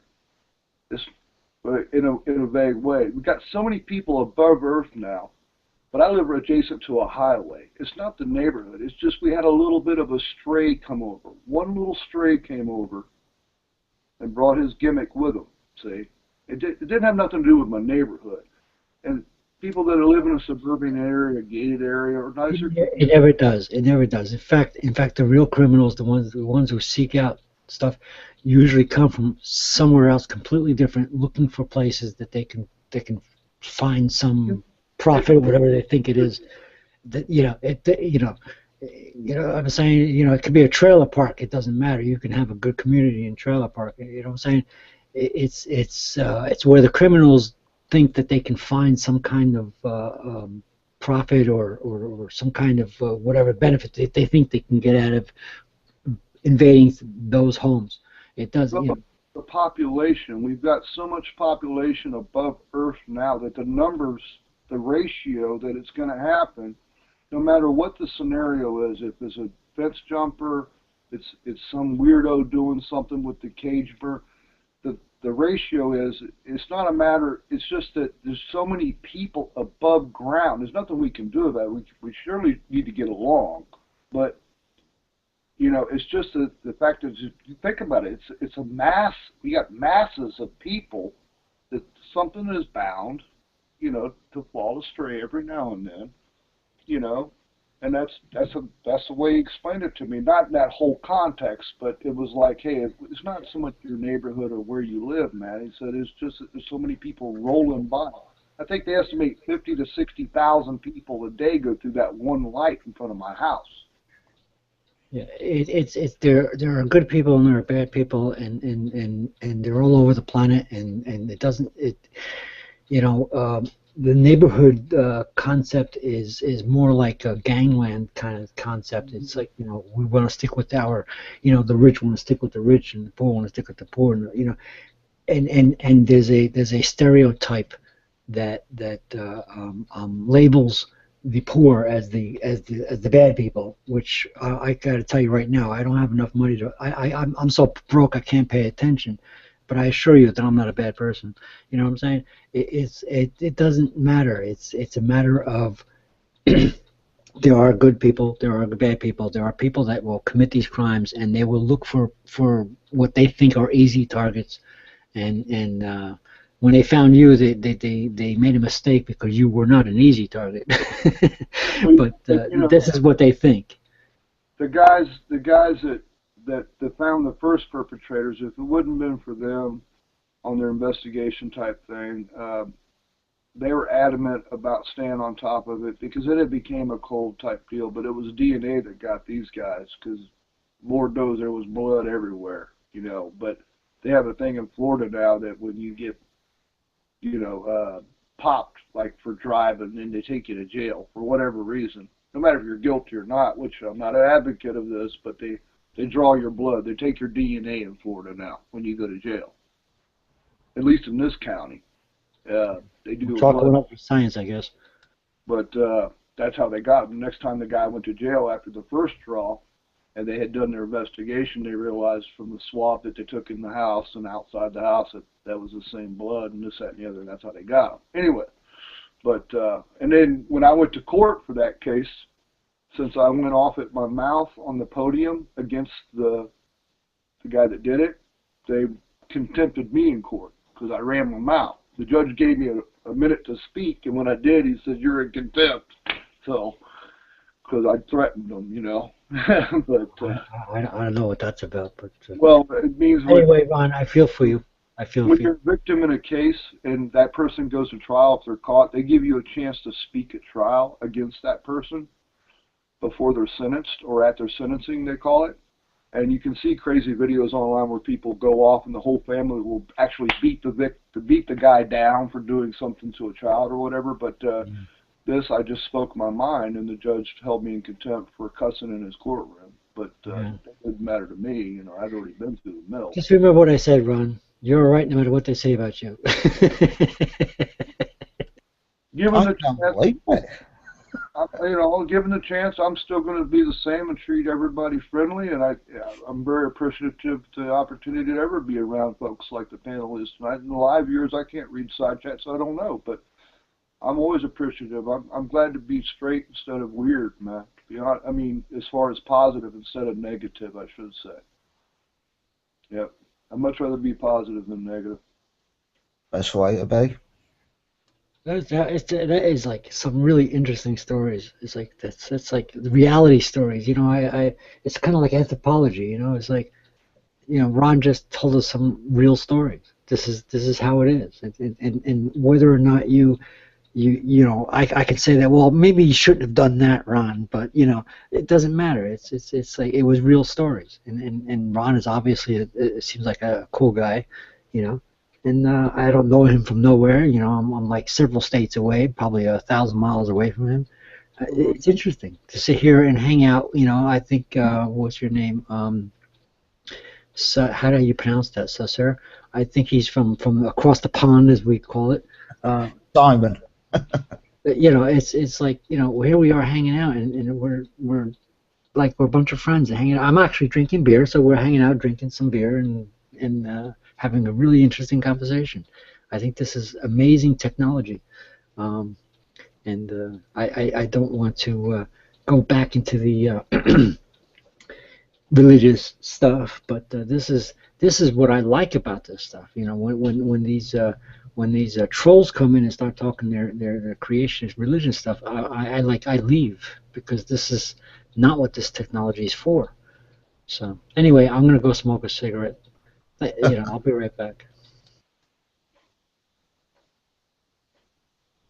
Well, it's too bad Patrick elected to define the technology. I mean, listen, if some creationist wants to come in and spew his BS, then he's open to rebuttal by the panel, right?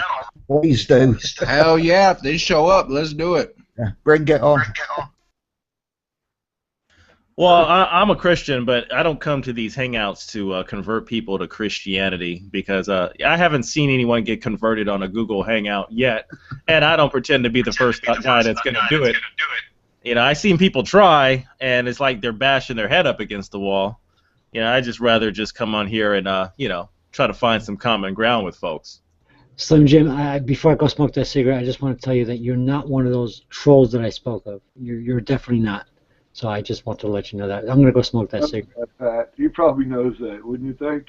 Yeah, I didn't take it that way, but I think there's a place for Christians who feel like they're going to do God's work in a hangout. I'm not going to shoo them away or shame them away. If that's what they want to do, they leave themselves open to the forum, to the people, and they're going to have to speak up on the behalf. The reason why I know Nadia is because of a few hangouts with G-Man, and G-Man's a cool guy, and he's a brother in Christ, but I mean, I think his conversion ratio to actually bringing people to Christ is probably all of one hand. You can count them on one hand, if any. I don't think his approach is bringing people to the Lord per se, but hey, I'm not going to tell him that he can't do it. Agreed. He's gotten really aggressive lately. If you've watched any of his new videos, he's kind of obsessed with Dillahunty right now. Yeah, I've noticed. I haven't noticed. I haven't been watching his videos lately, but he's always had that stance. And again, I don't know what the end game is. I don't know how effective he is in terms of bringing people who are legitimately on the fence to the Lord. But hey. I'm not guilty of that. I'm not the one. I'm a one strategy guy. I run one device. Dude might have something in his hand outside. I don't know, but sounds like he got better.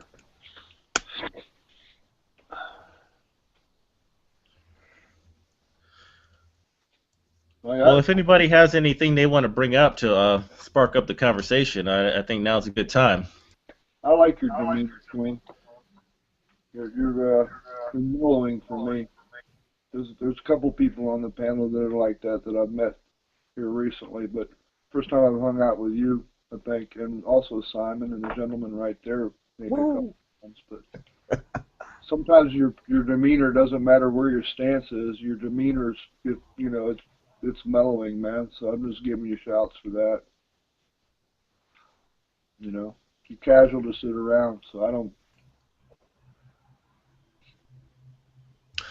Go ahead, William. What's on your mind?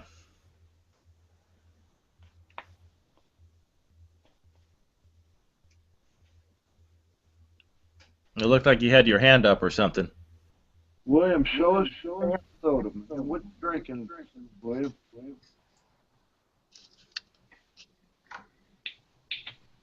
Haven't seen it, Nate. See the echo? Yeah, who's got the echo? I think he's trying to talk, but it's not happening. Yeah, it's the echo from probably a person that left that still has something in speech. What do you think? No, the echo is me. I'm on my phone, so if I don't mute, it echoes. My bad, y'all. Hey, no sweat. So what's everybody drinking tonight? That's what we're asking William. He's usually drinking a big green beverage or something. What are you drinking over there, William? Talk to us. Yeah, he's trying to talk, but I don't think he knows his mic's not working. I got I got some nasty beverage over here, guys. I got some piss water they call beer. But I'm drinking Founders All Day IPA. what about you, Slim? I've been drinking milk with chocolate mix in it. Carnation Instant Breakfast. Seems kind of lame, I know, but got to take a break from alcohol once in a while. Wow. I haven't heard that in a long time. That's what my liver says.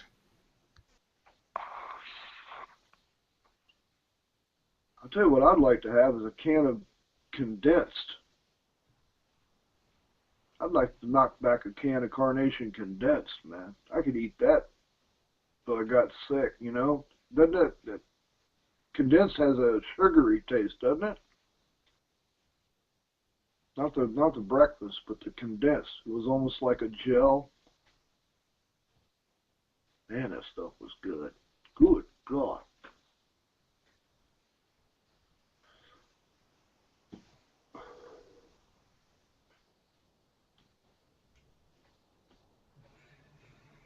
I'll give a Might be shit talking about sweetened condensed, because I think there's regular condensed and sweetened condensed, at least from Carnation.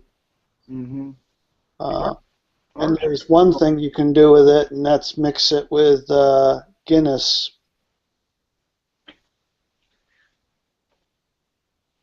I've never tried that myself, but I've heard it's supposed to be good. I thought it was called something too when you do that. Probably. A mashup. No. I did hear something recently about milk. This guy person was stating it wasn't a rant, but it was just caught me off guard because I can't drink it due to, I don't know, it runs through me. Milk does. I used to be a huge milk fan. You know, when you were a kid, you could just chug a good half-gallon of cold milk right out of the fridge, no sweat, right? But anymore, as I've gotten older, it goes straight through me. This guy's strategy on it is that you're actually born to be lactose intolerant. The persons that are lactose tolerant are actually the alien type person. You know, that they're not the human brand. That they're the weirdos. The persons that can handle milk are the okay ones. I'm just throwing it out there. That sounds, you know, far-fetched and all that, but that was one person's stance on being lactose intolerant. Yeah, I'm one of those weirdos that still drinks a crap load of milk. So do I, but I can there's only been mess like with the lactose-free milk. And if I even try to mess with regular milk, it's going to be real bad for anyone in the room. And that's what I tried. I tried the alternatives, and I think the silk, like, you know, the fabric, I did that. I got along with it okay. But then I realized I actually just started taking a calcium supplement instead of trying to drink it, because I have an actual problem getting rid of fluids anyway. So I do a calcium supplement instead now, but it probably doesn't give me everything that milk could. But yeah, I'm the same way. You wouldn't want to be around when I start drinking milk. Yeah. And I've tried to change my lifestyle, my eating habits and stuff to be able to do it, and it just doesn't seem to fit. It's weird. I can eat ice cream and this, that, and the other, but recently I've had to stop that type of thing too. The heavy sugars. Sugar makes me black out nowadays.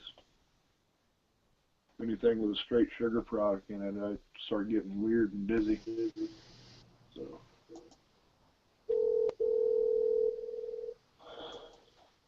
Hello? You hear me now? Hey, Will. All right, well, I was about to say, this happened to me about 5 years ago when I was in Kentucky at the time. I was by myself at the hotel, so I decided to go to Walmart for a little bit. It's about, what, 4 o'clock? I saw coming home and two black people started robbing me. Lucky enough, I was still alive. They didn't steal nothing, but I'm just lucky. That's what I gotta say, really. What makes you think it was a robbery? Well, what makes you think it wasn't just an infraction, like just a fight, or like one to perpetrate, just to beat up or something? What made you think it was a robbery? It was robbers. They was about to rob me with all my money. I didn't have it in my back. I have it in my front pocket. Oh, So I just got really lucky. They went for the back. Yeah, they're thinking they would be in the back or be the front. And I was holding on, and I always something that got slammed in the head, and I put like stitches. Lucky enough, I was still alive. I was like, hey. Well, I don't know. I know a lady, but Will, I'm just, I know you know how to write. You use an ink pen every now and then, don't you? You use an ink pen? Yeah, I use an ink pen. Why? Well, you can always carry one of them, just saying, as an alternative. If something was just start carrying an ink pen with you. There was women that I knew way back. You know how women used to put their hair in buns, William? They'd keep their hair up. Now they use these things called barrettes or whatever, right? But I knew a lady in my house who put a straight pin through her hair all the time. And when I started getting around on the street, I started carrying an ink pen with me. And lo and behold, a couple of times, there's nothing like this going into the side of a guy's head. You know, a perpetrator, that's the last thing they think of. Just carry a pen with you. You do nothing. You always will have something. You always use it for a good use too. But a pen, you out of just go straight to the. Somebody tries to grab something from behind you again, man, just grab that pen and wallop on them. You'll think twice about doing it again.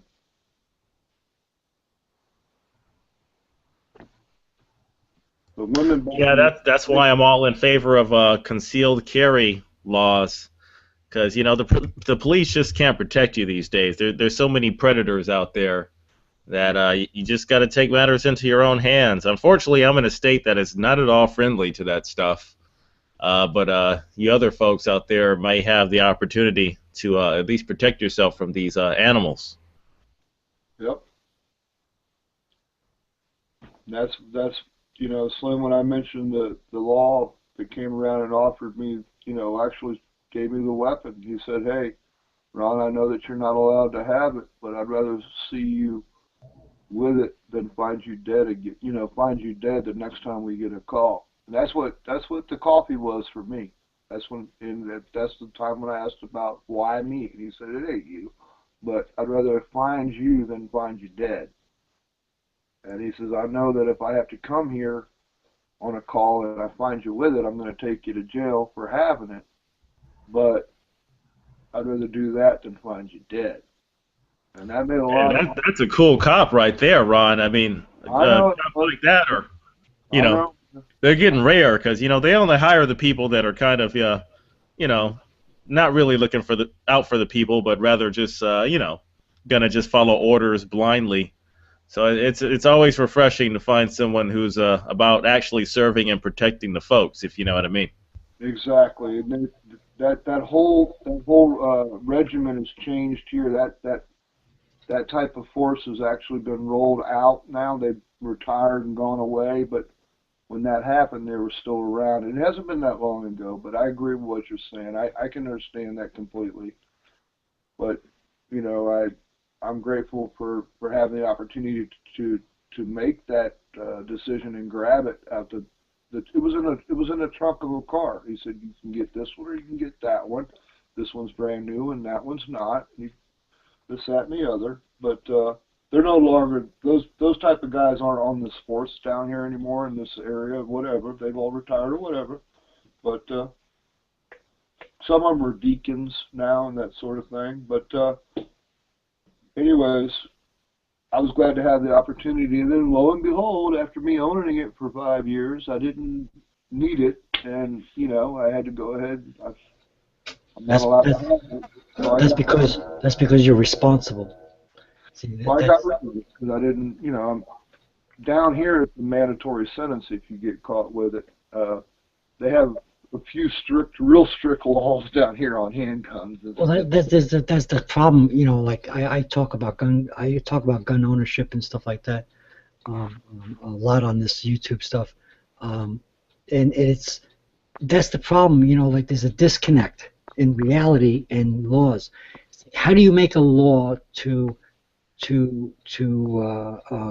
as they say, gun control laws? How do you make these laws to actually make a difference? And there is a disconnect. You can't. It's hard. It's so difficult. There's a disconnect. It's so difficult to say, well, you know, like for example, using you as an example, it was cool that you were able to find this cop that did that for you. The thing is that there is stupidity going on, like in my own neighborhood, for example, what I call irresponsible gun owners and responsible. I have friends. Most of my friends are gun owners, and I'm not. But the point is that they are responsible, as you are. You know, the fact that you said you went 5 years without ever using it shows that you are a responsible person, and you know the responsibility of owning that gun. Whereas, like, for example, the person in my neighborhood here in Jersey who left a fucking rifle laying around for some kids to just pick up. Of course the kid's going to be interested in it. And he ended up shooting somebody with it because, you know, that's irresponsibility. And the laws and the actual real life don't connect. There's a problem, you know. And I don't know how to, you know, you don't ask me how to make a law for that. You know, I don't know. I just know that responsible people who own guns should, I think, get into the conversation. I even told my friend that. I said, listen, you're a responsible gun owner. Get into the conversation. Tell these idiots that are irresponsible that they're doing the wrong thing. That's really what it's about. And it's a total disconnect. There's a total disconnect. That's why we have this problem in this country, because these irresponsible idiots are causing a lot of harm. Can I intervene in that? Take people irresponsibility on that thing. The other thing that I see a lot going on, you know, how every day now we hear this: a man goes crazy with a gun, or a woman goes crazy with a gun, whatever. Last summer, when I was going through some changes and stuff, it wasn't the first time ever. We're all adults. So I think, yeah, agreed, pal, and everybody live viewing and commenters probably are all adults. There's times that you go through life and you just get, you're not fed up, but you get beat down, and if it wasn't for your beliefs or your faith or whatever you have on your side that makes you strong day to day, you would probably lose it. And the people, when they finally get fed up, even though they're doing something right, they're trying and they're trying and they're trying to do something right, and they just can't see, they just don't get the opportunity or gratification of their work. When they go off, and I mean go off like when they go outside the realm and do something, then everybody says, why the heck did it happen? Why did a person go crazy? You know, you see that more and more nowadays. People are just going with these weird crimes that you see. A person shoots up a mall or whatever. It's been going on for however long, but talk about the civilian crimes, not this ISIS thing that we were talking about a few hours ago or whatever, but the regular civilian type crimes, not a robbery thing like William had or whatever, but where somebody just goes off. It's, you know, to me, I can understand it, even though I haven't done it. I can understand the frustration level, maybe some mental illness You know, because we don't lock mentally ill up anymore. You know, we don't do that anymore. The people, they walk around on the streets. But when people try real hard and they get no relief out of their trial, you know, eventually if they're not strong enough, they're going to lose it. And when they lose it, you know, they either take themselves out only or others and themselves, what have you. And it seems like we're finding more and more of that. And I can understand because, like I mentioned, with the population mass, I can see the law enforcement side of it where it's almost like a little mini war for them. I mean, but, you know, they're up against masses too. And I agree with Slim on anymore we have to protect ourselves because you can make a call to get them to come to you, but in the interim, it's what's going down that you got to protect yourself on. And you know, Ron, there's really an irrational fear of firearms, and I don't think Patrick really addresses this honestly because listen, I mean, a lot of people they see a gun, there's just the sight of a gun, and they just go berserk. Remember how I was kind of flashing the gun earlier in the hangout? I was kind of flashing it. I did this one time in another hangout, and people just started going freaking bonkers. They just started looking, like, oh my God, he's got a gun, and they started getting all weird. I'm like, oh, dude, this is on your TV monitor. It's like, what's wrong with you? What the hell's wrong with you? Nothing's gonna happen to you. I mean, knock it off. It's just a piece of metal and polymer. Knock it off. It's a tool. And people think there's some kind of magic to this. They think they get this, and all of a sudden they want to start committing mass murder. It's bananas. It just doesn't make sense with people. There's a gun phobia. You talk about homophobia. We have gun phobes out there. And if you don't want a gun in your house, don't have a freaking gun. But don't try to take mine, damn it. Knock it off. It's just a freaking tool. It's like a hammer. You know, it's just like any other tool. Knock it off. Yeah. You're right. You're right. There is a phobia, and you're right. There's those people out there, just like, you know, it's never a gray area. There's always either black or white. You're right. You're right, Slim. And I didn't have that reaction that you're talking about. But there are those that you know, the freaks out there that, like, they see a gun and they freak out. That's like stupid. And you know what's funny is that I don't even own a gun and I never owned one. And I don't do that. I don't play that game. Like I said, I have friends who, most of my friends actually are gun owners, and I understand it because I pat myself on the back for being that somewhat intellectual person who understands that there is a difference between responsible and irresponsible. Now, just because you're flashing, like you said, just because you're flashing on a computer screen, it's kind of funny actually, but.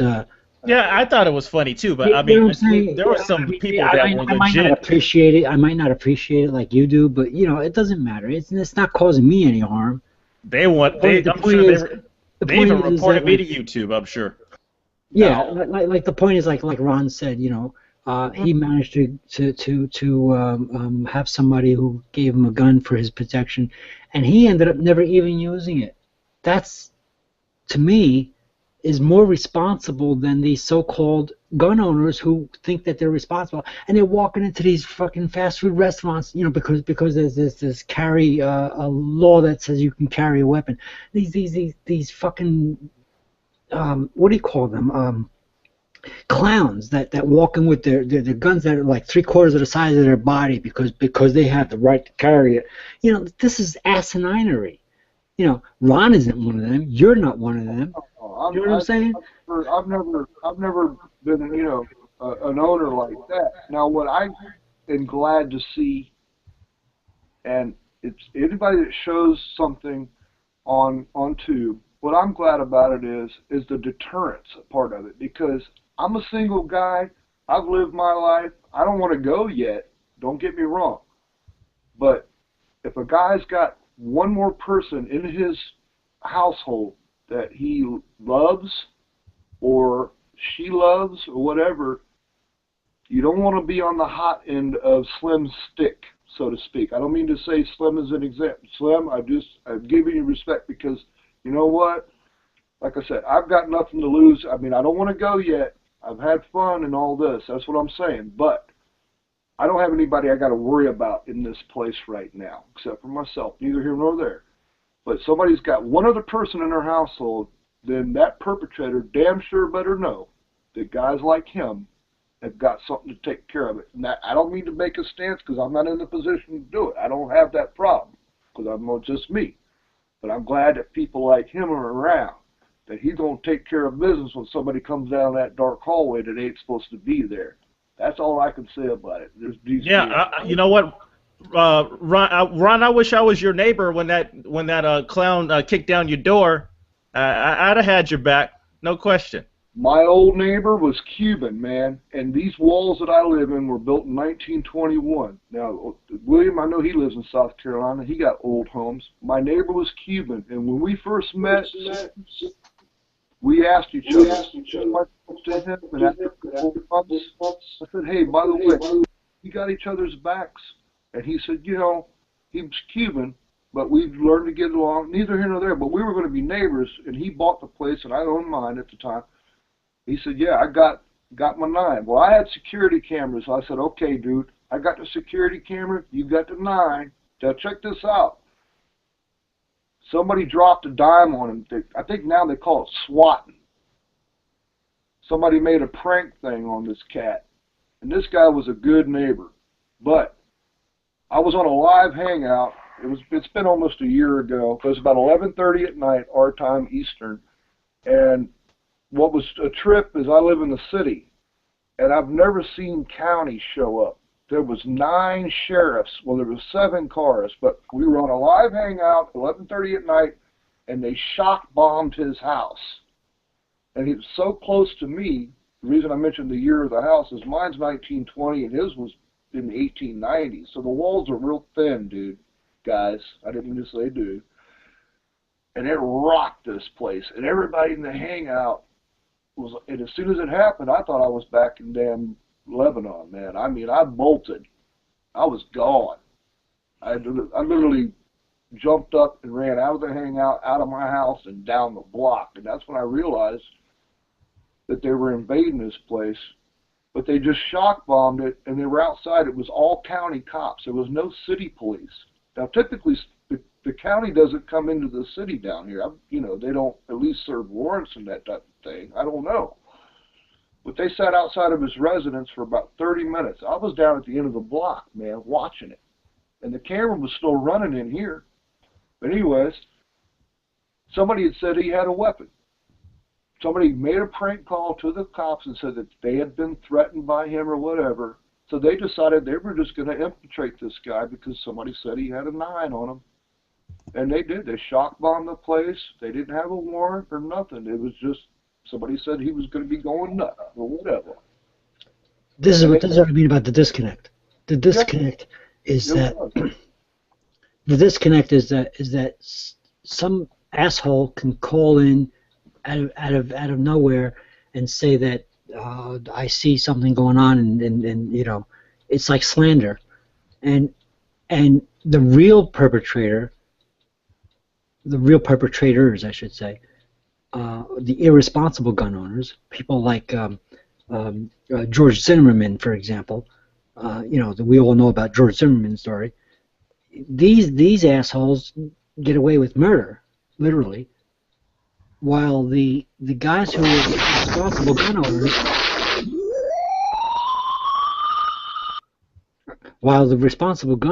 are getting the bad rap. That's what I'm saying. There's a disconnect. There's a disconnect in the laws and reality, and we don't know how. I don't know how to change it. I'm not sure how to fix it. You know, but there needs to be a conversation. You know what I mean? Yeah, that Zimmerman guy. That's a real interesting character. I don't know that I want to link his situation with necessarily irresponsible gun ownership, although I do believe that he did not take his responsibilities as a concealed carry individual in the proper manner. Because first off, Trayvon was not committing any crimes at the time of the interaction. And it is my opinion that he escalated the situation unnecessarily. That's my whole point. Yeah. Now, in terms of him pulling his gun, that's a little different because, again, he followed Trayvon, he got out of the car, and then there was a confrontation. And then it appears that Trayvon was legitimately whipping that ass.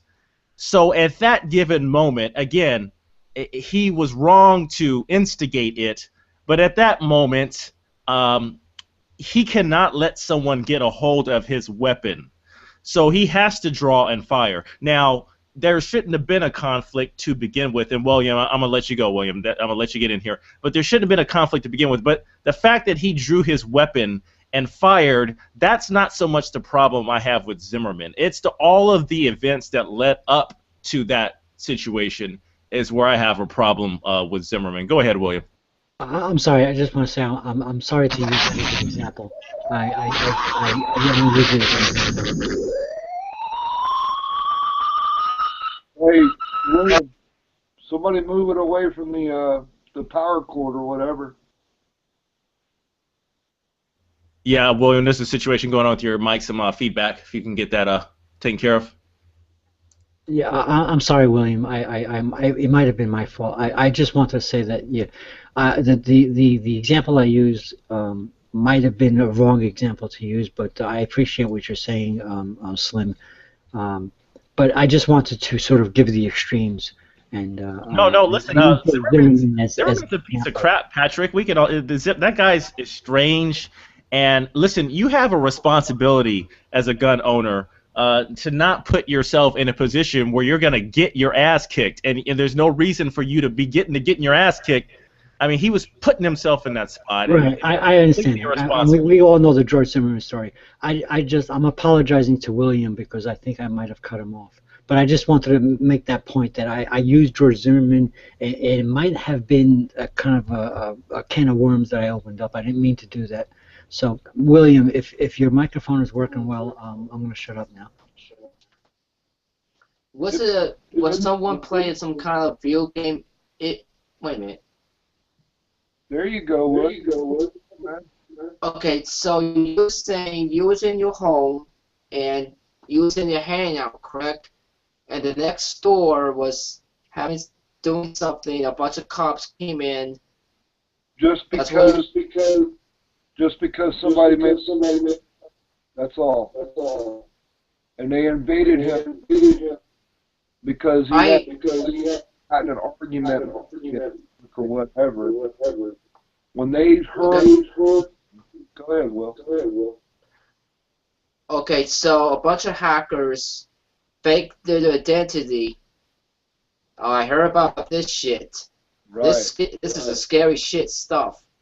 What these hackers do, they will hack their account, everything, pretend they're them, they did something, and guess what? They call the cops, and he took over his out to SWAT the person who's just playing his little games, doing nothing, and he's the one who gets fucked, and the other one doesn't. Yeah, I remember that story, William, and that's some that is definitely that's some bullcrap. And the problem with these SWAT calls is, I mean, they got to have some common sense, and they got to be able to verify these things. Because honestly, what if that guy had a gun while he was gaming? What if he's like me, and I got a gun like at the ready, and then someone starts breaking in my house? I don't know that it's the cops. I'm going to start shooting, and most likely I'm going to get killed, or maybe I get lucky and hit one of them, and it's just a big tragedy. I mean, this type of stuff where you know. The police are just so eager to get in, guns ho, SWAT team. I don't know. There's got to be some common sense involved. Yeah, I agree. That's what I meant. That's what I meant by the disconnect between the laws and the responsibilities. There's a disconnect in reality in the laws. That's what I meant by that. Yeah, I agree with you, Slim. But what comes about from this is, remember, during that Columbine situation, the police were criticized for just not going in and handling business immediately, and that's why there's been this rush where, hey, if there's a shooting situation, you got to go in there, you got to get in there fast and hard. And I mean, it seems like we just go to these extremes. in these situations. That's what I mean by there needs to be a conversation. There needs to be a conversation between the responsible gun owners and the assholes. There needs to be a conversation, and that's not happening.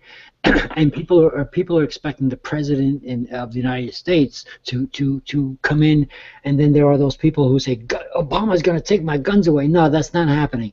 It's so bastardized. It's ridiculous.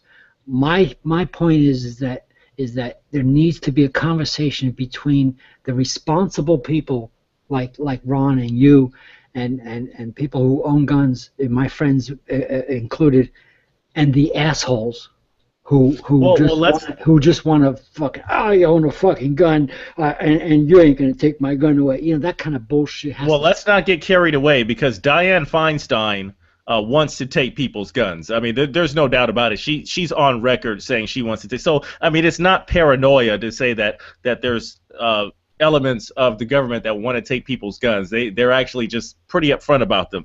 Some of them. Dianne Feinstein, I don't actually know her name, but I think she's one of those fucking radical Republican assholes. I don't know. No, she's a Democrat. She's a Democratic senator. Excuse me, I'm sorry, but she, I mean, let's not cherry pick particular people. There are stupid people. Well, wait, Patrick, there are stupid politicians out there. That's not a cherry pick. Dianne Feinstein has authorized the assault weapons ban. I mean, she's actually a big player in this arena. This is not some small fry. So when this woman comes out and she says all this stuff, I mean, you got to take it seriously. And she's already authored the assault weapons ban here in California, which is only affecting law-abiding citizens. Nobody's going to a gun store and buying an AR-15. That just doesn't. Right. I mean, don't get me wrong. I don't actually know this person, so I'm just saying that she's probably, and I'm going to take your word for it. I'm going to say she's probably one of those people that I'm against. In other words, she's not one of those people that I'm trying to say that there needs to be a conversation. She's probably one of the. I don't know her, so I'm going to say probably. The word probably means that I don't know her, and she's probably one of those people that I'm against. I don't pretend to think I know the answer. I'm just saying that there needs to be a conversation between responsible gun owners like yourself and irresponsible gun owners or irresponsible behavior, or at least responsible gun owners like yourself and the politicians who you want to tell, this is how it should be. My problem is that the responsible gun owners that I know, including my own friends, don't want to even get involved in the conversation because they just want to shy away from it. Like, they own their guns, they're responsible. They as far as they're concerned, they're out of the conversation. That's my problem. That's the gist of it. You're right. That's the gist of it. They don't want to talk to the powers to be, because the powers to be are the ones that are amping up the whole control thing. I totally agree. It just seems like it's gotten more prevalent over the past few years. They just, when they started talking about it in the media, then it became a problem. Before that, it wasn't the control issue to me. Before these, like the school things and all that type of thing, yeah. But who's to say it? And we will. I know we don't want to go to conspiracy things and all that, but there wasn't a problem with ownership until those things started happening, until the media started talking about it. Right. In other words, it's like all of a sudden it became, you want to take my guns away? Like, no. But please admit that there's a problem. Please admit that shooting a bunch of children in a school is a problem. Can't you admit that? I mean, that's where I'm coming from. And if there was one owner in there, there would have been a deterrent. I mean, you can type in donut shop Christmas scene Boogie Nights. There's a movie called Boogie Nights where a perp goes into a donut shop. The movie Boogie Nights. He goes into a donut.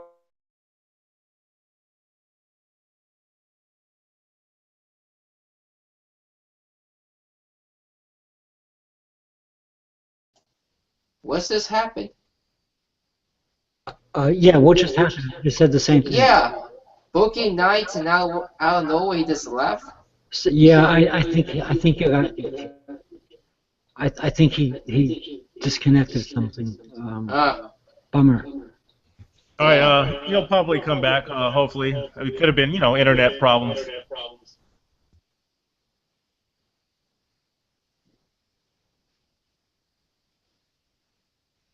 Yeah, I hope he comes back because he's a very interesting person to talk to. I'll hang out. I was just gonna mute my mic.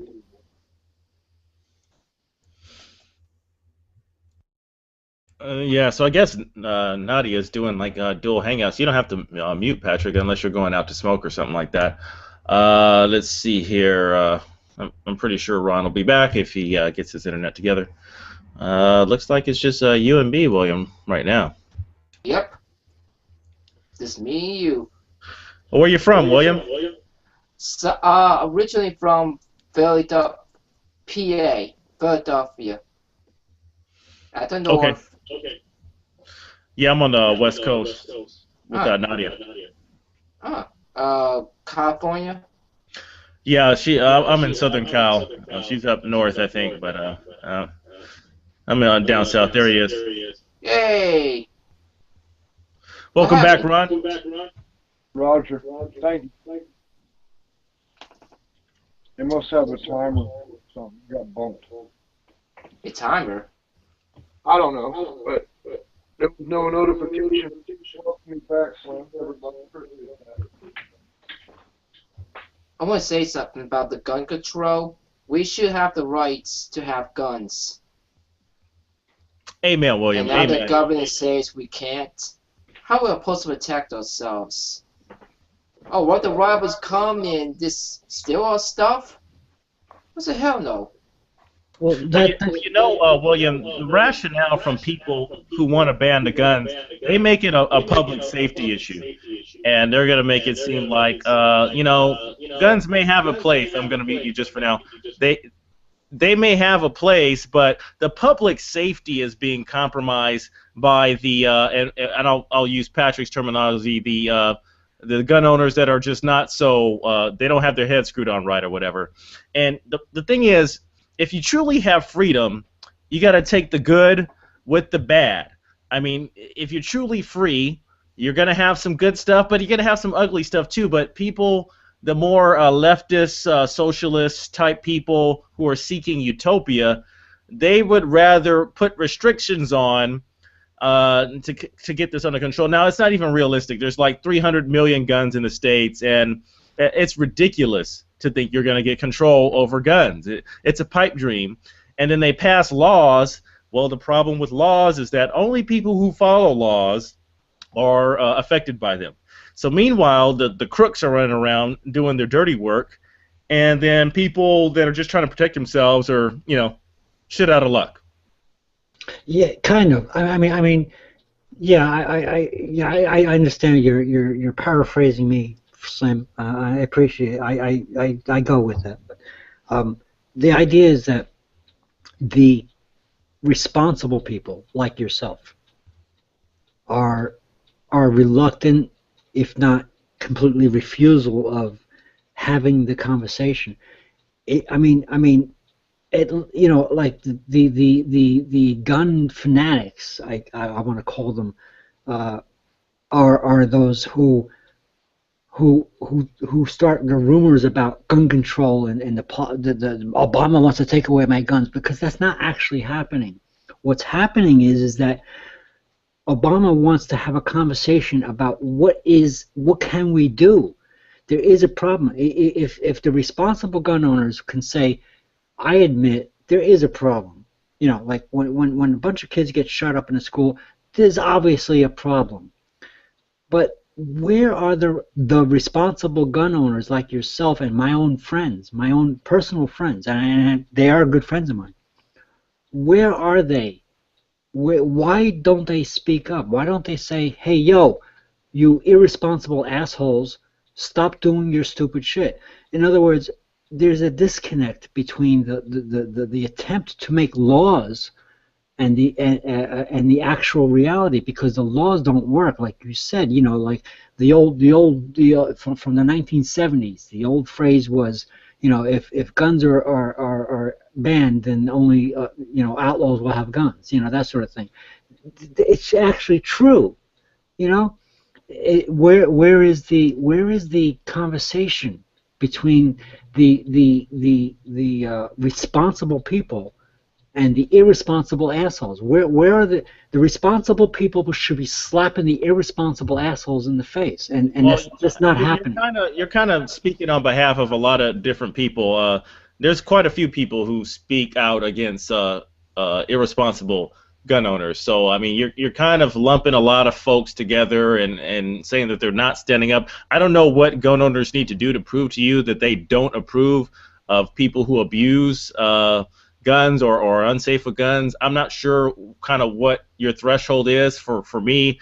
I mean, again, if I see someone, if I go out shooting with a group, let's just say me, you, Patrick, Ron, and William, we go shooting, right?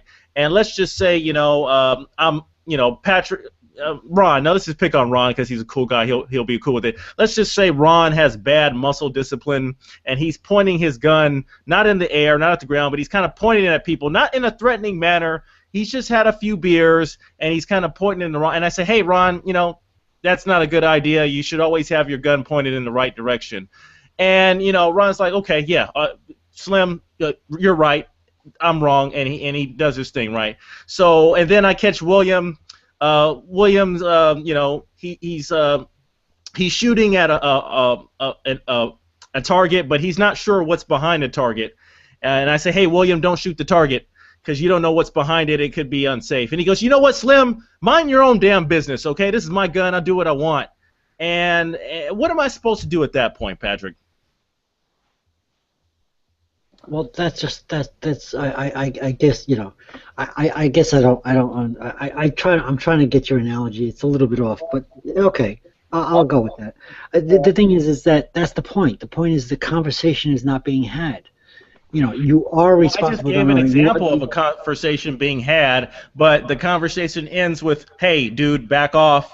You know, back off. So the conversation started and the conversation ended.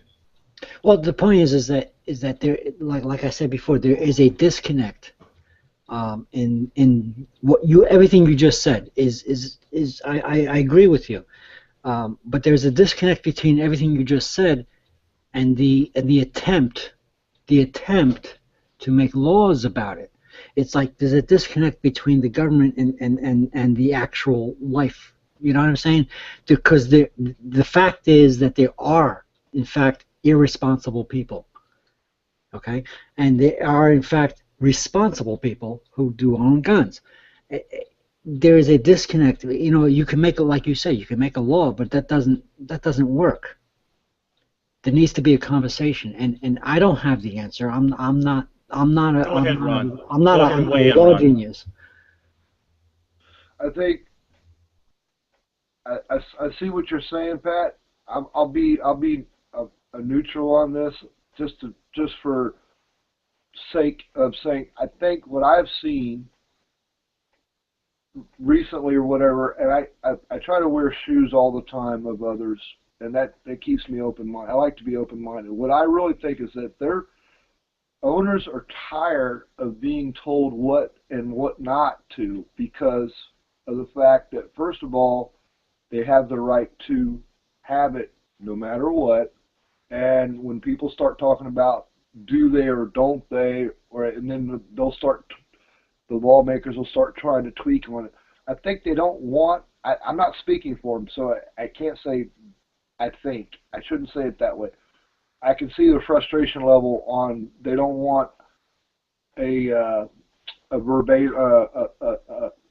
talk about it because they're getting beat up by the laws, and they're tired of it when they got the right to do it from the first place. You know, when you're given the right to do something and it's taken from you, or it's being threatened to be taken from you, then you get a little upset, and you don't really want to talk about it because you're up against something that probably is going to whip up on you anyways, and the law type thing.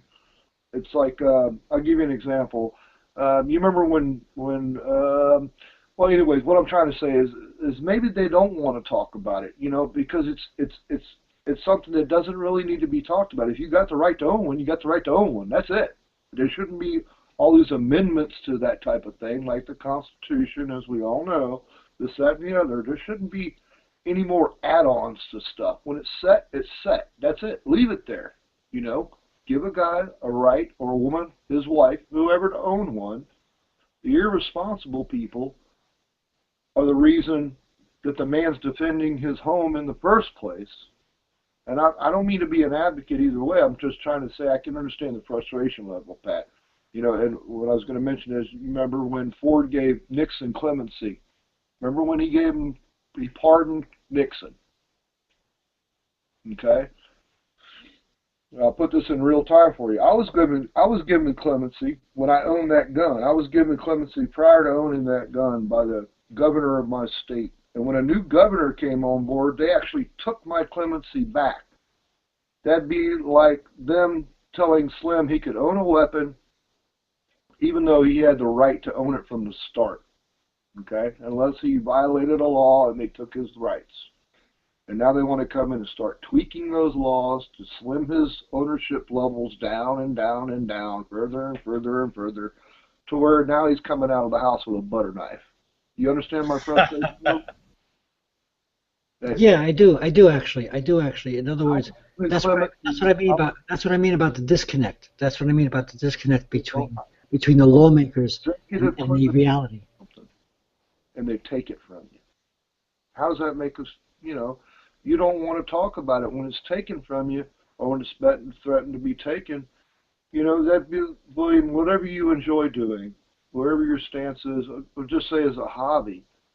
If it was a right from the start that you were allowed to go out and go camping, I'm saying that because I like to camp. If you like to enjoy camping, that's a natural right to be able to camp.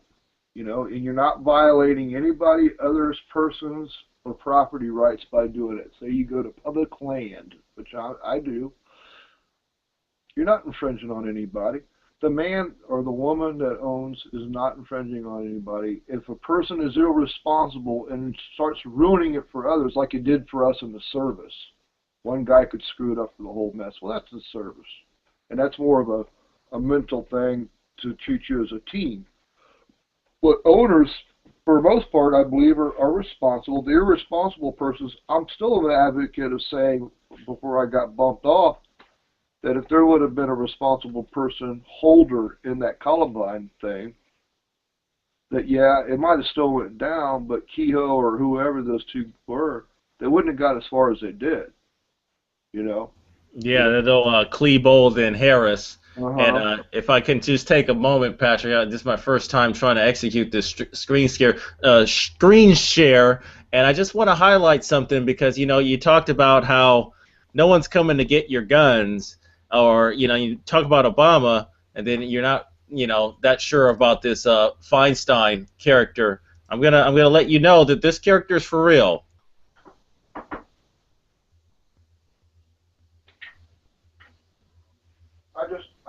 I can understand the frustration level while Slim's getting that up. I really can. I'm sorry, your video is unaudible. Let's put it this way. First, can you hear me? Yeah, we can hear you. All right. Yeah, I hear you. All right. I understand that there, you know, like without going into various videos, and I got proof of this and I got proof of that. What I'm trying to get at is that let's at least admit that there is a problem, and it's, you know, I'm the kind of person that always talks about where is the gray. In other words, it's always left or right. It's always black or white. You know, it's like, you know, it's not about gun control and the government is trying to take away your guns. It's also not about like the right to. It's about reality. It's about there is a problem. So let's have the conversation. Look, you know what I'm saying? I don't have the answers. I'm just a fucking regular guy who doesn't even own a fucking gun, and I have my own. It's my own choice not to own one, and most of my friends do own one. What it's about is the reality of the people dying, and the kids, the children especially, that are because of the problem, and the NRA has become, at least in the media, has become the irresponsible people instead of what they used to be. As far as I know, the NRA used to be a responsible, you know. But in other words, where's the conversation with the responsible people like yourselves and the irresponsibles saying, "Hey guys, you're fucking up. We need to have a conversation. You need to stop doing your fucking stupid shit." In other words, that's where I'm coming from. I don't own a gun, and I don't understand everything, but there is a problem, and as soon as somebody says, yes, I recognize there is a problem, let's have a conversation, that's when I'm going to shut up. I don't know if it's, I don't know, you know, I can definitely grab a hold of what you're saying, Pat. I really can, but, and I've never really thought about saying this. It's the first time I catch myself say this. I don't know if there's any room for argument there. I mean, I don't mean to be on one side or the other, but it seems like, because I'm trying to be neutral on this, because I'm not either or on it, dude. I'm not irresponsible and I'm not an owner. But I think in this situation there may be no room for intellectual conversation amongst the owners and the irresponsible, because the irresponsibles are the threat to all of us, man. You know, it's the responsible ones that aren't a threat. Yeah, that's what I'm saying. In other words, you know, as and I know you to be a responsible person because I've been hanging out with you for a couple hours now. In other words, why can't you? My own friend, one of my best friends, is like, it's like they refuse to confront these people. Why can't you and my friend confront this person or these people that are irresponsible? Why can't they stand up and say, you have to stop this bullshit? You're making us look bad. You're making me look bad. I'm Ron. I am Ron. You're making me look bad, you fucking asshole. You know what I'm saying? That's what I'm saying.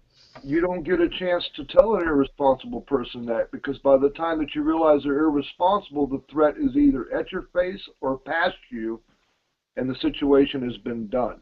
Can I throw that out? Yeah. Talk is ineffective in this regard, and typically people who are irresponsible are not going to heed advice anyway. I mean, these people are going to do what they're going to do, and I mean, Patrick, just come out and say it. I mean, listen, when talk is ineffective, you want to pass laws. I mean, you should at least be upfront about that. But irresponsible. Well, yeah, that's where the disconnect comes. That's where I was talking about the disconnect. Irresponsibility with guns makes a person a criminal. Right, and we have laws to address irresponsibility. There's tons of them already. But that's the problem. There's a disconnect between their laws and reality, and you guys, the responsible gun owners, have a problem with these laws because and rightfully so, because these laws don't actually address the actual problem. Well, can you give at least one specific? Can you give one specific example, Patrick, just so we can get our heads around a specific example? Because we've been, operating in shades of gray. I mean, I try to give some specific examples of where me as a responsible gun owner has a conversation with someone who's behaving irresponsibly, and you kind of brush that off. So, I mean, can you give us something more concrete where someone needs to speak up and it's going to be actually effective? Well, I sort of gave you the George Zimmerman as the example. In other words, to me, George Zimmerman was the epitome of irresponsible gun owner, and I may have opened up a can of worms with his name, but I that was my best example. In other words, somebody needs to tell him that when a cop tells him not to chase him and he does it anyway, he was being irresponsible. In other words, maybe it's not a good example. I'm not sure, but that was my best. That was my best attempt at giving you the example. In other words, the law says that he has the right to carry the gun, and in other words, he had the right, and everybody does have the right to carry the gun, whatever, you know, and he acted irresponsibly, and there needs to be a conversation. I'm not, you know, I'm not an expert. You know what I'm saying? I'm not sure if I can satisfy your request for an example. And what I submit to you is that George Zimmerman's irresponsibility is completely separated from the fact that he has a gun, because let's face the fact, George Zimmerman was armed legally. He did go through the background check, he did go through the classes, he paid the fees. So really, in terms of the law, you can't get any more responsible than that. Now, his decision making is poor. However, that's kind of a side issue from the fact that he's packing heat. No. That's what I mean. That's what I mean about the disconnect. That's what I mean. That's what I mean. That's what I totally meant about the disconnect between the laws and irresponsible people. In other words, the laws were not addressing the actual problem, because he I would quote you word for word, but I don't remember exactly everything you said. Okay, that's fine. The point is, sounds like you want a psychological examination before anyone can pack a heat. They have to go through a psychological. No. Not in other words. Don't put words in my mouth. I'm just saying that is my point. The point is that there is a disconnect between the laws that are trying to be made and the actual assessment of what a person who is irresponsible. George Zimmerman was, as far as I'm concerned, an irresponsible person, but by law he was in his rights. That's the problem. The problem, there is a disconnect between the laws that are being attempted to be made or have already been made and actual life. That's what I'm saying. There is a disconnect. That's what I'm going to say, disconnect 100 times. That's the point I'm trying to make. There is a disconnect between reality and the laws that are being attempted to address these problems, and it's never going to be solved until responsible gun owners stand up and say, "Yo, you're fucking it up," to the lawmakers. Well, there's always going to be a disconnect. There's always going to be a disconnect between someone who's following the law today and doesn't follow it tomorrow. I mean, until we start predicting the future, I'm not convinced that there's anything we can do about that. When the responsible ones, Pat, from what I heard, and neither here nor there, I'm still neutral, but when the responsible ones, seems to me, stand up and say that the irresponsible is wrong, that's when the irresponsible one is laying in the guy's front door dead, because the irresponsible guy, if he's irresponsible with a gun, and I'm at the range, like the example he set, then I've been in that situation in the military, and it got handled. It's like, you got to get off the range right now. In the service, it was like, you know, you're getting reprimanded. But the irresponsible one with a gun nowadays in civilian life is going to be the dead person, which was the criminal, because the responsible one isn't the stupid one that brought it out in the irresponsible situation. They don't behave that way. I don't think the laws need to come in and start trying to create laws to handle a conversation with the irresponsibles. If you screw up and you got one in your hand, somebody's going to handle you that's within the law. Well, that's what I'm saying. In other words, I have a problem with the laws. I have a problem with the people making the laws, because they're not the people that are in those situations. What I'm saying is that can't everybody agree that there is a problem with somebody running into a school and shooting down a bunch of children? I mean, obviously that's a problem. Can't we agree that that is a fucked up thing? You know what I'm saying? And the problem is that what law would have stopped? Wait a minute. What law would have prevented? I'm not talking about laws. Please. What law would have prevented that? You brought up the example. You brought the example up. Please let me finish. I'm saying that there is no law that is being made that's going to address that. The point is that the fact is that doing this is a problem. And the fact is that this is a terrible thing. And the gun fanatics, not you, but the gun fanatics are the ones that are like sticking up for the it's like they made a joke out of these kids dying, and it's a terrible thing. What I'm saying is people like you, Slim, and people like you, Ron, should say, whoa, what the fuck are you doing? You're making a joke out of a bunch of kids dying. What the fuck are you doing? That's what I'm saying. The conversation was never started. There is a problem. Let's recognize that there is a problem. I don't know what to do with it. I don't have the answers. Don't ask me. Don't ask me. Don't put me on the don't throw me under the bus and tell me that I got to come up with an answer. I don't know. I don't know the answer. I just know that the conversation is not happening. Adam Lanza was in his room, from what I can tell. He had all of his windows blacked out. The guy would play Call of Duty hours on end, had no friends, was on medication. His mother, in all of her wisdom, decided that it would be a bonding moment to show him how to shoot AR-15s. There is no law, Patrick. The disconnect is there is no law that prevents this storm of insanity from happening. And no one's making a mockery of the kids. But there is no law. And I'm not going to sit around and even try to come up with a law that's not going to affect anyone but people who obey the law. But that's what I'm trying to say. I mean, you're right. You're right. So you're talking about the insanity of this weird situation. But let's have that conversation. Let's like, okay, this person who was mentally whatever did this horrible thing. How do we address this? I don't have the answer. I'm not telling you I have the answer. I'm just saying, like, let's have this conversation. You know, like, not me to you, but like, you know, the lawmakers are obviously doing it wrong. The gun owners, the responsible gun owners are not, or just like, leave me alone. I don't want to be bothered. I just want to be in peace. And the irresponsible assholes are just being plastered all over the media like they're a bunch of fucking clowns. It's like somewhere along the line somebody has to say, yo, somebody's fucking up. And I don't know how to do it because I'm not even a gun owner.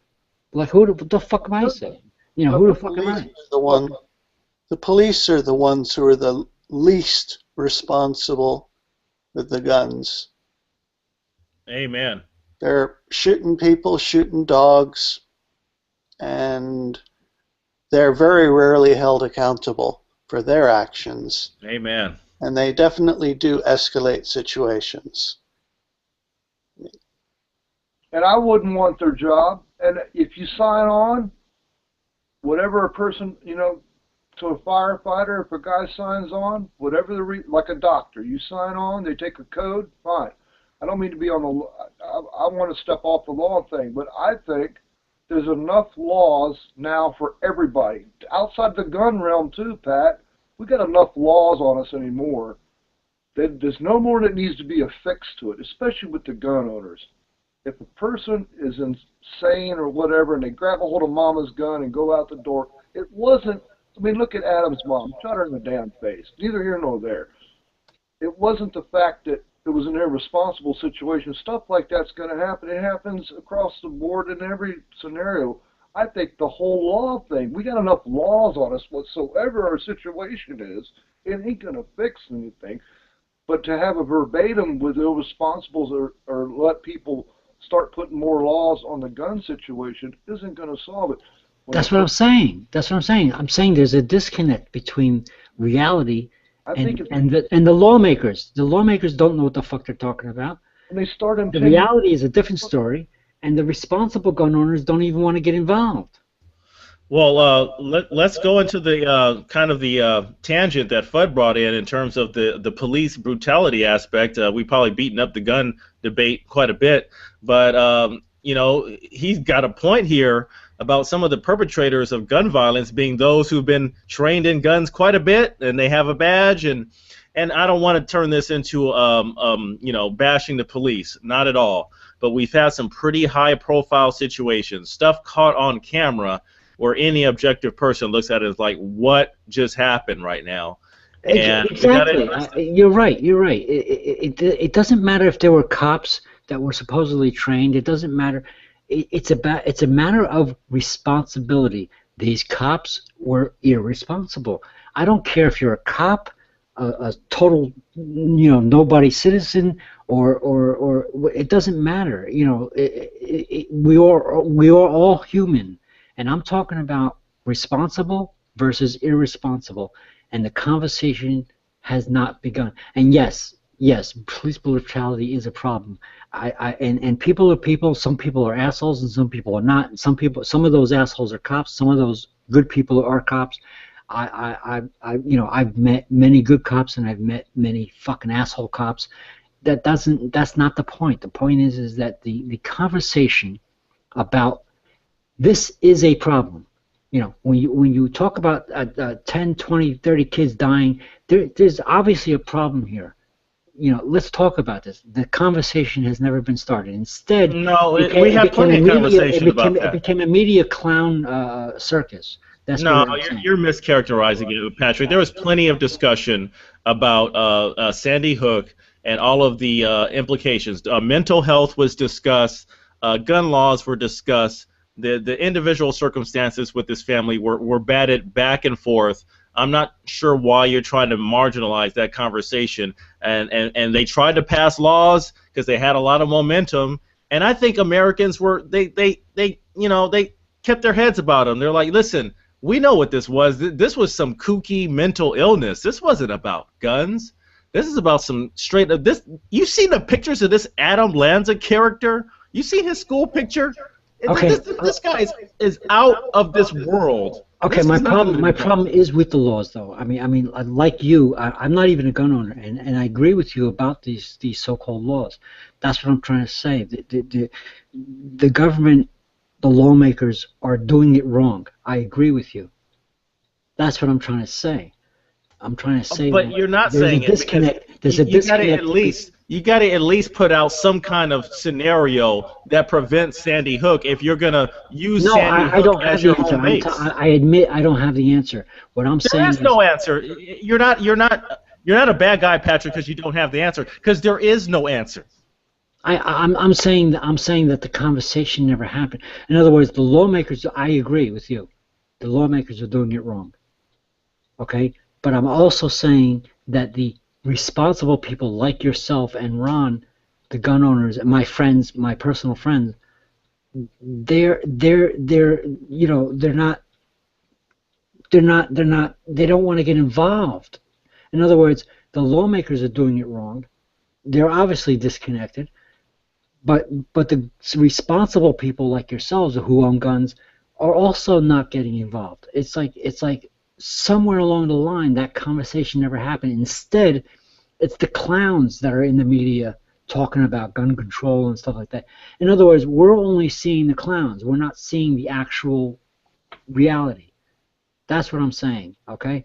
I can't give you any more than that because I personally don't own a gun, and I have my own reasons and I have my own responsibilities and things like that for my own reasons, and that's basically nobody else's business. But the point is that I'm not against owning a gun. I'm not against the amendment that says that you're allowed to own guns. I'm just saying that there is obviously a problem that nobody's talking about. Instead, it's a fucking circus. And the circus thing too, about what the gentleman spoke of when he spoke out a minute about the law deal. But anymore, back in the day with the neighborhood patrol, or a guy that was on his beat, when he walked around and knew his neighborhood, he's walking down, say Mr. O'Brien is walking through the beat in Jersey or wherever, Little Manhattan, whatever you call it, he would know his neighborhood. He as a beat patrol officer, he knew the situation, and he knew his, those days are coming slim now. Those guys, I'm just wearing the other shoe, because it seems like, and here's the other thing, but nowadays they don't, because of the psychos, because of the stuff that they've been through, that us as homeowners, you as a civilian, the gun owners, what they go through nowadays, what we've gone through, everybody's gone through some weirdo coming into their life and being weird.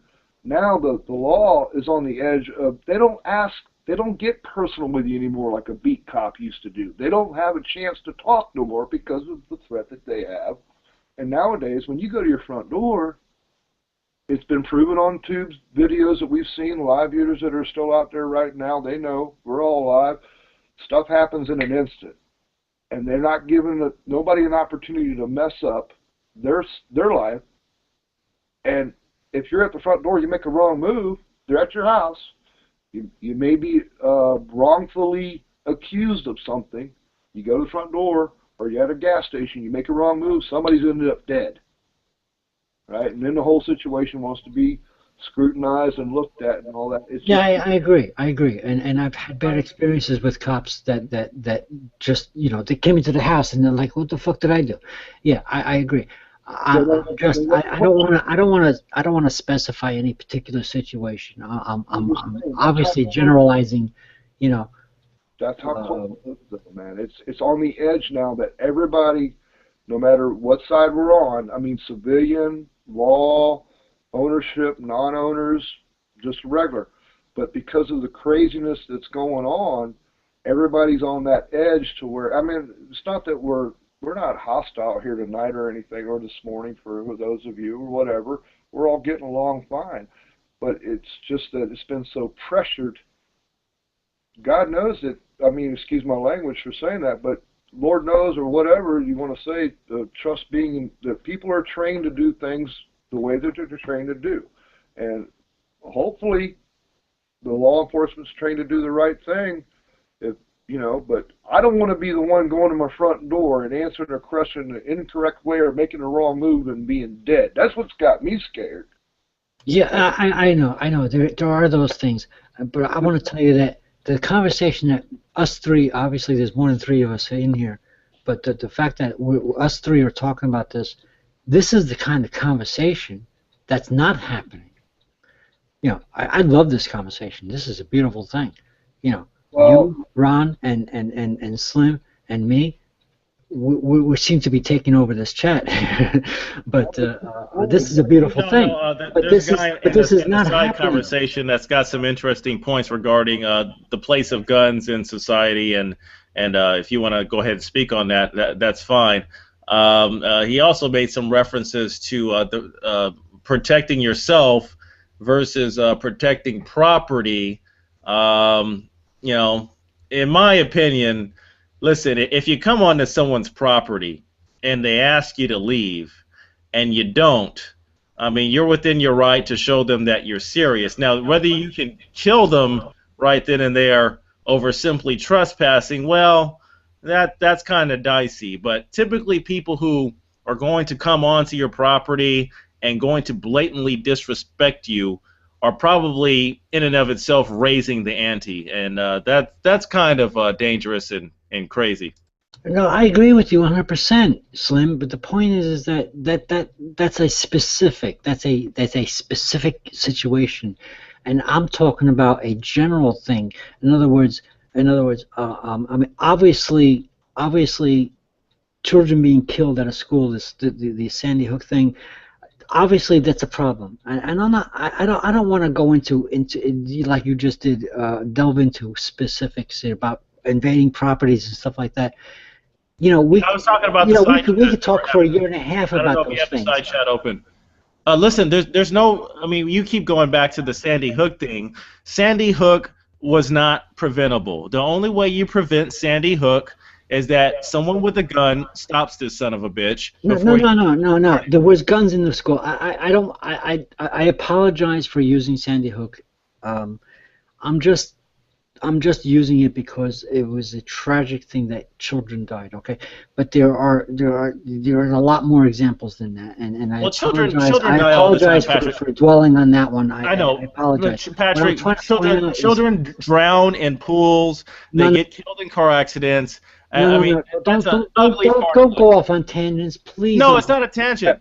This is part of life. It's not a tangent. No, it is a tangent because we're talking about gun violence, okay? And you're talking about why do you draw distinctions when a child dies? A child is dead. Why do you I just agreed with you. I just agreed with you. Please give me that. But you draw these distinctions between a child that drowns in a pool versus one that's shot. See, you're going off on a tangent. Listen, I'm talking about specifically bullets. I'm talking specifically about gun violence. I'm talking. You don't equate other deaths with gun violence. Okay, I'm agreeing with you. Why I'm not? agreeing with you, and you turned it into something that I'm disagreeing with. Hey, listen. When a child dies, it breaks my heart, and it doesn't matter how they went out, Patrick. And if you don't agree with that, then that's fine. That's the point. It does matter. It was preventable. Okay. I'm talking about responsible gun owners. How is it I agreed with you so much that I called you a responsible gun owner. Don't say it's preventable and then say I don't know how to prevent it. Tell us how to prevent it, Patrick. Tell us. I can't. That's what I'm trying to tell you. That's unacceptable. I'm actually asking you for the conversation. I'm actually telling you that there's a disconnect. There's a disconnect between the supposed laws that are trying to be made, and I disagree with those laws. I'm actually agreeing with you. You start to go off on this drowning thing, and like that's terrible. Your position is unacceptable. You disconnected it. You disconnected it from the actual problem. Your position is unacceptable. You say there's a solution, but you will not even attempt to offer one. That's unacceptable, Patrick. And I'm gonna double down and say it's cowardly. I said there needs to be a conversation. If I was a genius, I would give you a solution, but I'm not a genius. Okay? I'm saying that there is. If you're telling us it takes a genius to come up with the solution, that is a cop-out. Happening. That's what I'm saying. We just had a conversation for the last hour or so about it. Don't tell us that there's no conversation going on, because this topic is much deeper than this Google Hangout, Patrick. Come on, throw us a bone. Can you even try? It doesn't have to be perfect. How would you have prevented Sandy Hook? Give us something. There is no answer to that. There is no answer to preventing. You know what? I'm pro-gun, and I could give you something. I'm saying that there needs to be a conversation between the lawmakers who are obviously inadequate in their ways, and people like you who are responsible gun owners. There needs to be a conversation. That's my answer. I don't have a magical wand like Harry Potter to wave the wand and say fix this fucking thing. I'm telling you that there's a conversation that's not being had. No, here's the deal. When someone's willing to give their lives in the pursuit of pure evil, that's a problem that can never be addressed. All you can do is mitigate the damage such an individual does. That's it. You can't prevent it, you mitigate it. That's the bottom line, Patrick. That's the end of the conversation. Stupid now. You're just being stupid now. No, hey, can I be an intermedium here? Can I throw this to the Please do, Ron. To the panel. Pat, I'll leave if you tell me to, if I'm being stupid, but let me suggest this. Myself, I know I have, and it doesn't have to do with a weapon, a gun, some people call it. Pat, have you not, and I don't mean to jump on the pile, the live chatters, I want to throw that question out to you too. Anybody that's ever been in a situation that after it was over, you were glad that you had a person sitting next to you, no matter what their technical or specific handling of the situation was, you were glad to have them there. After that, you realized that situation was handled correctly by a responsible person that might have saved your life. I'm talking about anything that you can remember that you were glad to have somebody sitting next to you that saved your butt. Yes, absolutely, okay. Ron. I agree with you more. I agree with you. On a plane, and also FUD, William was riding in the back by the latrine. You know how to do something on that plane. I know what I know how to do. I cover escape door. I've always done it. Anytime I go on a plane, I choose to sit by the safety door because they ask you, can you handle this door in a time of emergency? Pat, you're handling dining. When she comes down, you know, to order our drinks and maybe the hors d'oeuvres and munchies for our rider next to us, which will be, say, Slim. Fudd, he's hanging out. Something arises. The two of us, it's not the emergency and it's not a dining situation. The threat gets taken out. Slim handled it. Now we're all safe and we land. What I'm saying is there's been a time in your life, maybe or maybe, I'd say chances are that your ass or butt has been saved by somebody else. And you can respect what that person did. Hopefully it was a right situation that they handled it in. They've now become a technician. They were specific in what they did. Am I incorrect? Is anybody out there alive? Am I wrong? Somebody's had something happen in their life where a person actually saved your butt. It could very well be in this one situation. The lawmakers are handling, you can believe those lawmakers that are shouting, they got something to cover their butts with. I'm just throwing this out there. I'd rather have a guy like Slim or whoever else is here, the live chatters also, sitting on my side than be in the wrong, because I'm not going to come at him wrong. I'm not that type of approaching person anymore, because I know what the what do you call it, the deterrent is, and that's the best part about it, man. If you're wrong, you'll be wrong and dead. That's a bad word to use, but if you act right and get along, then you got no reason to be putting something down on the guy that's just trying to do something right. Just because they're guns doesn't mean they're doing something wrong, man. Ron, I agree with you 110%. What I'm having a problem with Slim is that he's trying to nail me down to what's the answer? Well, give us the solution. It is sort of like I don't have the solution. I'm just saying that there's a conversation. Where the question would come from. I understand what people were saying about it being sort of vague because, and I'm not an owner, man. They took it from me after I was told I could have it. Ron, you are on my side. I agree with you 110%. Who's putting what Slim is trying to do to me? What Slim is trying to do to me is he's trying to make me swear to a solution. I'm like, I'm sorry, Slim, I don't have the solution. I'll swear to a solution. You want me to step up for you, Patrick? You want me to swear to a solution? I'm sorry. Go ahead. Would you like me to swear to a solution? You're going to be ridiculous in doing so. If you want to berate yourself that way, go ahead. Okay, that's interesting because my solution is going to be Dianne Feinstein's solution, and that's Mr. and Mrs. America, turn them all in. And you know what? She's got a lot more power than me. She's got a lot more money than me. She's got a lot more influence than me. Great. I'm glad you think so because she is a powerful senator in the good old state of California here.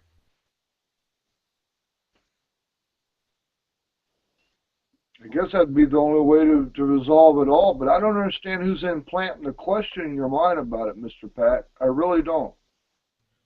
I'm sorry, Ron. Let me turn your volume up. What bug is this? Ron, I have the deepest respect for you more than Slim. So I want to hear what you're trying to explain to me. Well, I mean, I must have missed something. What bug is the question bug? I don't understand. I've been bitten by bugs before where I'm positive about something and I just couldn't get rid of the thought.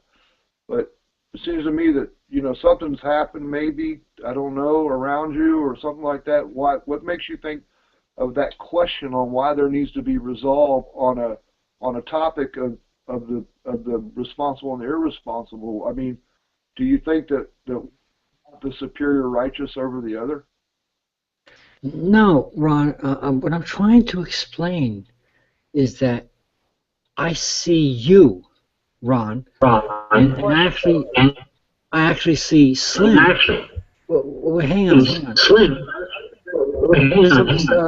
The person with the dog face is echoing.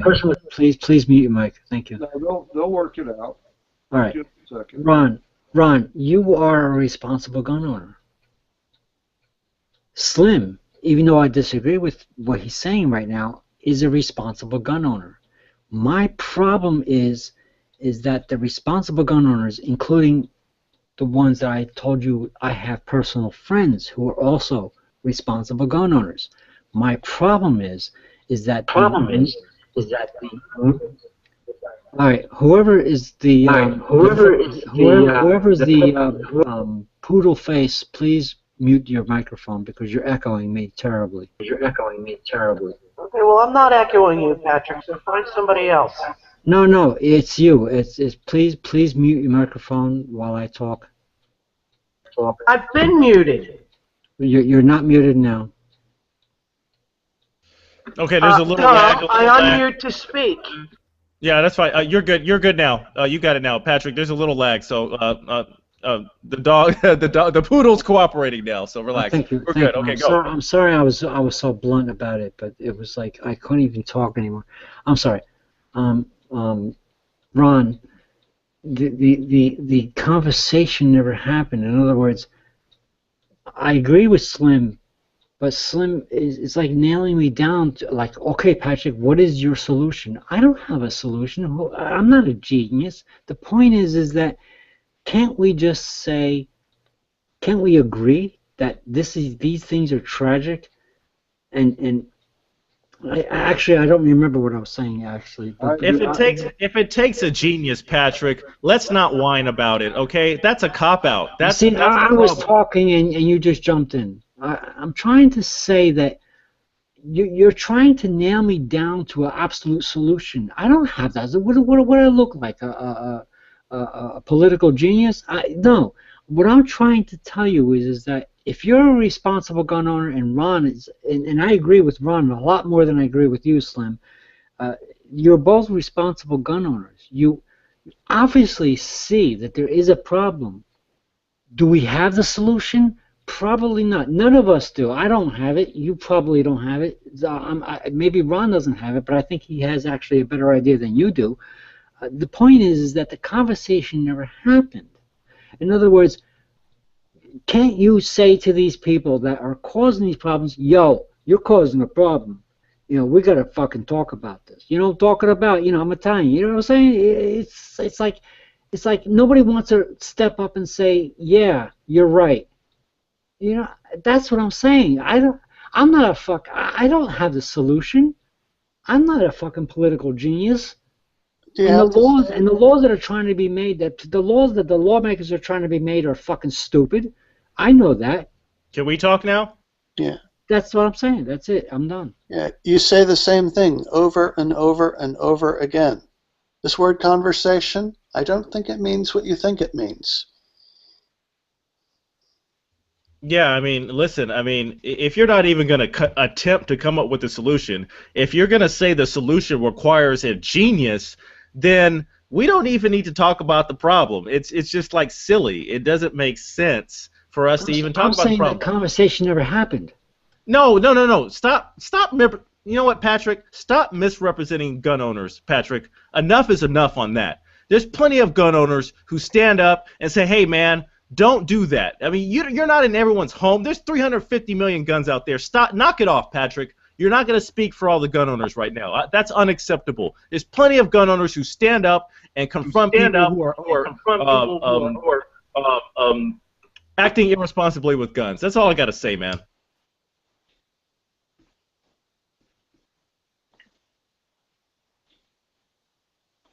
Now, I will say that I've been on both sides of the coin. I've been behind weapons that cause mass damage, and I'm glad that I got out of the situation where I had to fire one, and I chose to leave that situation. I never had to kill somebody. I'll say that for record for the first time. But I got out of the situation where I was put in that I would have had to if I needed to, and that was with the military. Now, I'm not saying that I'm proud to be out. I'd rather be in than out, but I'm too old. Second of all, there's been persons that have saved my life with a weapon, and I've also had a perpetrator put a gun straight in the middle of my forehead. To not have a weapon and have that person do that, I wasn't thinking about a weapon when they did it. I actually shit my pants. And I was glad that I did, because I started crying at the same time, and that's the only thing that saved my life. If I would have had a weapon on me, I might have had a chance to kill him instead. This was in a street scenario. If I'm still mic'd up, I don't know. But out of those three situations, I can respect a weapon, or some people call it a gun, and I'd rather have people that know what they're doing, which is, I think, what we call responsible. The irresponsibles I don't have room for, because I've seen a couple sides of the coin. The psychological aspects and all that, I don't know, man. But, you know, if something's going to happen and this, that, and the other every day or whatever. But, guys, I'd much rather have a responsible one on my side than irresponsible. That's all I can say. That's all I can say. And the whole Sandy Hook thing. No, did you want to say something, Michael? No, I'm just putting all my Sandy Hook stuff over on the right-hand side in the side chat. Good morning, ma'am. Good morning, kids. Yeah, ma'am. Good ma'am. Good. Well, I'm a responsible gun owner, and I hate irresponsible gun owners. But no, you can't have my gun. And you know what? Have you admonished? You know what? Have you admonished any of your irresponsible friends in your time? I don't have any irresponsible gun owner friends. That's so awesome. Now, have you admonished any non-friends that happen to own guns? Quite frankly, I've not run into one yet. Interesting. I don't hang in those kinds of circles. And just because there are bad apples out of there doesn't mean you can take my guns. Go take the bad boys. That's why there's white hats and black hats. And it's amazing that just the conversation saying, hey, you're irresponsible. Is going to change anything. Talk is cheap. I'm hearing that. Pardon me. Michael or Michelle. It's Michael. There's a bad echo problem with your. Maybe you can pull those. Well, you're gonna have to deal with it, Patrick. Deal with it. Hey, I can't hear what the other people are saying. That's all I'm saying. I'm just trying to help. It'll work out if you just give it a chance, man. It'll buffer out. Just give it a chance, guy. It will. It usually solves itself if you don't go to mutant and all that, man. It'll figure itself out, that usually. And Michael Hand makes a great point. I don't know any irresponsible gun owners too, and I've got a pretty wide circle of gun owners, and I don't see them acting irresponsibly. And this admonishment that Patrick's been putting out, that I got to go out there and I got to wave the finger at these people who are behaving badly with guns, and somehow this is going to stop children from getting murdered. It's offensive, Patrick. That's offensive, man. Oh, is it offensive? I'm not saying that you have to. I'm just saying that can't we like ask you to help us? That's what I'm saying. I didn't think you had to, and I'm sorry that you feel it offensive. There's no room to talk to an irresponsible one. There's no room anymore. There's not time to chat with them anymore, Pat. We don't have the opportunity to talk to an individual that's going to be irresponsible anymore. Thank gosh we got feedback on socials like this. You think that it's not being talked about? We're in a little small world, Pat. Guess what? There's about maybe 50 million other little YouTube worlds that are going on. And I don't know. Can you guys hear me? Perfectly, man. I can't hear you all. To hell with that. I can hear you perfectly. She left. But, Pat, believe it or not, there's other bubbles inside the YouTube world out there. There's a lot of people talking about the same situation. Thank gosh we got the feedback amongst each other to talk things out. It's irrational people that don't talk about it.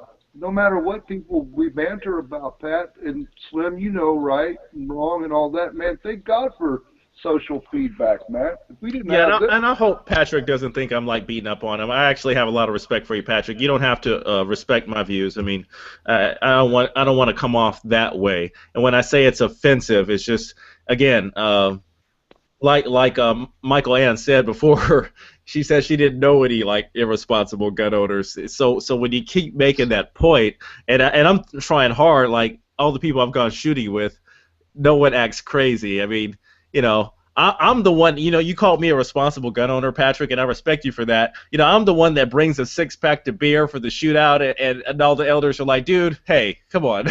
You know what I mean? And it's just, I don't know anyone that does crazy stuff like that. I don't know who I would admonish for behaving badly with a gun, and I don't know how much it's going to affect the craziness of the world out there, and that's the only reason I'm frustrated, Patrick. But I respect your passion for it, and we all have the same goal. I mean, I was throwing up when I heard about that Sandy Hook thing, but I think everyone recognizes that was a circumstance that just extends way beyond guns, way beyond it. There were no children that died at Sandy Hook, so stop using Sandy Hook. Okay, I apologize. Listen. I mean, seriously, you people wouldn't know a staged event if you fell on it. Oh God, I'm sorry, Slim. I want to say that I think I lost my train of thought. Yes, Slim. I think I know where you're coming from. I'm sorry I lost my train of thought. Yeah. In other words. No, we have. I'll bring you back. We have the same passion, bro. You think I'm trying to pin down the responsible gun owners, including my own friends, and you're saying that I think you said that I think you said that I thought that you weren't doing anything, and you said that I think you are actually doing something. And I didn't recognize it, and I appreciate that. But no, I don't really think that. I'm doing anything. I mean, just like Michael Ann said, I don't really know anyone that I'm going to admonish about their improper use of firearms. So from your perspective, maybe I'm not doing enough. Maybe I'm feeling guilty. Patrick wants us to come the streets of Compton and go tell all the bad guys, put your guns down. You can't be doing that. Excuse me, Michelle. It's Michael, Patrick, for the 5th time. Michael. Let me. I'll mute my microphone. Do you think you can say the word Michael? I'll mute my microphone as soon as I finish answering. Okay, well, call me by my correct name, Patrick, or I'll start calling you Paul. Okay. I'll mute my microphone as soon as I finish answering Paul, if I can remember what the hell I was saying. Slim, yes, I understand. In other words, you saw me as trying to pin you down, and I saw you as you trying to pin me down. Yeah, I get it. In other words, I thought perhaps that, including my own friends, you weren't doing anything, or you weren't speaking up, and you're saying that you actually were, and I just didn't see it. I appreciate that, and I apologize for that. And Michael, Poodleface, go ahead. Okay, well, we didn't need the poodle face, Patrick. Seriously. So, Michael, and let's break down the whole no children being murdered or whatnot. There's plenty of controversies, acting faces, people smiling, and then the cameras come on, and then they're all of a sudden sad and crying and whatnot. How did Eric Posner die in Sandy Hook and over in Pakistan? How did that work?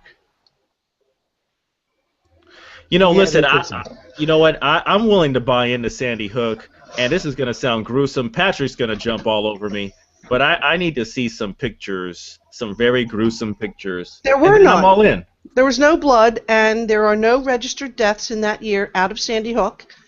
And as you can see, the stuff that I posted in the side chat, the government even states none of those children were dead. I just listed all the evidence. This is a gun-grabbing country, okay? They're going to do anything they can to come and take our guns. We're the only ones that allow their citizens to do that, except for, I think, Putin just gave his citizens back the right.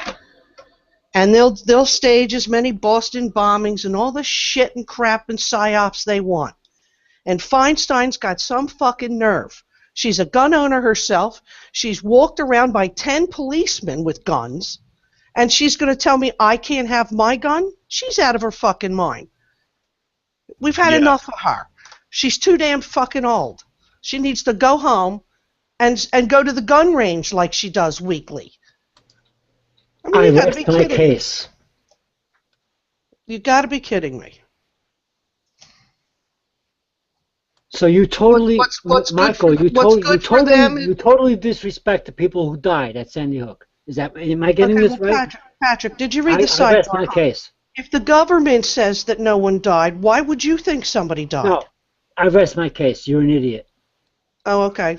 Well, named callers have no place in the debate. So you can take your little Barbie doll and go home, Patrick. Fuck you. Children Oh, died. please. Okay, just No, real quick, no, they, Michael no, they and didn't. just No, they didn't, That's why I have Patrick. a problem with you. Okay, well, if the government says they didn't die, who are you?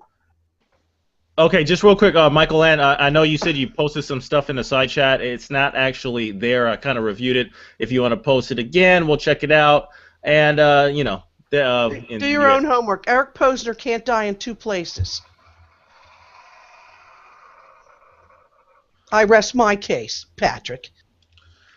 Okay, so we may not come to listen. I just want to see- see some pictures of the Sandy Hook deal, and then I'm all in. I'm bought in. I'm not going to question it. There's a lot of secrecy about that situation, and I'm not really sure why.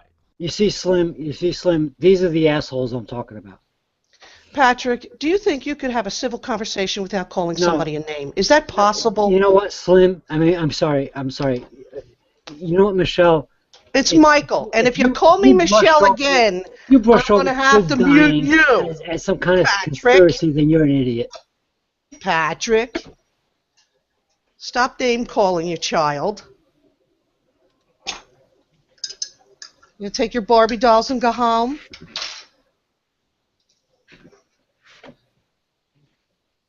Oh, Patrick blocked me. Don't you hate when that happens? Okay, so obviously we don't have to all get along here, but we'll move off the Sandy Hook thing. That's kind of a hot button issue. Clearly. Only for Patrick. Yeah, I'm sorry. She was talking like these kids didn't Seriously, die. I've never seen It's anybody like- it's derail like, in who the 5 f- freaking seconds. I muted her. I ignored Gotta be her. kidding me. I think I blocked her. I don't know. I just couldn't listen to this fucking idiot. I'm sorry. Tell him to go look I up the apologize death for records of being Sandy Hook. bold and See if there were and any blunt. that year. He's going to find a big fat zero.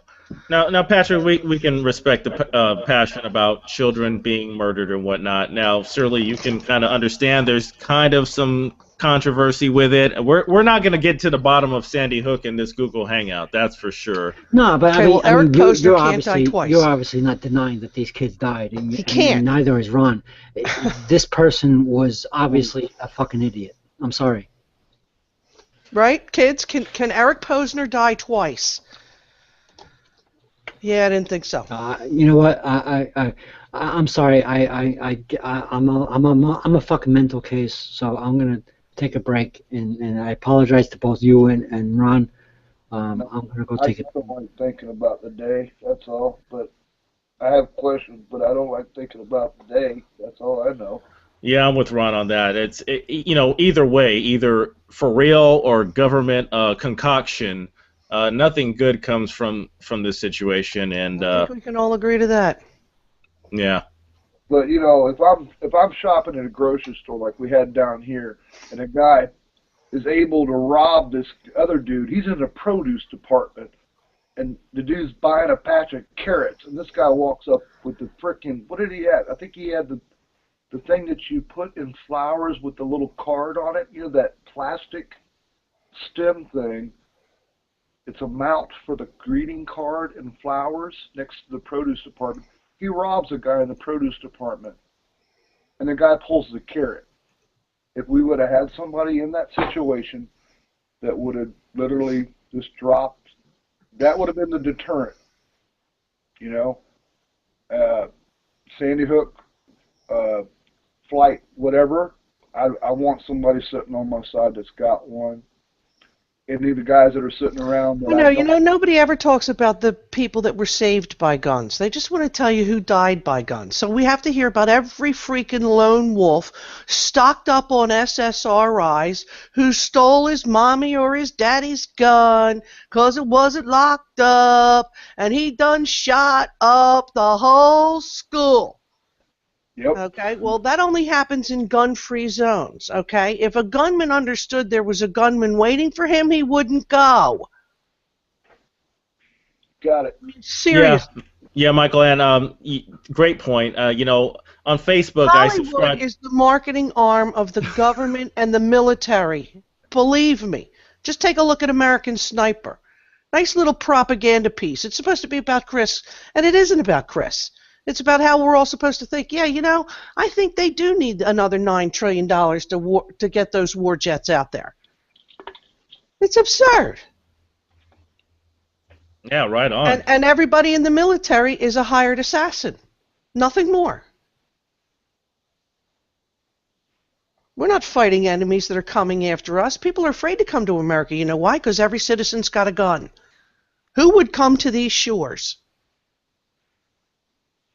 Nobody, except for the shit this government wants people to be in chronic fear, thinking the boogeyman is going to come and get them. We got military police that look like they should be in freaking Beirut. There's a mission and a mission and a method going on, folks, and if you can't see it, God help you. Well, you know, those protesters can get pretty wild, Michael, and you know that's why you need all that body armor and tanks, because you know bottles and you know stuff like that can be really devastating to your globalist ideals. I know, it's, you know, these nonviolent extremists. Holy shit! What are we going to do?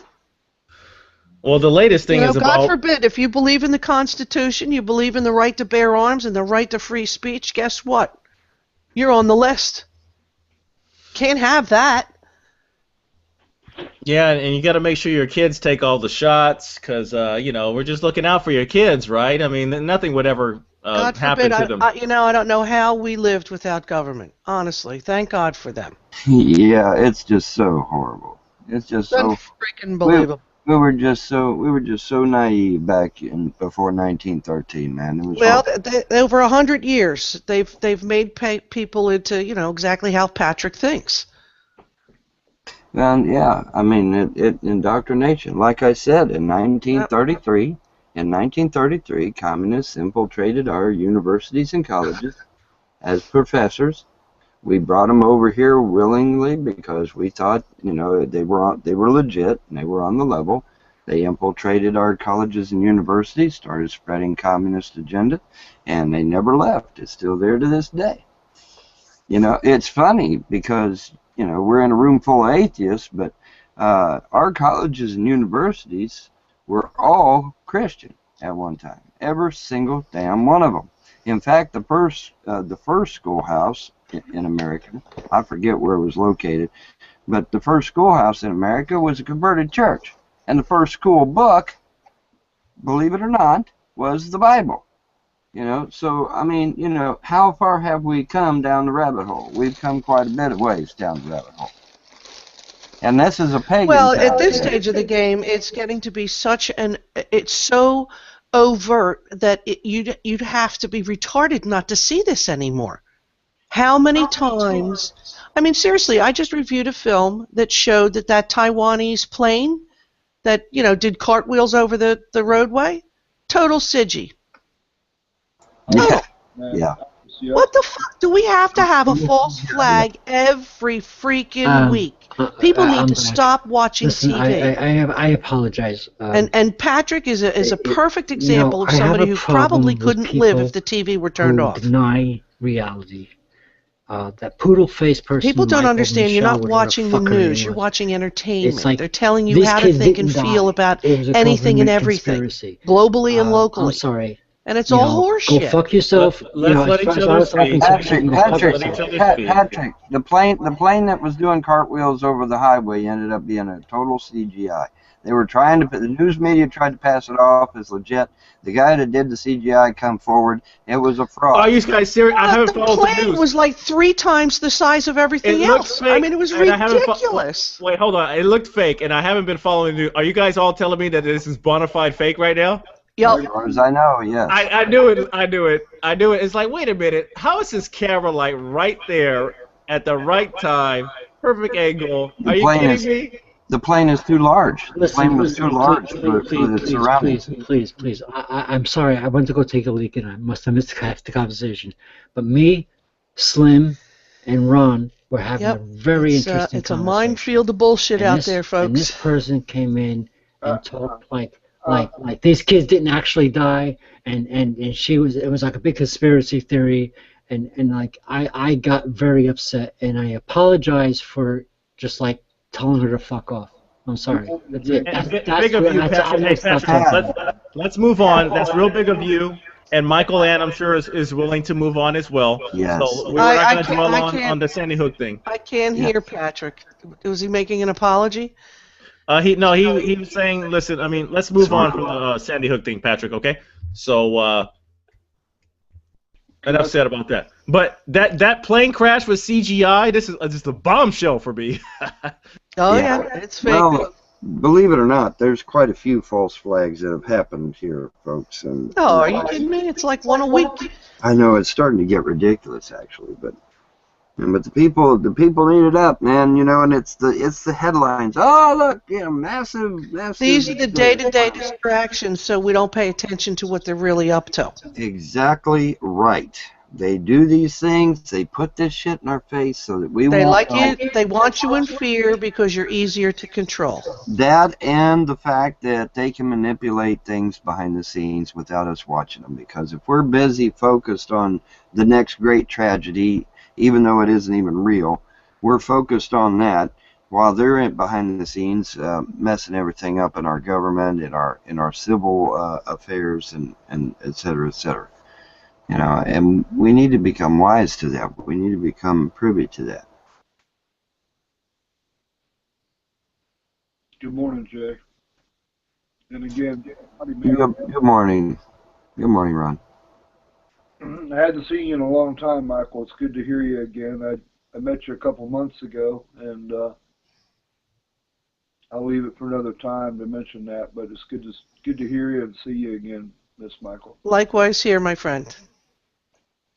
Now, Patrick, I don't want to make it seem like we're jumping up on you. I want to give you the opportunity to express yourself about some other current events regarding vaccinations. Is real hot right now, and a lot of polarization going on with the vaccinations. What's your position on that?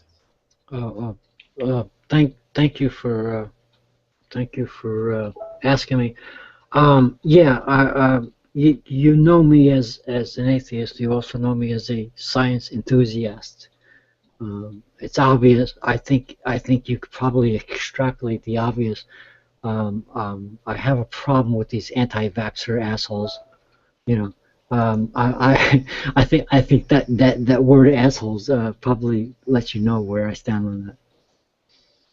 Okay, so that's all fine and good. You can have an opinion. Do you think the government should be mandating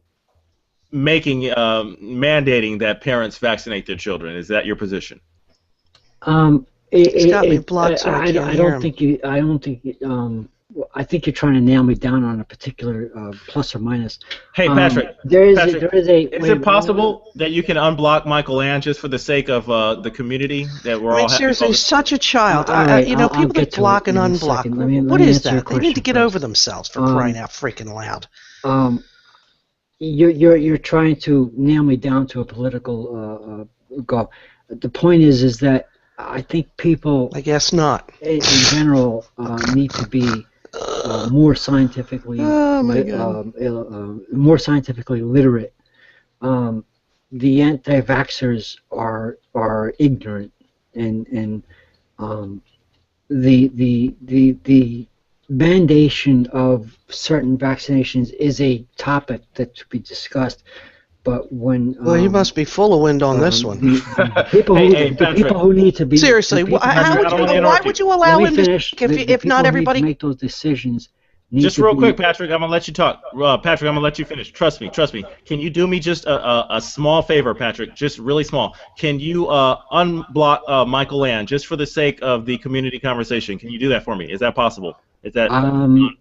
I haven't. Okay. All right. Just for the sake of the conversation. Okay, I understand, but I'm not sure I can navigate the I Google don't Plus think that we well. can. I blocked somebody yesterday, and I didn't see a way to unblock them. Yeah, Yes, he listen, knows how I'm to do sorry. this. He Okay, I'm blocks sorry. people all I the blocked time. her because she You was go to full of shit. Google But and you unblock them. if you're asking me to unblock her for your He sake, does I this all the would time. He should be a master at it. accommodate you. But because No. This is not for me, Patrick. This is just for the sake of everyone getting involved. Okay. For the sake of everyone, I would do it. Except that Do we the have to put up with his temper navigation, tantrum? what's the word I'm trying to use? My ability to navigate the Google Plus unblocking and blocking may actually interfere with that. So let me just finish my point, and I'll try to figure that out. Okay? Can't hear you, Ron. All right. So my point is that Can't hear a word you're saying, anti-vaxxers Ron. are- You're see, coming in garbled. you have to understand that I'm not a mentally stable person. You have to understand that the anti-vaxxers are a problem with me. Mandating. This must be that's some what the- that's what the dissertation word he's we given. use. Mandating the vaccinations is a catch-22 thing. If we had a verifiable, legitimate, scientific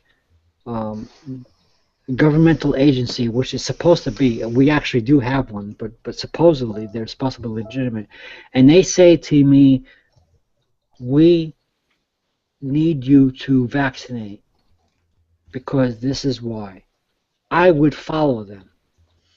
Okay, so in other words, I am worried about the measles. I'm worried about the just to keep it forward, you generally agree that the government should be able to do this. I just want to get everyone involved because that issue, I mean, we want to get everyone involved here. Ron, did you have anything to add to this? Yeah, I've been vaccinated as a kid, and I was vaccinated again in the service. I don't think, as a parent that I am, empty nester now, that I would want to allow the government to tell me what my medical reasoning would be with my kids. So I choose to say no on any type of intervention with the government and vaccines because I've seen. I think we should. I think the government should have legitimate advice, and I just distrust the current government as far as their legitimacy. Pat, think about this critically for 1 second. If vaccines were so damn good, and they were so necessary for our health and for our children's health, why is the government forcing them on us? They wouldn't. Because it's obvious. There is a problem. There's a disease that is being spread, and the vaccinations have cured. For example, not cured. I'm sorry, has stopped. That's all polio. emotional bullshit. These vaccinations do work, but we have to hope that we have actual. There's no reason for it to be knowledgeable mandatory. people When in the our government decides that the largest is actually pesticide company on the planet now needs to make vaccines, I think you need to draw a few conclusions and maybe connect a few dots there. We recommend. Government has no business in healthcare. It has no business telling a human being to inject anything into them. And if vaccines really work, then you don't have to worry about those that aren't vaccinated. Who has a End of friend statement. who is permanently disabled because of polio. And that's as a registered And I nurse, was vaccinated professional, as a child for 30 polio, years trained in and I private never got practice. it, I et cetera, wouldn't so take forth a and so on. These vaccine, things not do now work, for and anything, there are any questions, reason, there are at any scientific time. things that you want to think Nor about. would I give one. But the I don't even allow my conspiracy theory dogs to be bullshit, you have to vaccinated. fucking You throw have an in the immune goddamn system. garbage, because There's you no have to reason to be understand that vaccinated. It is for the better. You have to understand that when the And government, trust me, when in the government is Spanish War, the trying to people tell didn't you die is from that this is a the problem, disease. we They want to died from the vaccinate your vaccine. child. Yeah. And Bill This Gates has the way killed you more have- people with vaccines over in Africa.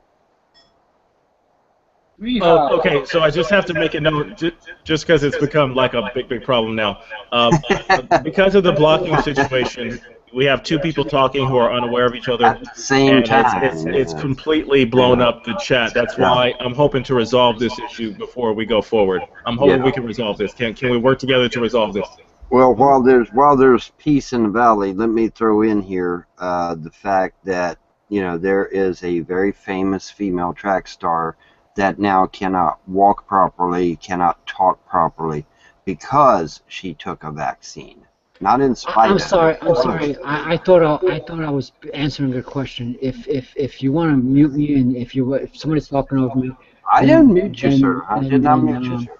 I didn't do that. No, I'm gonna go Patrick, smoke a I don't know if cigarette. you're understanding, I'm gonna go Patrick. You're smoke a cigarette, talking. and you cue me up when you want me to talk. No, yeah, Mike, Patrick. Again, I'm not trying to silence you. It's just for the sake of the room, I had to do that because Mikey was talking and you were talking, and nothing was coming across, nothing at all. Well, I Just looking to apologize, resolve the but issue. I thought I was answering a question. I thought I was answering a question. All of a sudden, I realized I was muted. Well, you know, you can't pick and choose who you want to speak to while you're in the room. Maybe he just needs to leave. If he doesn't want to participate. I mean, good Lord. Can't play in the sandbox, Patrick. Take your Barbie dolls and go home. Yeah, Patrick. Patrick. You block everybody that like scares you with what you hear. It's time for you to grow up a pair of fucking balls, man. Or just navigate and I'm sorry. I'm hearing echoes. I'm not hearing anybody. just re-navigate back to G+ and unblock and come back in, Pat. That's all. Yeah, Patrick, we need you to do that. You can come back in. We really need you to do that just for the sake of the room. We want you to come back. Trust me, we're not booting you out. It's just it's going to cause an issue. You like I say, vacate and then come back in, but please unblock so we can be a community, man. All right, who am I blocking? Who am I unblocking? I'm sorry, I'm not hearing anybody. I'm hearing a lot of echoes. Michael Allen McAllister, I believe is the correct name. Michael Ann. Michael Ann McAllister, excuse me. Michael Ann McAllister. Go into your block settings on Google Plus on your Google Plus page. There'll be a little gear icon. You click on the little gear icon on your Google Plus page, and you go to the blocking section. You just unblock Michael Ann McAllister. It's I don't know. He knows how to do this. He blocks everybody. I thought I was answering your question. At least 5 people have walked him through the process. All right. As I've watched. I have a feeling that this is a seriously. What do you call it? A network problem, because I'm hearing too many voices, and I thought I was talking and somebody else was talking. All right. So Mike, I need to unblock the person I blocked. Right. Michael Ann McAllister. All right, no I'm name try. I am trying to find that. Michael Ann McAllister. Patrick, sidebar text chat, buddy. Click on her profile and unblock her. Yep, there you go. That's the fastest way. Yeah, that's the fastest way. Just unblock her at her profile. No, what you don't understand believe is that he's once worried you about a block poodle. somebody, you don't see the profile. Okay? But I thought I was answering John Paul's question, and God, you know, and all of a sudden everybody's telling me that they're not hearing me. So I'm trying to find this. You know what? I tell you what. You guys go ahead and talk. I'm gonna go smoke a cigarette. I'm gonna mute myself, and I'll figure it out. Okay? Oh, we lost the Rev. Okay, we need you to work on that, though, Patrick, before you come back in, okay? Okay, forgive me for not being No, able to vaccines are navigate this unnecessary, and the stuff. fact I'm that just they're an old fart who mandatory, doesn't that's always tyranny, understand and I don't do tyranny. And also, Miss Ma'am, you know, also where they screwed up back in the 40s when the competition was running for the polio vaccine. You know how they messed up back then and created That's something. right. That thimerosal cost us a number of lives. These people don't understand. They really don't. Does any of the scientists in this room really believe that mercury and aluminum are preservatives? I mean, honestly, I don't really understand. believe that? I mean, you got people that don't believe in God, but they believe that 1 cc of a liquid soup of biological swamp shit is going to keep them protected from every virus going down the road. Yeah, and they don't. Half these vaccines have to be recalled because they're ineffective, out of date.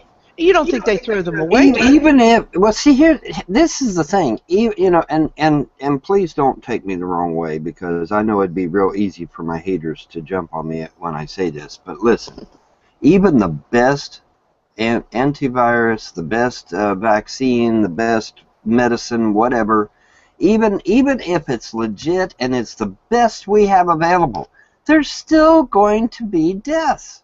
It's unavoidable. It's unavoidable. A person's immune system might not be strong enough. The amount of toxicity in their body might be too high. You know, there's no way that you can make something that's 100% foolproof. You can't. What I find very interesting, and for all these TV viewers who like to get all their information off of the TV, Dr. Oz was questioned one day as he was getting his flu vaccine shot like a good little puppet. Mm-hmm. And someone in the audience said, "Do you vaccinate your children?" He said, "Well, I have to tell you. Here, I'm Dr. Oz. At home, I'm Mr. Oz, and my wife will not vaccinate my children." Now, what do you think about that? Hey, Miss Mel, I just want to let you know that I added you a singular circle only. That's how I handle my business. So if you see something from Ron Brown, or Ace Fan is my old name, Jay might know me as also, but just to let you know. And Absolutely. Before it gets too late, I don't mean to interrupt your question or your response, but I do want to thank Slim for his composure tonight. I respect sitting here with you tonight, Slim. I appreciate it. I'm not going nowhere. I just want to let you know that I appreciate you having me around, Slim. You're a good host when the host ain't around, man. So thanks for having me around. And Fudd as always. Oh man, I'm gonna cry. Whatever, but I just want to let you know, Miss Michael, I haven't seen you in a couple months, but I just added you as a circle, but it's singular circle. If you hear me shout on a text or a circle type thing, it's just to you, okay? Awesome. I'll be looking out for it. Not going nowhere. I just had to shout it out because I'll be silent for a little while. Thanks. I may be having a brain fart. I probably am. But I have to ask, why Michael and not Michelle? Is there a story behind that, or? Actually, people think my parents wanted a boy, but I'm the only girl. I have 3 brothers, and their names are Helen, Susan, and Mary. No way. That's supposed to be a joke. Come on, boom. Yeah, man, you actually frightened me. I mean, you forget this is 20. You got us. I have to tell you, it's pretty funny when people look at it and then they look at me and I tell them I've had an operation. You should see the look I get. People cannot call me Michael, but the instant I tell them I've had an operation, they're like, "Oh, okay, no problem." And I'm like, "Oh, come on." Right, but Michael. My mother's name is Muriel Agnes. Her father nicknamed her Mike. She was the oldest of 3 girls. They had no brothers, and she thought it when she had children that she would name her daughter Michael Ann so that she could have her initials. So we share the same initials but not the same name. So Michael Ann, I was also named after a nun and a tugboat. Mother Michael was in the delivery room at the time, and my grandfather was giving my mother a hard time about naming a baby girl Michael. And the mother, they were called mothers in those days. Mother Michael came in and she said, "If you want to name that baby Michael, you go right ahead and do it." So I'm Michael the Archangel. I'm a Tugboat Annie. My family's business is tugboats. And the nun. Yeah. So that's my story, and I'm sticking to it. Well, okay. I mean, But I'm not trying to pry or be a dick or anything. Oh, that's okay, no problem. Everybody asks. The funniest thing is my poor mother passed away about 20 years ago. And the dog that you see that I use as my avatar was a rescue. And she came to me at 1.5 years old, and her name is Muriel. And that was my mother's name. Yeah, that poodle looks vicious right there. That thing looks vicious. Yeah, deadly, yeah. No, she's just a love bug. She's like a throw rug with a tail. I should have actually renamed her Paris Hilton. I have a male standard poodle who will. He looks like he could be in the ring at Westminster, but he will go Camden on your ass if you come through the door. I was going to say I wouldn't even name my dog Paris Hilton, but you kind of beat me to the punch on that one, so okay. Yeah, she's quite the prima donna, this one.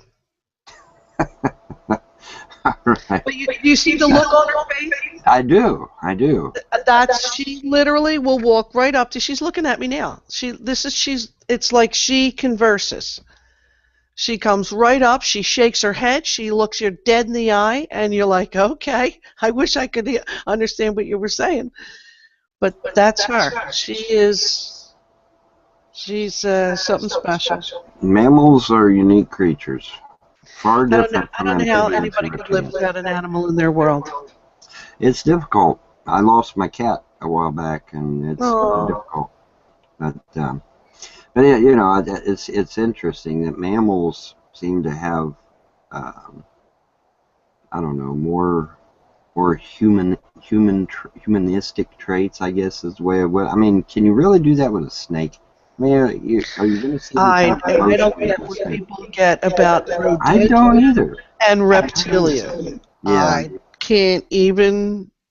You know, those people are projecting love onto the animal.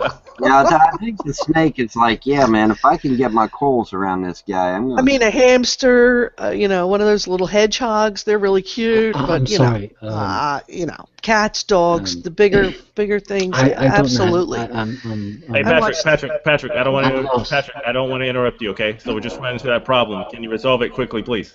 I know, I was just about to ask, can He's someone still working on explain to me again, because I'm a fucking idiot. I'm the idiot. How do I navigate to the person I blocked? Okay, so somebody explain it. Michael Andrews, chill out. Somebody explain it to him again. Patrick. It's in the sidebar. All he has to do is copy and paste. Patrick, we gave you a link, a direct link to her page. You go to her page, you just hit that little gray box that says block, and she is unblocked. Just that quick. Okay, there's a link? Yep, link's in the sidebar there. Just Revelations posted it before he left. Just click on that link, go to her page, hit that gray box that says block, and she's unblocked. It's that quick. There's a link? Yeah. Revelations posted it. Maybe he'll think twice before he stops blocking people. All right, I'm going He's to got do a hair that trigger finger. in respect to everybody else in here that I have respect for, including you. I'm going to unblock this person. But I have to tell you that I have no respect for the person that I'm about to unblock. That's fine, and that's fine, Patrick. You don't necessarily have to respect. I mean, we're gonna have disagreements in here, and you can drop some four-letter words and stuff like that. Just, I mean, when you block people, it just gets kind of weird, and the whole room falls apart. Seriously, I won't get into that. I'm just going to do it out of respect for you and everybody else in here who's trying. We appreciate that. No, we appreciate it, Patrick. I actually do have a problem navigating, and I'm an idiot when it comes. You know, I'm a retard when it comes to navigating this Google stuff. So I'm actually asking you, how do I fucking do this? Like I said, Revelations posted the link to her page. You just go to her page, click the link, go to her page. There'll be a little gray box there that says blocked. You just click that gray box. She's unblocked. Just that quick. I'm looking. I'm on her page. No, that's not it. Okay, I'm sorry. Carry on. I'll mute my mic. Carry on. I'm gonna try to navigate this. You carry on. What? I'm trying to navigate. You carry on. I'm gonna mute my mic. Patrick, you're on her page. There should be a little gray box that says blocked. It should be very obvious. It should be very easy to see. Okay, I'm not seeing it, but please. You're not seeing it. Please. I'm telling you, I'm a retard when it comes to this. Just let me figure this out. Okay. All right. Okay. Well, he works that out. We'll go ahead and continue here. What were we talking about? I lost track. We're talking about that killer poodle, but we were talking about my killer poodle named after my mother. Yes. I told the rescue people, I said, her name is what? And they said Muriel. Have you ever heard of the name Muriel? Very few people are called Muriel. It's a very rare name. And I'm like, oh my God, is this my mother coming back? I looked at her and I said, she actually looked at me and saw the look on my face, and she said, well, what's the matter? I said, that's my mother's name. She's been dead for a long time. I said, my brothers are going to kill me if I bring a dog home and they're going to think I named her. But it worked out perfectly. She does remind me of my mother in some regards, and she's a very special poodle. I've had a number of standards, and she by far is the queen. The one of the Disney princesses is named Muriel. So I forget which one. It's usually the older Jewish ladies. Is where you hear Muriel. I haven't heard that name in such a long time. I never run into them. Yeah, it's Very the name rare. it's the name of one of the Jewish crap. It's the name of one of the Disney princesses. I forget. It might be the one that's the mermaid. It might be Little Mermaid. Is Little Mermaid the one that's called Muriel? Anyway, which one I'm of the not sure. Disney I don't do the Disney stuff anymore, although I well, really liked it in its day. I've got 3 toddlers, and so Oh. I'm still somewhat knowledgeable about Disney things. But yeah, it's one of the Disney princesses. I know it's not Snow White, and I know it's not Rapunzel. I'm really torn between cats and dogs. You know, I don't have any animals, so Michael Ann, forgive me for not. I'm cool with animals. I just don't have one. But I want to jump into the arena. But I'm kind of torn, between the cats and the dogs. There's no question that dogs are more loyal, but cats got a little coolness to them too. Well, here's the deal. You have to think about you and your lifestyle. I have dogs, but I think I live a cat lifestyle with them. If you want to be out and about and you want to have a buddy and you're running up and down the hills and you got to go, a dog to go explore and do whatever you want to do, you're not doing that with a cat. Now, on the other hand, you know what? if you wanted to go away for a few days, you could just lay down some water and food and off you go, and they'd be fine. They could care less if you came home. I want a cat that acts like a dog. Did anyone see that video where the child was being attacked by a dog, and then the cat came out and just whooped some ass? That was the most awesome cat ever right there.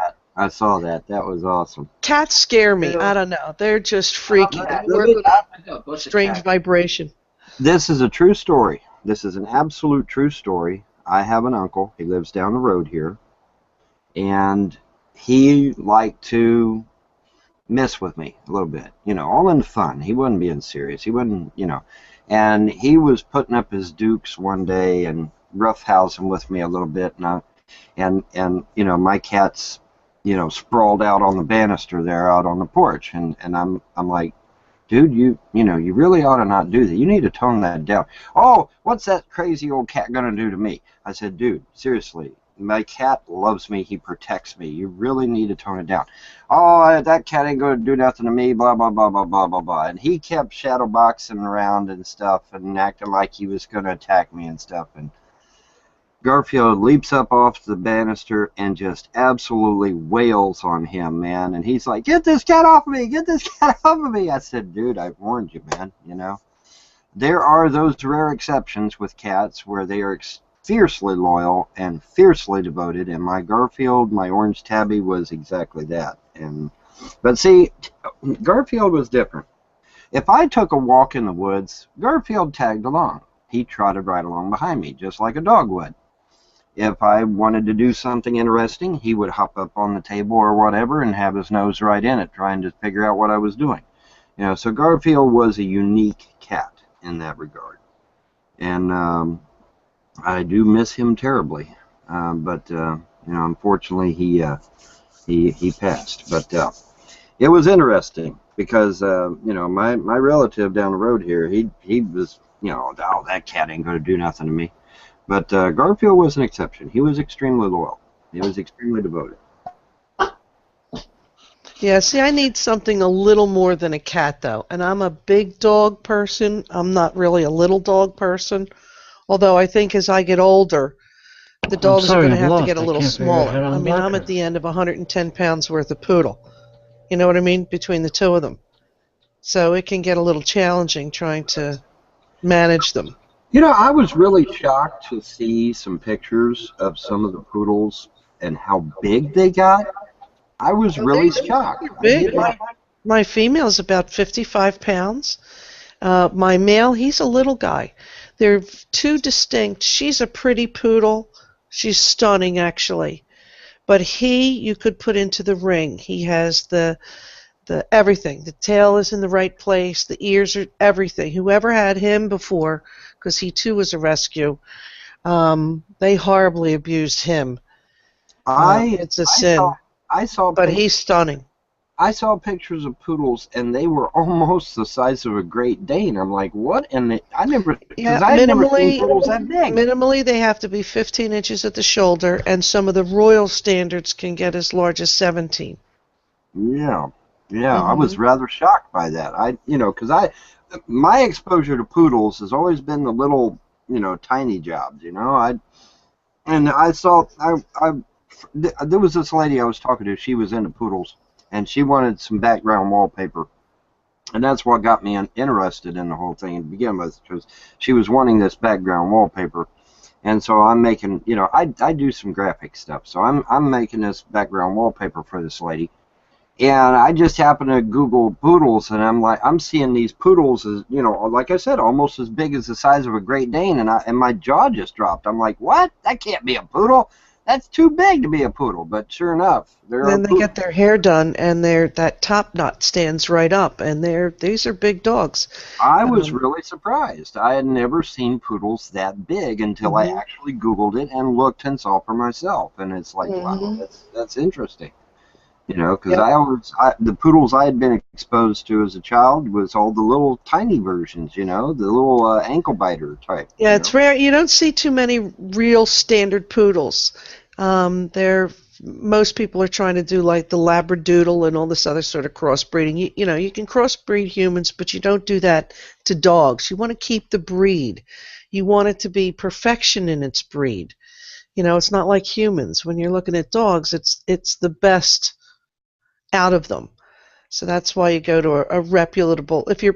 I'm rescuing, so you don't have a choice about who comes to you. But if I had the cash to buy one of these things, these beauties, it would be a fortune. I imagine pure breeds are pretty expensive, I would say. Yep. Well, when I was buying dogs, my limit was $400, even if it was a female. There was no way I would pay more than that. I think that's the limit, which I think is kind of high too.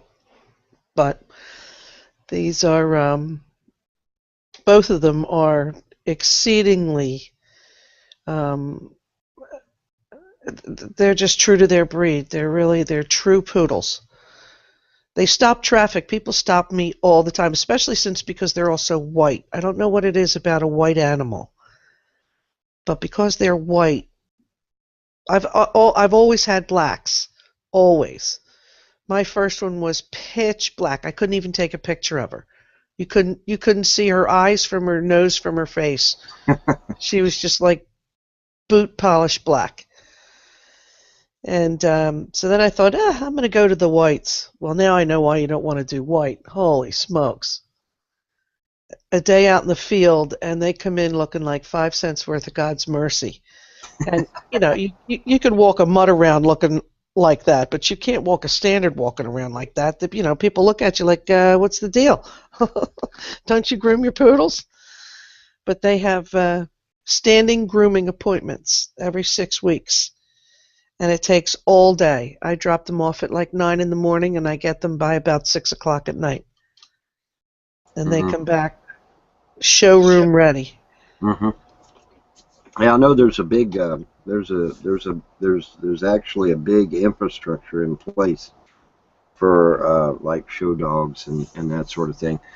This woman that I was doing the wallpaper for, she was into showing the dogs, and she was into the breeding and all that stuff. She was very deep into it, and like I said, she commissioned me to do some wallpaper for her, and so I was Googling that animal, and it's like, whoa, I didn't realize it was that big. I've always been exposed to the little ones, and it's like, whoa, they come trotting out. I saw this video. They come trotting out with a gray colored poodle that was almost as big as a Great Dane, and I'm like, what the heck? you know, it was kind of a shock to me. I had never seen poodles that big before until I Googled it. Seriously, I had. You know, amazing what you can learn on the internet, right? Yep. Yeah. Yeah, poodles rock. They're very cool. People think they're very fifi-ish, but you know, they're actually German. They're not French. And the reason they're called poodle is they're actually named after puddle, because they would sit at the edge of the water, and they are bred to retrieve fowl. So when you shoot the bird goes in the water, the dogs are supposed to go. So the reason why you see the fluffy little spots on their hips and their ankles is to keep their joints warm as they sit in the water waiting to go. They keep those covered.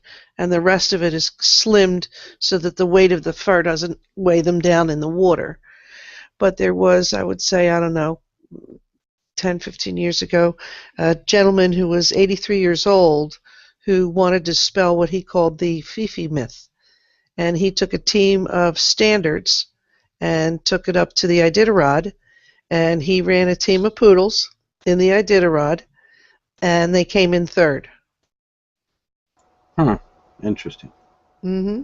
Interesting. Now, see, I didn't know they were bird dogs, so now I've learned something else. Yep, they're bred to retrieve fowl. They're in the non-sporting group at this stage because nobody really uses a poodle. But if you ever watched Duck Dynasty, Cy needed a new bird dog, and he went out and got a poodle. Go ahead, William. Yeah, I used to have like a Jewish dog once. It was real Jewish dog? Yeah. You can't okay. You I was can't at Kentucky. Yeah, I'm not laughing. Yeah. What breed is it? What breed is it? I have no idea. I don't remember, but it was beautiful. It was an amazing dog. Well, what made it Jewish? It was from Israel. Oh, it was from Israel. Oh, okay. Well, I gotta give you that. I guess I would make it a Jewish dog A then. Jewish dog. Yeah. I don't know why I find that so funny. I have no idea. Holy smokes! You have to imagine that, you know, there are domesticated animals in every country just about it. So I can understand that, I guess. You know. Well, I don't. And the religion part, I don't do it. It's the Jewish part. I don't do it. I only have, so I don't do the Jewish part.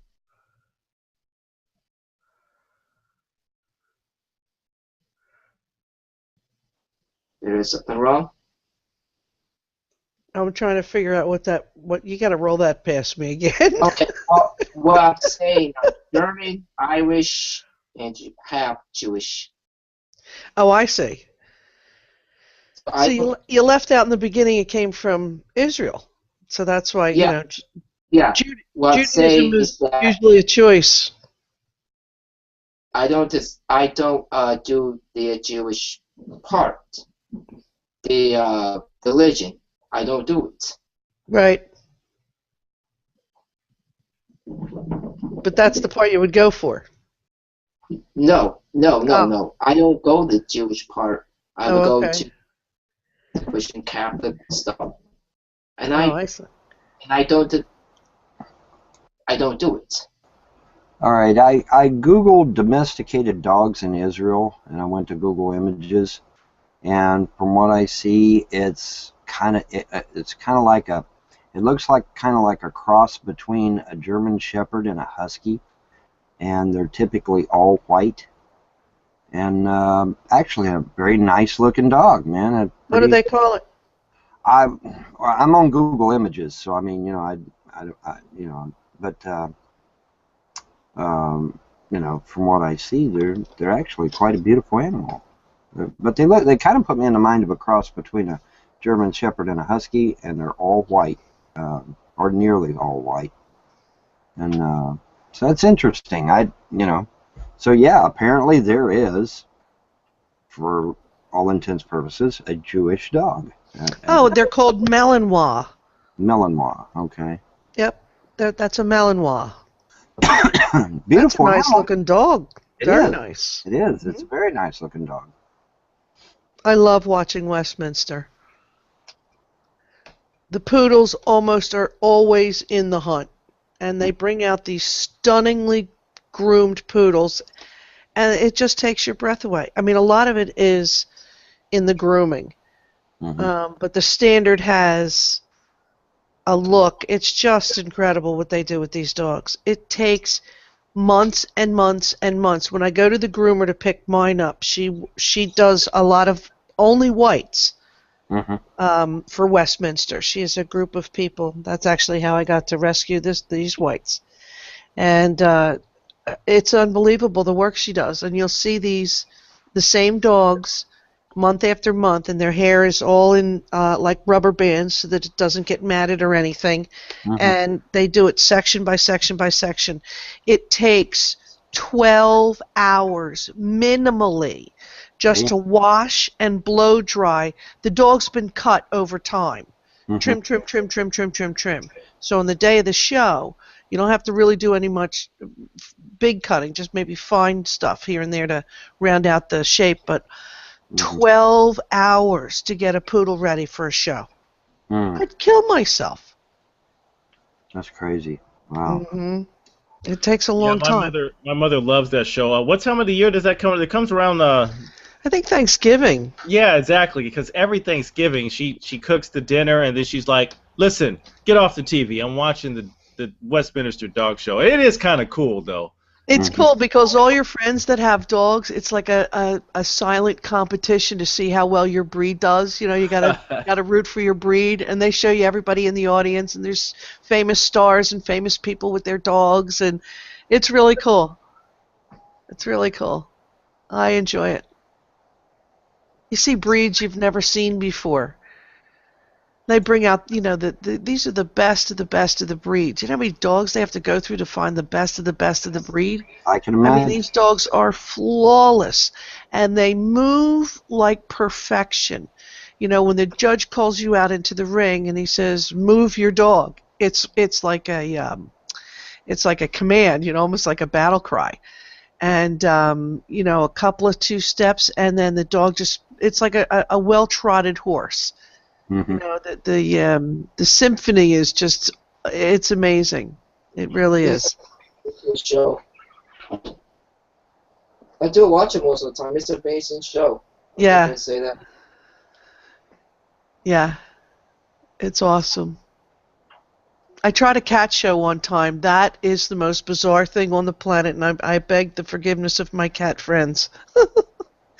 But they say dog people are weird. Cat people are off the hook. Yeah, cat people are strange. Typically, whenever you watch that show, Hoarders, they always have a bunch of cats. They may have a few dogs, but they have way more cats. I don't know what's going on with that. Yeah, very few people, we open the door and there are 100 dogs, but a lot of people seem to want to consume more than 3 cats. I don't know how that works. But yeah, Boston Terrier. That's what I want to get my hands on. Oh those my like God, cool dogs. those are adorable. Yeah, from what I gather on my research, they're really protective of their owners, but they're still kind of lovable. You know what I mean? Well, I'll tell you, I was never afraid of dogs in my life until I started doing home care. And dogs are fabulous until you enter their territory. And oftentimes, and always, when you come to the front door, it's a very different manner because you must greet the dog first. So as I'm greeting the dog, moving silently and physically towards the dog and just allowing the dog to come to me, speaking to the patient saying, I need to, communicate with your dog here, so I have permission. If you don't, you can't walk across the room, think you're going to put a stethoscope on somebody and not think the dog thinks there's a problem with that. So it's really important that you greet the dog and the dog understands, oh, this is cool, this is a person, he's not going to hurt anybody, and she can get up and walk across the room. And, I have to stick people, I have to tie them, I have to do a lot of things to them. And the dog may not understand that. Even though the owner doesn't look like they're in distress, they don't They don't perceive, that physical contact well. Some dogs are okay when you enter the home, but they're not happy when you leave. And the worst are these Chihuahuas. I don't know what people are doing with those rats, but You know what, that is Michael not a Ann? dog. Good Lord, I hate those dogs. I Oh swear to my God. Lord! And it's really hard to hate dogs, but Chihuahuas, I don't know what I'm it telling is. you, like a Dogs. football, 56 yards down the field, that dog would go. I wouldn't even think about harming a dog, but those things are ridiculous. And they're one-people dogs. And, if you're one of those people where you're carrying the dog around for 50 hours a day, the thing can't even walk. But people swear by them. I'm like, what do you see in this thing? It's pretty ugly, and it's got a bad disposition. Paris Hilton just bought one. I think it cost her something ridiculous like $12,000, and I don't think the thing weighs 2 pounds. And it's some kind of special, mini, tiny, teeny, weeny, tiny Chihuahua. Well, she weighs all about 20 pounds herself, so. But she doesn't have a good track record. Something keeps happening to her dogs. They either get lost, they die. It's not a good deal to be a dog in her world. She's blowing through them like Jimmy Choo's shoes. But those things are ridiculous. I mean, what do you feed a thing like that? What's your position on the bigger, more aggressive? I kind of like Rottweilers, and but they kind of have that bad rep. And what is the other big dog that's always kind of got the bad rep for being aggressive and killing people? Pit bulls. Pit bulls. Yeah, what do you think of those, Michael? It's not the dog. It's never the breed. It's always the owner. Always. If you brought a baby pit bull home, you don't honestly think that pit bull's going to ravage your house, do you? Now, you go pick one up off of, the streets of Compton. Yeah, it was trained to do that. If I wanted to, I could train my dogs to hunt again. But no dog comes. We've domesticated this animal. Now, is it possible to train your dog to be, aggressive, to protect your property, but not run the risk of it kind of stepping out of bounds? I got to tell you, well, I'm the kind of a dog owner that when I get a dog, I go to school. I take a full course with the dog. My first course I ever took, I was probably in my late 20s. Bought my first dog, and we went right to school. And it was a German woman, and when she came into the room, she had German Shepherds, and the kind that from Germany that have the really black on black face, and they are slanted. When you see a German Shepherd stand, it's not like a straight back, it's a slanted, and those legs, the hind legs, are like bent. That's how they should stand. Well, we have all sorts of dog owners. It's chaos and pandemonium on day one. She walks in the door. These two dogs are flanking her. No leash. No anything. She's not even talking to these dogs. And as she turns and walks around, she's showing us the command she has with her dogs. She's just walking around. She's not paying attention to the dogs, but the dogs have all eyes on her. She moves, they move. She stops, they stop. She makes a sign, a hand signal, because we were trained on how to call your dog in case of emergency without using sound, if you have their sight. So she gives them a command by sight, and they go and sit at the back of the room, down and stay, and didn't move for the whole hour. Now, if she wanted them to demonstrate something, she would say, "Flutz," and one of them would pop up, run right up to her, and sit, and wait for the next command. Like ridiculous. I never saw anything like it in my life. So anyway, at the end of this 10-week period, and she was really amazing with these dogs, she said, I want you to know there are 20 of you here, and in less than 6 weeks, there's going to be only 10 of you. Because you're going to think that your dog is going to be able to go off the lead and that you have total command and it's going to run across the street, and you will lose your dog's life. So I'm going to tell you now, don't ever take your dog off the leash. Do not think that you've trained this dog. It's going to take years. And even at that, you're not going to get the kind of action I have like out of these 2 German Shepherds. So sure enough, if you only have one person, it's very difficult to teach the dog the come command, because you need really 2 people to do that in a leash. So what some people use is some fishing line tied to an immovable object and use the other line so that the dog can't break away. The fishing line is there, but you can't see it. So this one guy gets all tangled up. He's got the poor thing, he had the spotted dog on the fire engine, the Dalmatian. The thing was dumber than a doorknob. But anyway, he got his fishing line all caught up, and he is now being approached by the trainer, and as he does, he realizes he needs to take his pocket knife out and cut this fishing line.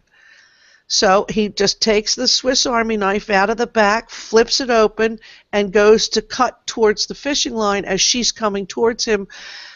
I'm telling you, that German Shepherd was between him and her in one leap, like the length of a basketball court, and growling and sniveling. But he was not hurting the guy or anything, but he was as close as you could get a growling dog at the height of growling. She said one command, the dog dropped and walked back and sat back down again. I'm telling you, I almost passed out. Everybody in the room was screaming because they thought for sure this dog was going to get this guy. But she had total command to him. But he made no uncertain terms. He did not like that knife whipping out deal. And he came from behind her, so by the time she saw him at a corner of her eye, because I guess she assumed he was coming, she gave him the command, and that was it. It was turned off like a light bulb. So here we are after 12 weeks. So now we know the German Shepherds, we know her, everybody's dogs are good, we're down to 10, everybody's, got full command, we're getting the job done. She puts the German Shepherds away, and she says, now I want you to meet my real dogs. We're like, real dogs? If those 2 weren't real dogs, what else could you have? She walks in the 2 largest in my entire lifetime I've never seen, Irish wolfhounds. She was a big woman, and I swear these things came up beyond her waist. They were just massive. I never saw anything like it. No leash, no anything for these dogs, and she walked around in figure eights, and these dogs just walked with her as if they were her own legs. The command of her and her animals was just sick, ridiculous. Now, my male, I don't need a leash for. He doesn't move beyond my knee, but he was horribly abused, and now he's back to a free wagging tail. Muriel, Gotta leash her ass. Yeah, it's amazing. There's this guy that kind of wanders around my neighborhood, and I don't know. He's got kind of a dicey history, but he does have a dog. It's a female. I'm not sure of the breed, but he never has a leash on the dog. And this is the most chill dog I've ever seen in my life. And this is a pretty good-sized dog. I figure if this dog gets in a bad mood, it's going to be ugly. And just totally chill, And it's I don't know if he's trained the dog or clearly he's got some experience doing this, because this dog is completely under his command. It's kind of awe-inspiring. No leash whatsoever. And then you got these other folks that have the dogs on a leash, and they're just bat crazy. It's like, what the hell's going on here? Exactly. There's nothing worse than being pulled down the street by your dog. You look like such a total loser. You know what I mean, in the world of dog ownership. It's like having your kid on a leash and you can't control them and you're screaming at them running down the street. So, what's the best way to approach an aggressive dog that just you happen to come about? Are there any tips about how to handle that situation? Well, first of all, some dogs view eye contact as an act of aggression. Mm-hmm. So if the dog has already decided and he's in a full-blown run across the street and wants to bite you, there's not a whole lot you're going to do. But if you're walking with somebody, you just put your hand out, palm down, not palm up, palm down. And that's a greeting, and this way they can smell and they can sense and they can kind of size you up, get your frequency or whatever. And that's when I walk through the door of patients' homes. That's what I do. I talk to the dog very nicely, no eye contact until much later on in. And, just talk to them nicely, let them know that I'm here, and, they have full license for a minute or two to scout me out. And then there's a communication you have with dogs. Mm-hmm. It's funny I didn't know when I about go the in. eye contact thing. I think dogs generally make their intentions known, and I do the whole palm thing. And I also didn't know about palm up and down. I didn't know that was significant. I kind of go sideways. Is that kind of cool? Like if it's like kind of, I don't know, vertical. That's usually what I do.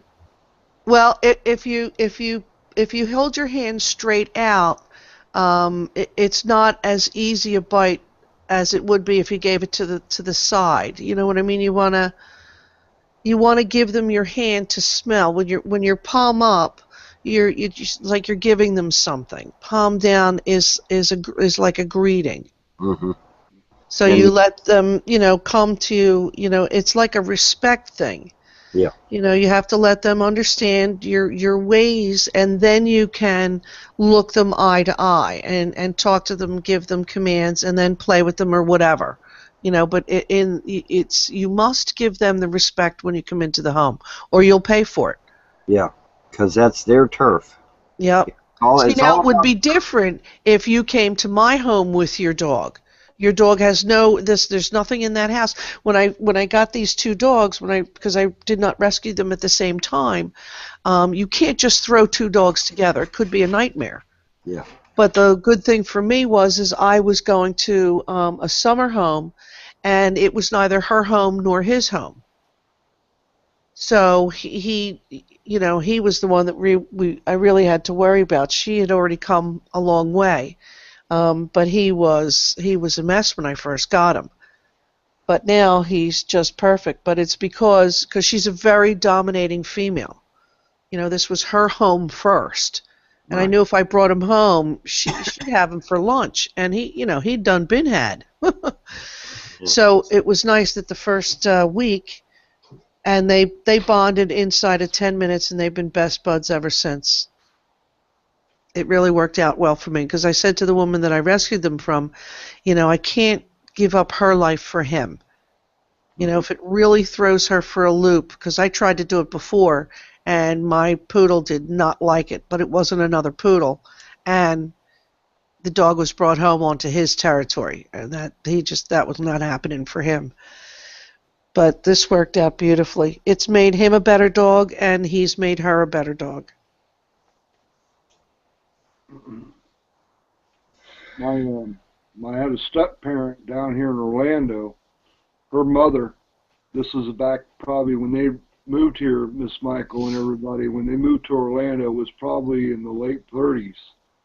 And they retired here. So my stepmother's mother, they retired here in the 30s. But when I was brought into their home, because it was a step parent, my old man met her probably in 74 or 5 when he got his first divorce. But they were a prominent to-do family in the area, but they had a real prominent home on a lake that was in central Orlando. And what took me aback, and I think everybody that came to the door probably did, it was an extravagant home back in the day. It still is, I guess. But I think she had close to 8 poodles. The small ones, like Jay was mentioning, and they were, from my memory as a kid, they were all black. And once I got through the door as a kid, and because I guess they were introduced to me, when I went in the door by their, it'd be my stepmom, but they were brought up with her, I guess. These things were real aggressive to anybody outside of the door. Like if somebody came a knocking, then things would freak out. But when the master would walk them, she'd have them all on one leash. Even though they were on their own entity type leashes, she'd have one handle with those 8 things on it, and she could walk them, and they'd be behaved. Now they were wanting to get at everything. They were always you know, scatterfoot. They wanted to move about as she was walking them, but they were pretty much well behaved. But boy, when they were behind that door in the household and somebody came and knocking, then things would freak out, Miss Michael. They'd go crazy. And I always thought to myself, being around it, say, man, you know, if the person was ever come behind the door, that's when I saw the how fierce those dogs can be. Now, standards, I don't know a lot about dogs. I've been listening for, you know, this past moment here, but standards are beautiful dogs to me. I love the standard poodle. Those things are beautiful, man. They're good, great-looking dogs, you know. The stance of them and all that, and I didn't know about standards until I got older because I was around those little ones. But I forget, Miss Michael, you'd have to tell me, I don't know, but it seems like those little poodles that she had, they were around a long time, maybe 15 years or so. Does that sound about right? They got a long lifespan? I'm not sure.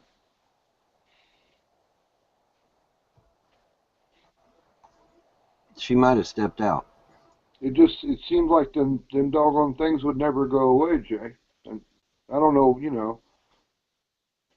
I remember seeing them when they were real old, but I would think they were in their mid-teens in human years, you know. But appreciate you giving me a check on the stuff out. But them things were vicious, man. As far as behind the door property owner type, possessive type, man, they were crazy, man. All right, see you, Slim Jim. Have a good evening. Yeah, I understand exactly what you're saying. Like I said, my cat, when you first would see my cat, and he's like sprawled out over a couch, or he's sprawled out over the banister of a porch or something. It's like, oh, well, this, it's a lazy cat, But the second that he thought that I was in any kind of danger, he was all over that shit. I mean, he was like, we make a joke, the attack cat, how everybody jokes about having an attack cat. Well, I actually had an attack cat. He would attack you. If he thought that I was in danger, he would attack whatever was attacking me. And like I said, and it's just, and I've got somewhere around here, I've got pictures of him trotting along with me through the woods. I mean, he went with me everywhere I went. And it was awesome. It was a totally unique experience that nobody else, as far as I know, really had. Because we would go trotting in the woods. I would go hunting, and he would go trotting along right behind me. I would go to visit the neighbor down the road. He'd go trotting with me. I mean, it was bizarre for a cat, because a lot of people don't, they don't expect that from a cat, and so it was pretty bizarre. It really was. It is for a feline to, besides being with their master or his master, but to be walking in the wilderness and staying with you, for one thing, that's pretty unique, Typically, you would think they'd be bolting. When they get out in the wilderness, you would think that they'd want to bolt.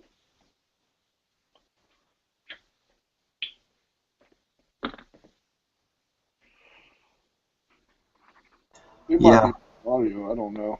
Yeah, I don't. Is everybody over in Nadia's other hangout or what? I don't know, but was my audio bad? Is that what it was? No, your audio's fine. There's nothing wrong with your audio. Your audio's fine. No, but if you find places to go, it's good to hear from you this morning, as always. Well, of course. I got my nap in, so I'm good to go. Yeah, mine. I couldn't imagine this new one that I've got out in the woods, but I've had one come around here. Somebody dropped one off, and I took over ownership of it, so I've been taking care of it. But we live right next door to a chicken joint, so she's in hog heaven with that.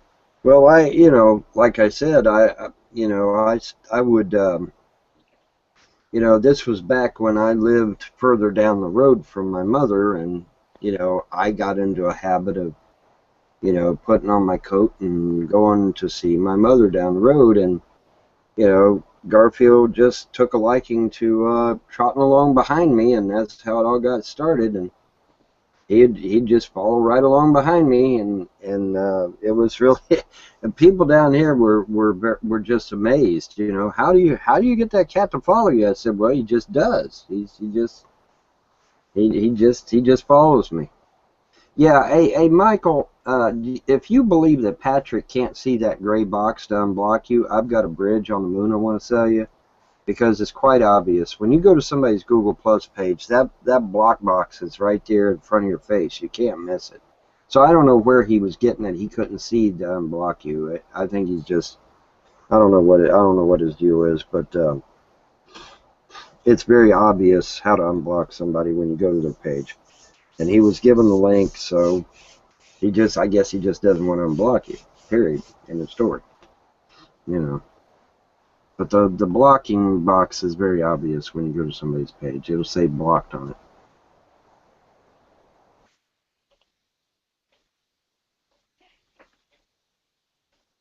I know we're still live, though.